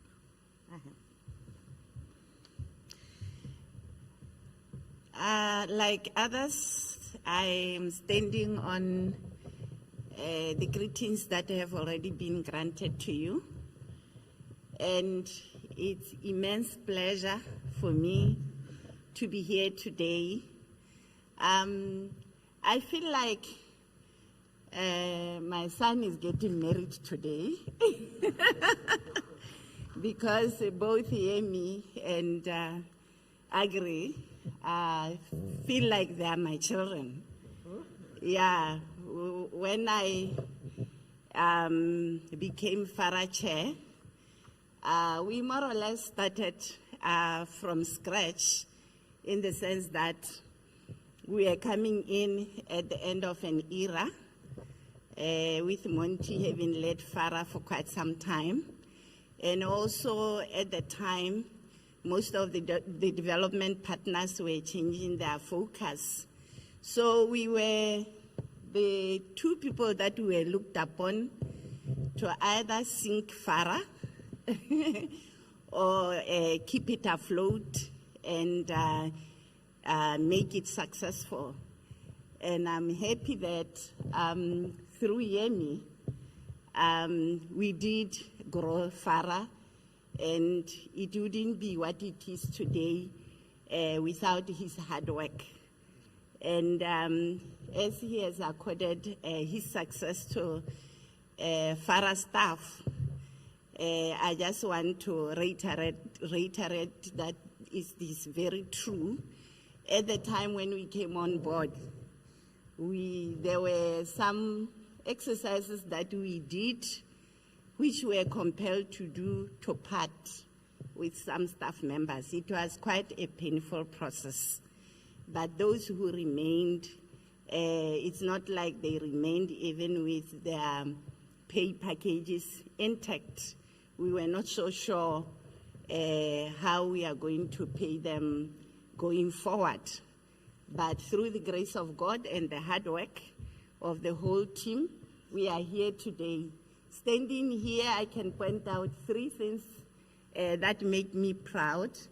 If you look at the board, like ED, outgoing ED said, we even dared to change the logo of FARA. We had a FARA logo which was showing the boundaries of countries in Africa. But we said we are working for one Africa. So we smoothed out the countries and made a solid map of Africa that FARA was going to work with to make sure that we achieve food security and prosperity for the rest of Africa. The other thing that I can point out is that at the time when we came on board, we had a logo of CADESA with a huge maize cob. And we decided that agriculture is not about crops only. It's about all kinds of agricultural commodities, and we worked hard to change that. So I'm happy to see a logo that is representative of agriculture in Southern Africa. The last one is NASRO. When we came on board, we heard that there have been attempts to establish an NASRO for North Africa. And we worked hard with Yemi. I can't recall how many times we had to go to Egypt to work with ARC to help facilitate the establishment of NASRO, and it is here on the board today. So thank you very much, Team FARA. Thank you very much, all the partners. We wouldn't have made it without you. And I thank my sister who is coming on board. If you may notice, it seems like all female FARA board chairpersons are coming from Southern Africa. The first one was from South Africa, the second one from Botswana, the third one from South Africa. I don't know what that means, but to me, I'm saying we also have equally strong women in the rest of Africa. Thank you so much. Ambassador Sek? Yeah. I will go in French. Huh? Okay. I have to talk to you first.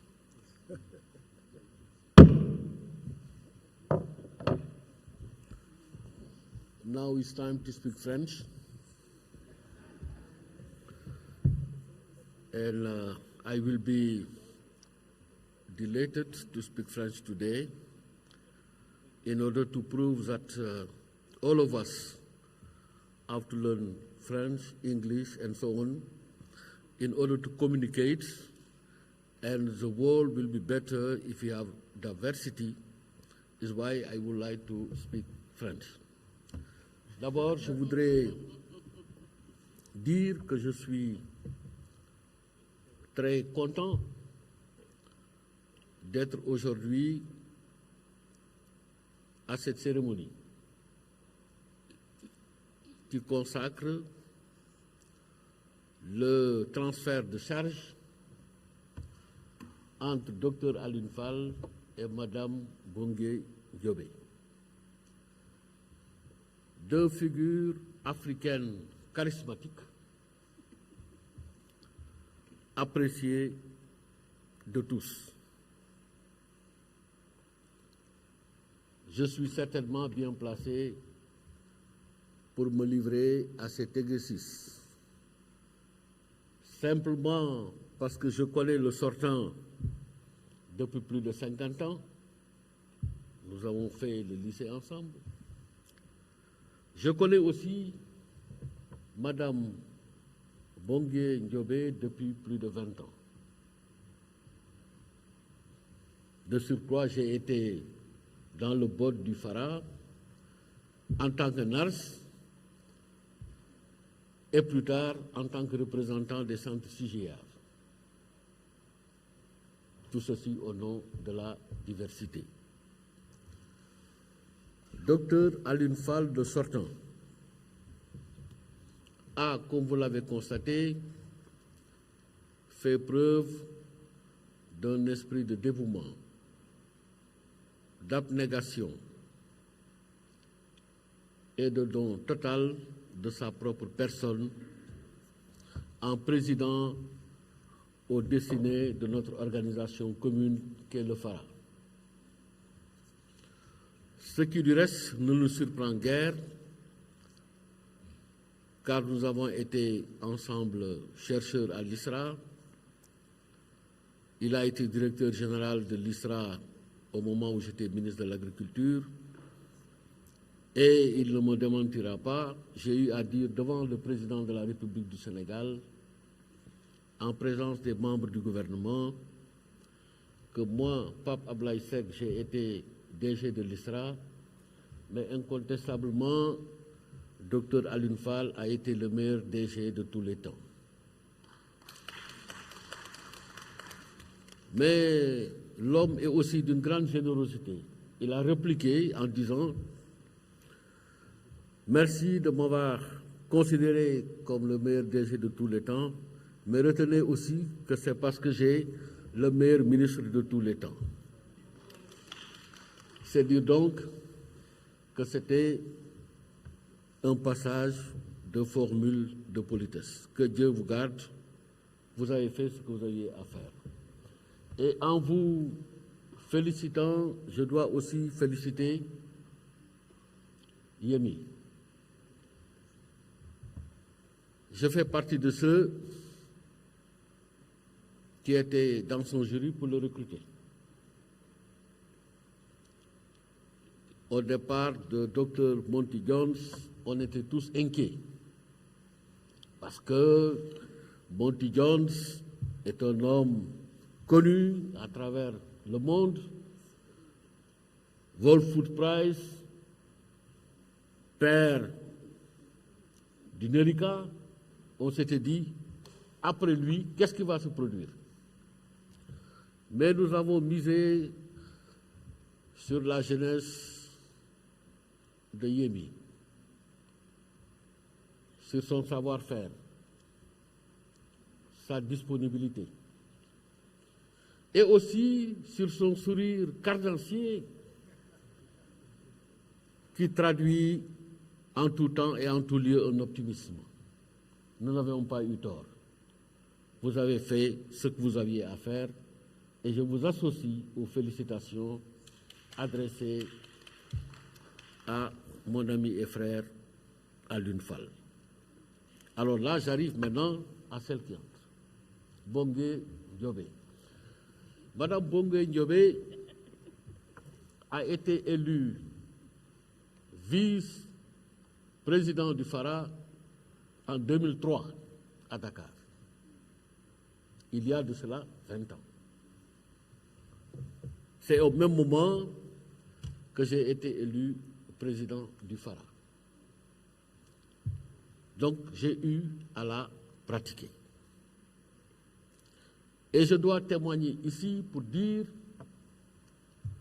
qu'il s'agit d'une personne qui a une belle intelligence, d'une personne disponible,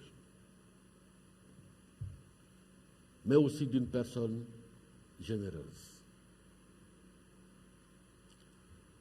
Le FARA a une chance d'avoir une personne de votre profil. Parce que vous connaissez bien la haute administration publique pour y avoir occupé d'importantes fonctions, ici, dans ce beau et splendide pays qu'est l'Afrique du Sud. Vous avez aussi excellé dans le secteur privé. Par conséquent, vous pouvez contribuer résolument à cimenter les relations entre les différents partenaires pour une recherche scientifique domestiquée au service de tous pour des résultats exploitables par tous. Que dire d'autre de vous, sinon que de vous souhaiter une très bonne chance,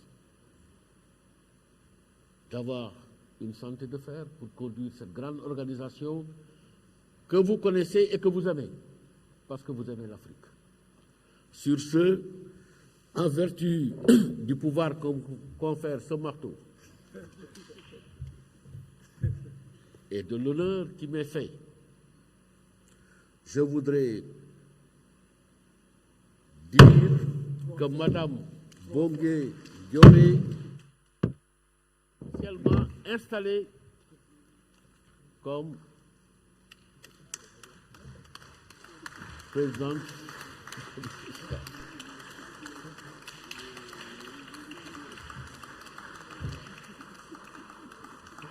Voilà.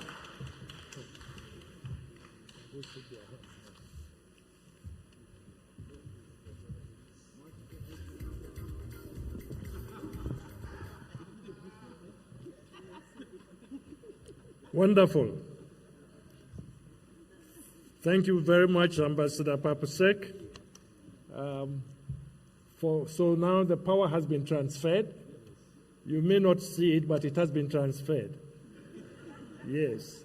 And I therefore want to call on the incoming, or now the new board chair, because she has already come in to make some brief statement. And please sit, continue to sit.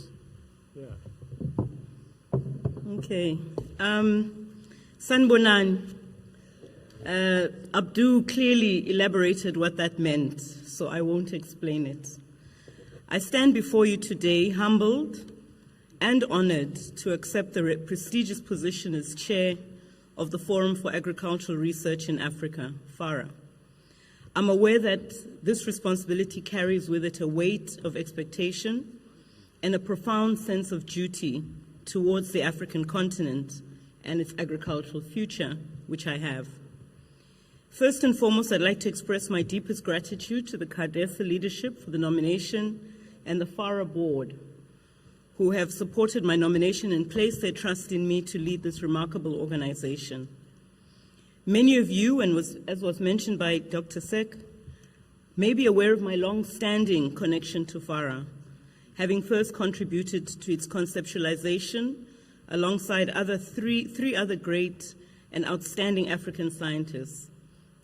Dr. Mukhtar Toure, Senegalese professor of agricultural and nutritional sciences, who became a founding member of the African Academy of Sciences and is now vice president of the World Academy of Sciences, representing the African region. Professor Joseph Mukibi, who is late, a Ugandan national who was a leading plant pathologist at Makerere University and founder of the National Agricultural Research Organization of Uganda, NARO, who sadly passed away in 2021.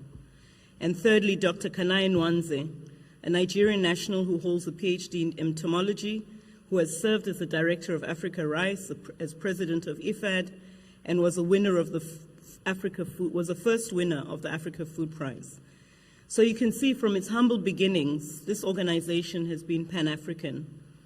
And it's been encouraging over the past decades to observe the leadership at the sub-regional level organizations and partner organizations that subsequently took the concept of an organization intended to complement at the Pan-African level the innovative activities of the national and sub-regional research institutions to deliver more responsive and effective services to their stakeholders into the remarkable organization and ecosystem that FARA is part of today.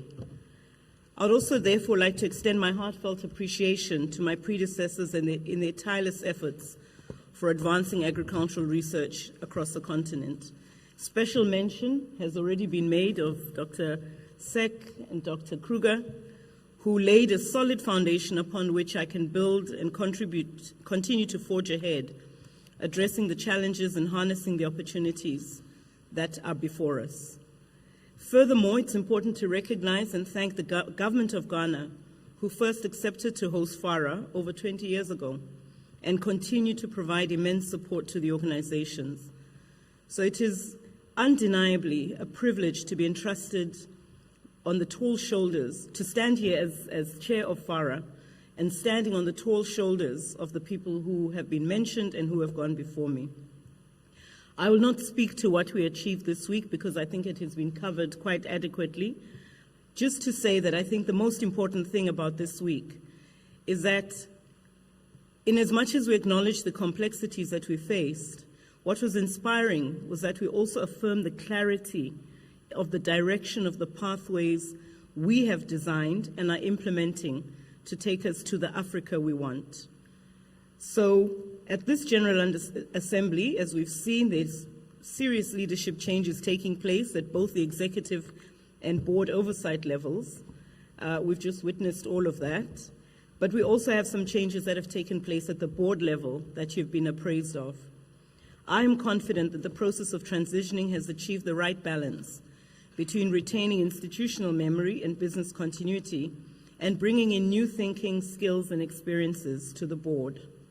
As I take over the leadership of the board, I'm pleased and looking forward to working with Dr. Agri Agumya, who comes with deep experience of working at FARA, as you have heard earlier on, and was appointed Executive Director Designate after a process of recruitment and selection that is now documented and will be annexed to the Constitution of FARA as a way of recruiting and appointing an Executive Director.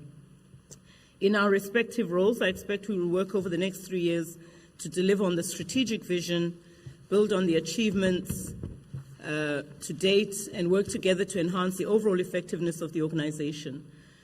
Agri spoke earlier on about the focus areas, resource mobilization, stronger collaboration, and I would just like to highlight tackling the complex yet critical relationship and critical and much needed relationship for enhanced participation in the ecosystem by the private sector through drawing on insights from our relationships with the African Development Bank, Afri-Exim Bank, UNIDO, Africa Business Council, all the contributors to the CAPS initiatives that are aimed at boosting intra-Africa trade, as well as my own personal experience in the private sector over the last almost 20 years now.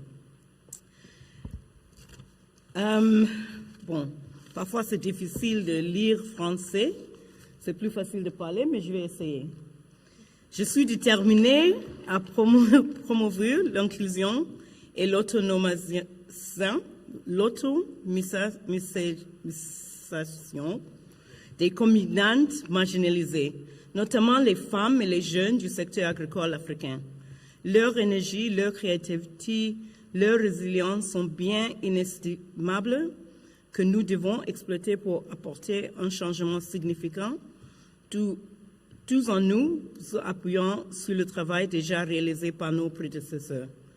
Tous ensemble, nous nous efforcerons de créer un environnement favorable qui permettra d'appuyer leurs aspirations, de libérer leur potentiel, d'améliorer leur participation à la recherche agricole pour le développement et faciliter l'accès aux innovations et aux technologies.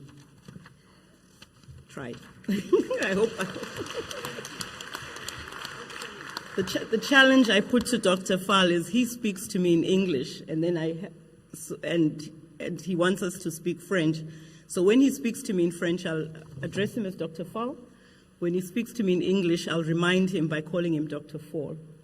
So we've got this right. So lastly, I'd like to express my deep appreciation to the African agricultural research community and the FARA ecosystem and collective of partner organizations that have participated this week, have participated online, physically, and are still here, as well as the ones who had to travel. FARA will provide a platform for you to collaborate, exchange knowledge, and strengthen networks, ensuring that our research efforts are aligned with the needs and aspirations of African farmers and agribusiness. I would also like to acknowledge the contribution that Yemi has made to his role as Executive Director at FARA. Over the past years, as you will read in the book that he shared earlier this year, he managed periods of extreme scarcity of funding at the organization and yet brought systems and processes that have made the organization better. His dedication to the work of FARA was remarkable and often interfered with his role as a father to his daughters, husband to Arewa, and more recently, being a grandfather. As he moves into retirement, spelled R-E-T-Y-R-E-M-E-N-T, He has said he will focus on being a grandfather. However, I doubt that his energy will allow him to only focus on that. So I look forward to hearing about the new waves that he will be riding of activity. Yemi, I wish you all of the best and thank you for your support to the board. You have finished strong. On my way to Durban, I reflected on the challenges FARA has faced over the last couple of years, and I wondered if we as FARA are punching above our weight. After considering the achievements of the organization, which you've also heard about today and you've witnessed, I concluded we're actually punching at our weight. We're doing just what would be expected of an Apex AR4D African organization. We just need those who can avail resources to support it to also see that. The urgency for Africa to feed itself is now, and it's not in the next decade. Drawing on the inspiration from Nelson Mandela's statement in 2001 when he said, "It always seems impossible until it is done," I believe it's important that we believe in our vision because it will be done. In closing, I wish to thank Dr. Fal for his role in leading FARA at the helm, supporting the executive director consistently, and I guess I need to formally then accept the role of chair. I am deeply grateful to my fellow board members and congratulate them on the confirmation of their appointments. And I challenge us to take accountability for FARA governance and leadership as we work with the executive management and staff to embark on a journey towards a future where agriculture in Africa thrives, nourishing our people, stimulating economic growth, and preserving our natural resources. Thank you, and may we forge a prosperous and sustainable future for African agriculture. I thank you for your support.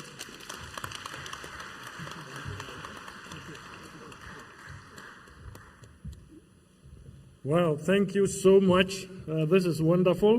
We're glad that you have taken on this very important role, and we believe that you have the support of all the stakeholders together, and we'll work together with you to achieve the goals that we have set. Ladies and gentlemen, I also want to announce to you that we have received solidarity statements by stakeholders. Believe me, those statements have been delivered, and these are stakeholders including from AFDB and IFAD, from AUDA NEPAD, from CGIAR, from RUFORUM, from ARC South Africa, and from the private sector. Let's appreciate them with a clap offering in there. We accept their statements, and they are all very positive, pledging support to the FARA machinery and process.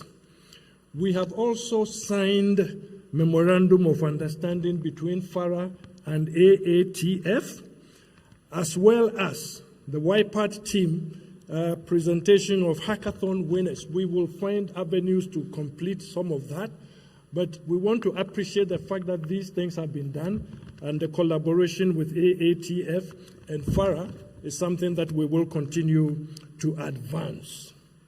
So, ladies and gentlemen, where we are now, I want to announce that the representative of the Minister of Agriculture, Land Reform and Rural Development, I believe is the Deputy Minister, has arrived. Yes, and is it a he or a she? And she would be doing the absolute final closing. But before we get to that, I would like to invite the representative of the government of Ghana, the ministry, MESTI, to give a brief remark before we then call on the Deputy Minister of Agriculture, Land Reform and Rural Development to give us the official closing of this event. So let's welcome Mr. Kwabena Kwesi. Kwabena Kwesi. Okay. Thank you very much, distinguished invited guests, ladies and gentlemen. I'd like to stand on the existing protocol to extend warm felicitations from the Honorable Minister in the government of Ghana, Ghana is privileged to be hosting the headquarters of FARA, and we have enjoyed the valuable contributions by FARA at first hand, and wish to express our profound gratitude for FARA's contributions to agriculture development in Ghana and Africa as a whole. We recognize that there are some challenges bordering on the office accommodation for FARA, and we are working hard to address them under our new administrative leadership.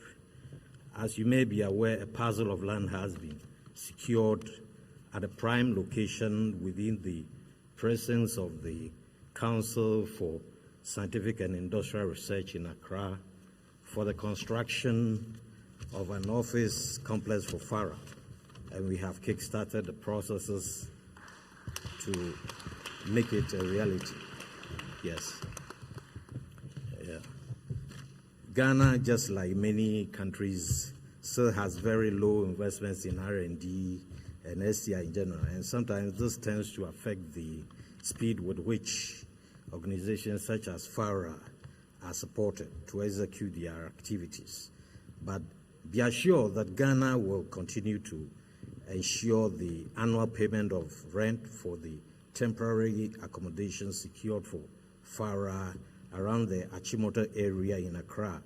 Indeed, we have already provided the necessary documentation and notification to the Ministry of Finance to go ahead with the payment of the next payable annual rent.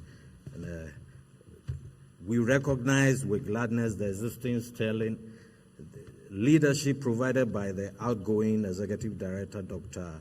Yemi Akim Bamijo, which helped to sustain the good relationship between the ministry and FARA.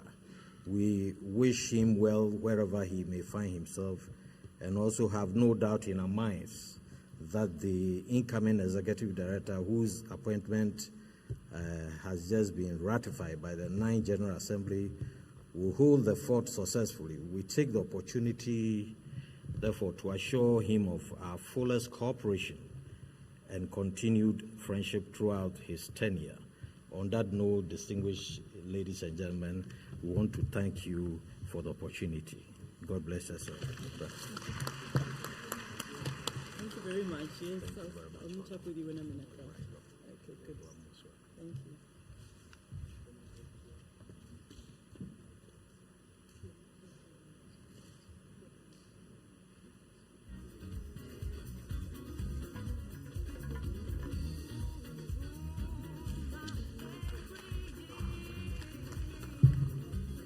Thank you very much, Mr. Kwamina Kwesen.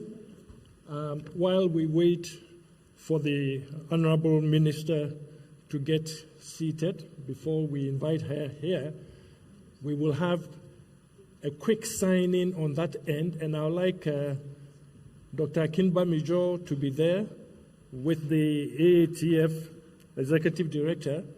So there will be no speeches, just signing of the agreement to witness that. So let's have the signatories. Can we have, I mean, they can sign while standing, is that okay?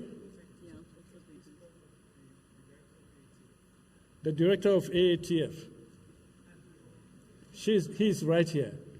Very good. So let's keep, I hope you have pens there. And ladies and gentlemen, keep your eyes on them as they sign to formalize this agreement between FARA and AATF.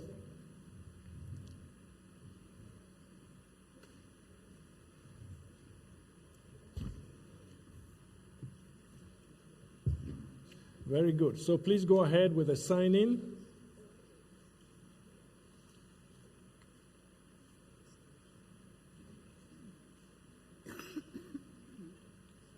We sign all the 4 pages,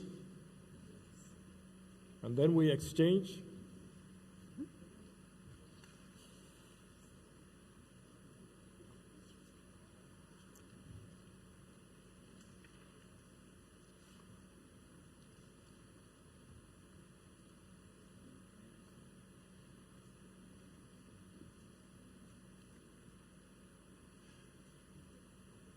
AATF, for those of you who may not know what it stands for, is the African Agricultural Technology Foundation. So talking about making technology get out into use, that is a very, very strong organization, AATF. And now they are establishing this agreement with FARA to strengthen their engagement in that regard. So it is wonderful that it is one of the highlights of this General Assembly meeting today. So they will hand over to each other, and then the proverbial handshake will come on. And thank you all very much.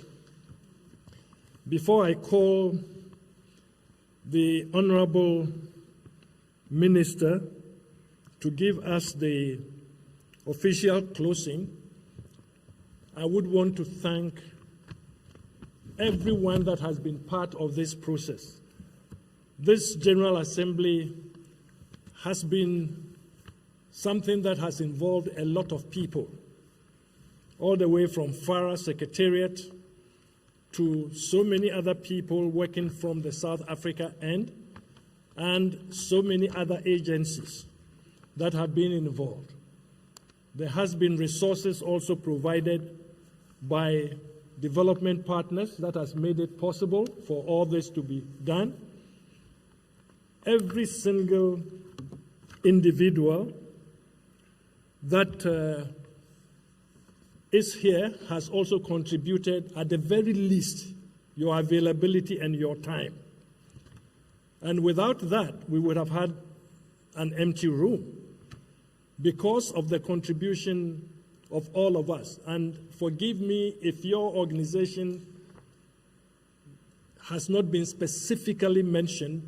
I just want to assure you that we are all very much appreciated. And therefore, this is a vote of thanks, a very general vote of thanks to everyone and to all the organizations and all the individuals that have been part of this. Let me also say that we heartily invite the winners, the Greater Green Project, Zimbabwe, ES, MAT, Uganda, and Tilapia, Cage Pilot, DRC, and partners, friends of YPAD, to meet outside. After the ceremony has been done, we would like you to meet us outside in the exhibition area, a few things that we need to sort out. At this point, I would like you, ladies and gentlemen, to put your hands together as we welcome our Honorable Minister of Agriculture, Deputy Minister of Agriculture, Land Reform and Rural Development, to give us the closing address. You're welcome. Thank you very much. Thank you so much. For the opportunity. Please. Thank you very much. If I may say, Program Director, because I haven't been in here, and I will be actually addressing you, not exactly putting your faces with your names. Please forgive me for that. Please, can I indeed thank you. I'm not supposed to make any vote of confidence, but I'll fail my duty if I do not say thank you for choosing us as South Africans in your continent. We are very, very happy to have been given an opportunity to host this great conference. You have graced our shores since Monday, and those who were preparing are almost South Africans, and I do believe they will now be speaking Zulu as well. You are really in your own continent. You are in South Africa, and our departments, all departments in the country, our private sector, our business people, they actually felt your warmth. I did feel that there was big business going on in this ICC, which for us is a historical step that will continue to build on. Specifically, I would want to make a few acknowledgements, not that we are not all to be acknowledged, but I also do know if I go to Ethiopia, by this time I'm itching to check whether my flight is about to reach Ethiopia so that I can go back to South Africa. So I won't keep you long, but I actually express joy, happiness, appreciation, and satisfaction that what you seek to do, to unite all Africans, to unite nations, we can only unite in this manner.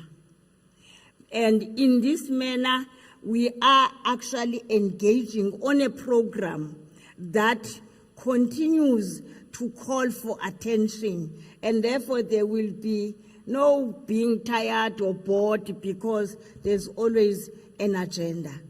And that agenda prepares another agenda. Listening to your agreements, your deals, your friendships that are only built on knowing each other, knowing how that other is actually thinking, engaging, and wanting to proceed. We will go a long way. I do think I will say to my minister, Her Excellency Togo Didiza, the DG, Mr. Ramasoti, we must do more to localize. I heard the program director saying we must ensure technology is put into implementation. How great, because today this is what we are going to include in our own national strategy for development, especially in rural areas, because sometimes rural communities are said not to be accessible. But on the other side, I might say, because I come from that area of a rural, no, governments are not accessible to those communities, vice versa. It's not the rural communities that are not accessible. It's a government is not accessible to those people. Indeed, Dr. Ravi Ketapal, please, if I pronounce your surname, your name, please accept what my pronunciation. The chair of Global Forum for Agriculture Research, Dr. Alion Fall, chairperson of FARA, Dr. Lala Razafinjara, chairperson of the board of directors, Dr. Yemi Akinpaminjaro, Akipamidro, FARA executive director. I had already upfront announced my ignorance insofar as this pronunciation is. Please bear with me. Dr. Sibusiso Dlamini, Katesa executive director, distinguished guests, distinguished delegates, ladies and gentlemen. How I wish some of you are young. I haven't seen you is dark in here, but judging from your voices, you are some of those who will remain and continue with the agenda. I really wish to say our government, our rural communities, our people throughout the 9 provinces have felt your warmth, because it was indeed bringing a strategy to solve their problems. We do have difficulties of issues of having water, clean drinking water, but there's so much rain. There's so much everything that we can actually access better water. Our water tables are quite there and our springs are there, but the issue is the how part of making it available to our people. The solution is in here, and your resolution talks to that.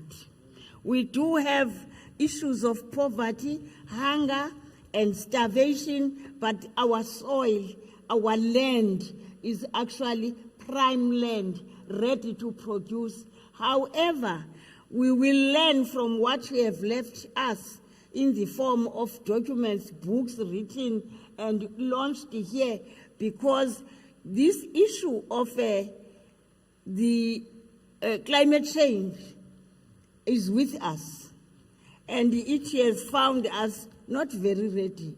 But I do believe we are in a position as this country to fight back. We have the energy to do so, but we lack the technology that is going to be preempting what might happen in future. We tend to enjoy the sand to build our beautiful houses, but that sand in actual is our soil that went into the rivers. Down the river we get it in the form of sand, but part of our land has been dissolved in that particular situation. I also would want to acknowledge that I know from your recommendations and decisions emanating from the conference that is a fast developing common language between the researchers and the innovators. It is our wish as this Department of Agriculture, Land Reform, and Rural Development, we are indeed will use this opportunity to bring the innovation, even indigenous people, what they were doing long time ago must be brought to the new approaches, because they were not just senseless, useless, they actually was our indigent knowledge. And our recognition of that and coming with new ways of actually building on it and not actually taking as if there was no education, there was no information before. The researchers, the innovators, our extension practitioners, us as government practitioners, us as politicians, we will have to hold your hands very tight so that you don't go away too much from where we are, lest we fall. Yes, some diseases had actually found us wanting. The issue of HIV, we were not ready with a lot of technologies. We were also not aware how we would respond when they come, as well as the COVID. But learning from those mistakes, how we could have gone in preventive and promotive approach to ensure that we suppress disease occurrence, that we promote health, that we understand that even if we don't see them, they are there. Then therefore, we will continue to be aware, you will continue to assist with this type of research, having to innovate. Today we can talk of South Africa that can produce its own immunizations in various ways. We did it because we were under pressure. The diseases were advancing and we were not armed enough. But these ammunitions have been brought through your flights, through whatever buses. When you were coming here, they are in the house today. But they are very much invisible and they need patience because we have to read and spend some time. We have to learn, and you have actually to go to other. We want to go to your places, Betun. wesikwazi uba sihlale nani. People don't know sibahle kangakanani when we are together. Some people can even be jealous that we are such good neighbors. We are such a big extended family that understand each other. This is how we view our memorandum of your memorandum of understanding that has been signed, and also the Africa Business Council and FARA will take us a long way. And we must also try to have this even at local. Unkosazana ke lowa lapha ekhaya uMama uNjobe.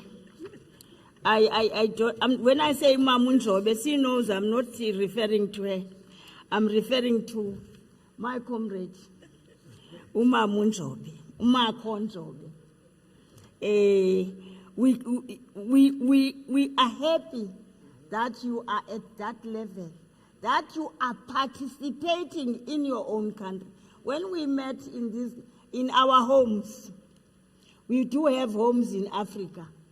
We stayed in Africa for us to achieve our democracy, which indeed is a platform for us to do this work and rebuild our country, our continent, and also extend hands beyond it, because you are capable. We are. Tina, we depend on you. Tina, we trust you, and we wish that you have enjoyed Africa at this level. Enjoying your Africa, you see your blue dot, your blue waters of your sea. You also know that you have these hills and hillocks rolling down, and with the breeze that rural people enjoy. If we are to develop, we are not looking for big buildings. We are not looking for any other hazards, but just check our own as Africa, green fauna and flora, and see how happy families we are. We shouldn't be running for things that really our parents didn't matter. Their matter was to protect their land, promote peace, travel by night, whether you're a woman or you're a man, and sing very loudly alone, because there was no fear, there was actually no threat. Yes, threats are coming in various ways, but together we can actually design, develop, implement strategies that may bring peace, stability, and also ensure that we grow our economy and don't rush for things that destroy our future. Remember your signatures in Beijing. Remember the National Environmental Management Act of this country, which tells us that the land we are in now is not ours. We have borrowed it from future generations, and therefore we must work together to protect them, ensure that we defeat climate change. We use methodologies that will sustain our future generation. I wish when you go to your country, you are able to remember rural women. They are struggling out there. Remember our young people. Your science, your technology, your research will help us to get medicines, even if you are in this low-pest area in your country. Odokotela wasibafonela abathumela amayeza ngendiza kube lula. Good South Africans, I must call you South Africans.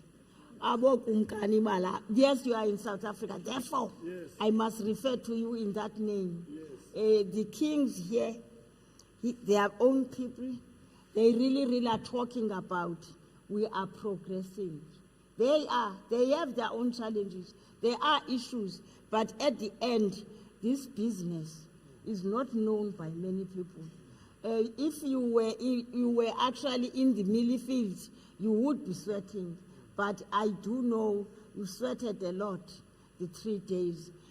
On behalf of the Department of Agriculture, Land Reform and Rural Development, and the entire departments of our country, including their 9 provinces, we salute you. We say thank you. And specifically, we congratulate the new chair. We salute those who have kept the fire burning up until today. We will always dip from your resource. Please keep it full for all of us. Sinqwenelela impumelelo Nkosazana, sinqwenelela impumelelo njengoba ni leadership. I don't want to talk about our own conferences. Yes. But this one is funny. It goes very smoothly, and maybe we'll learn from it.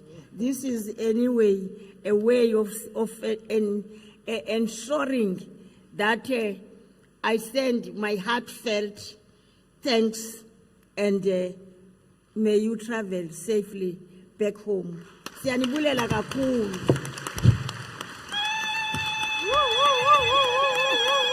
Thank you so much.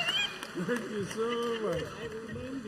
Wow, let's give a warm applause again. I can see a standing ovation. Yeah. You can see speaking from within, speaking from her heart. She says we should not think the communities don't have anything. They have very useful indigenous knowledge. She has also mentioned to us that we should not forget about our youth. We should invest in the youth. And she has also mentioned that we should not destroy our environment, and that whatever we have today, whether it is soil or water, it is not for us. It is something that we are keeping as an investment for the future and for the future generation. So she's giving us all these very important lessons, and we really appreciate the Honorable Minister for these very, very important closing messages. Thank you all so very much. So let's appreciate them again. Yeah.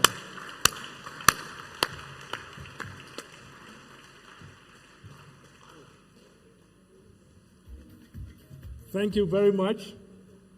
So our dignitaries can move down. Ladies and gentlemen, let me just make one final announcement, and then we are finished.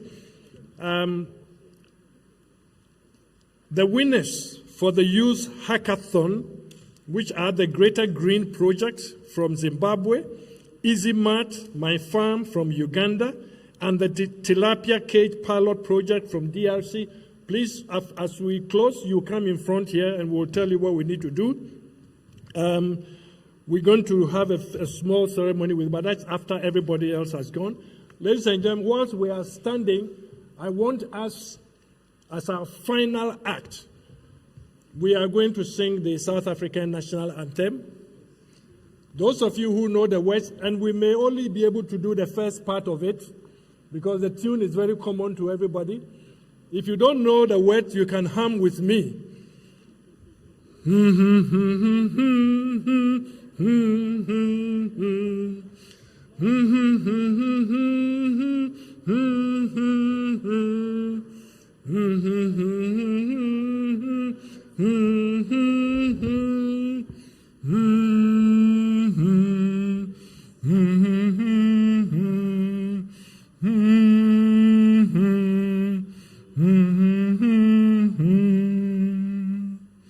Thank you all very much, and thank you to South Africa for this wonderful opportunity that they have granted to us.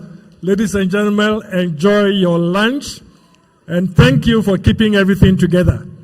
Have a wonderful stay and a wonderful travel back to your respective countries. Bye-bye.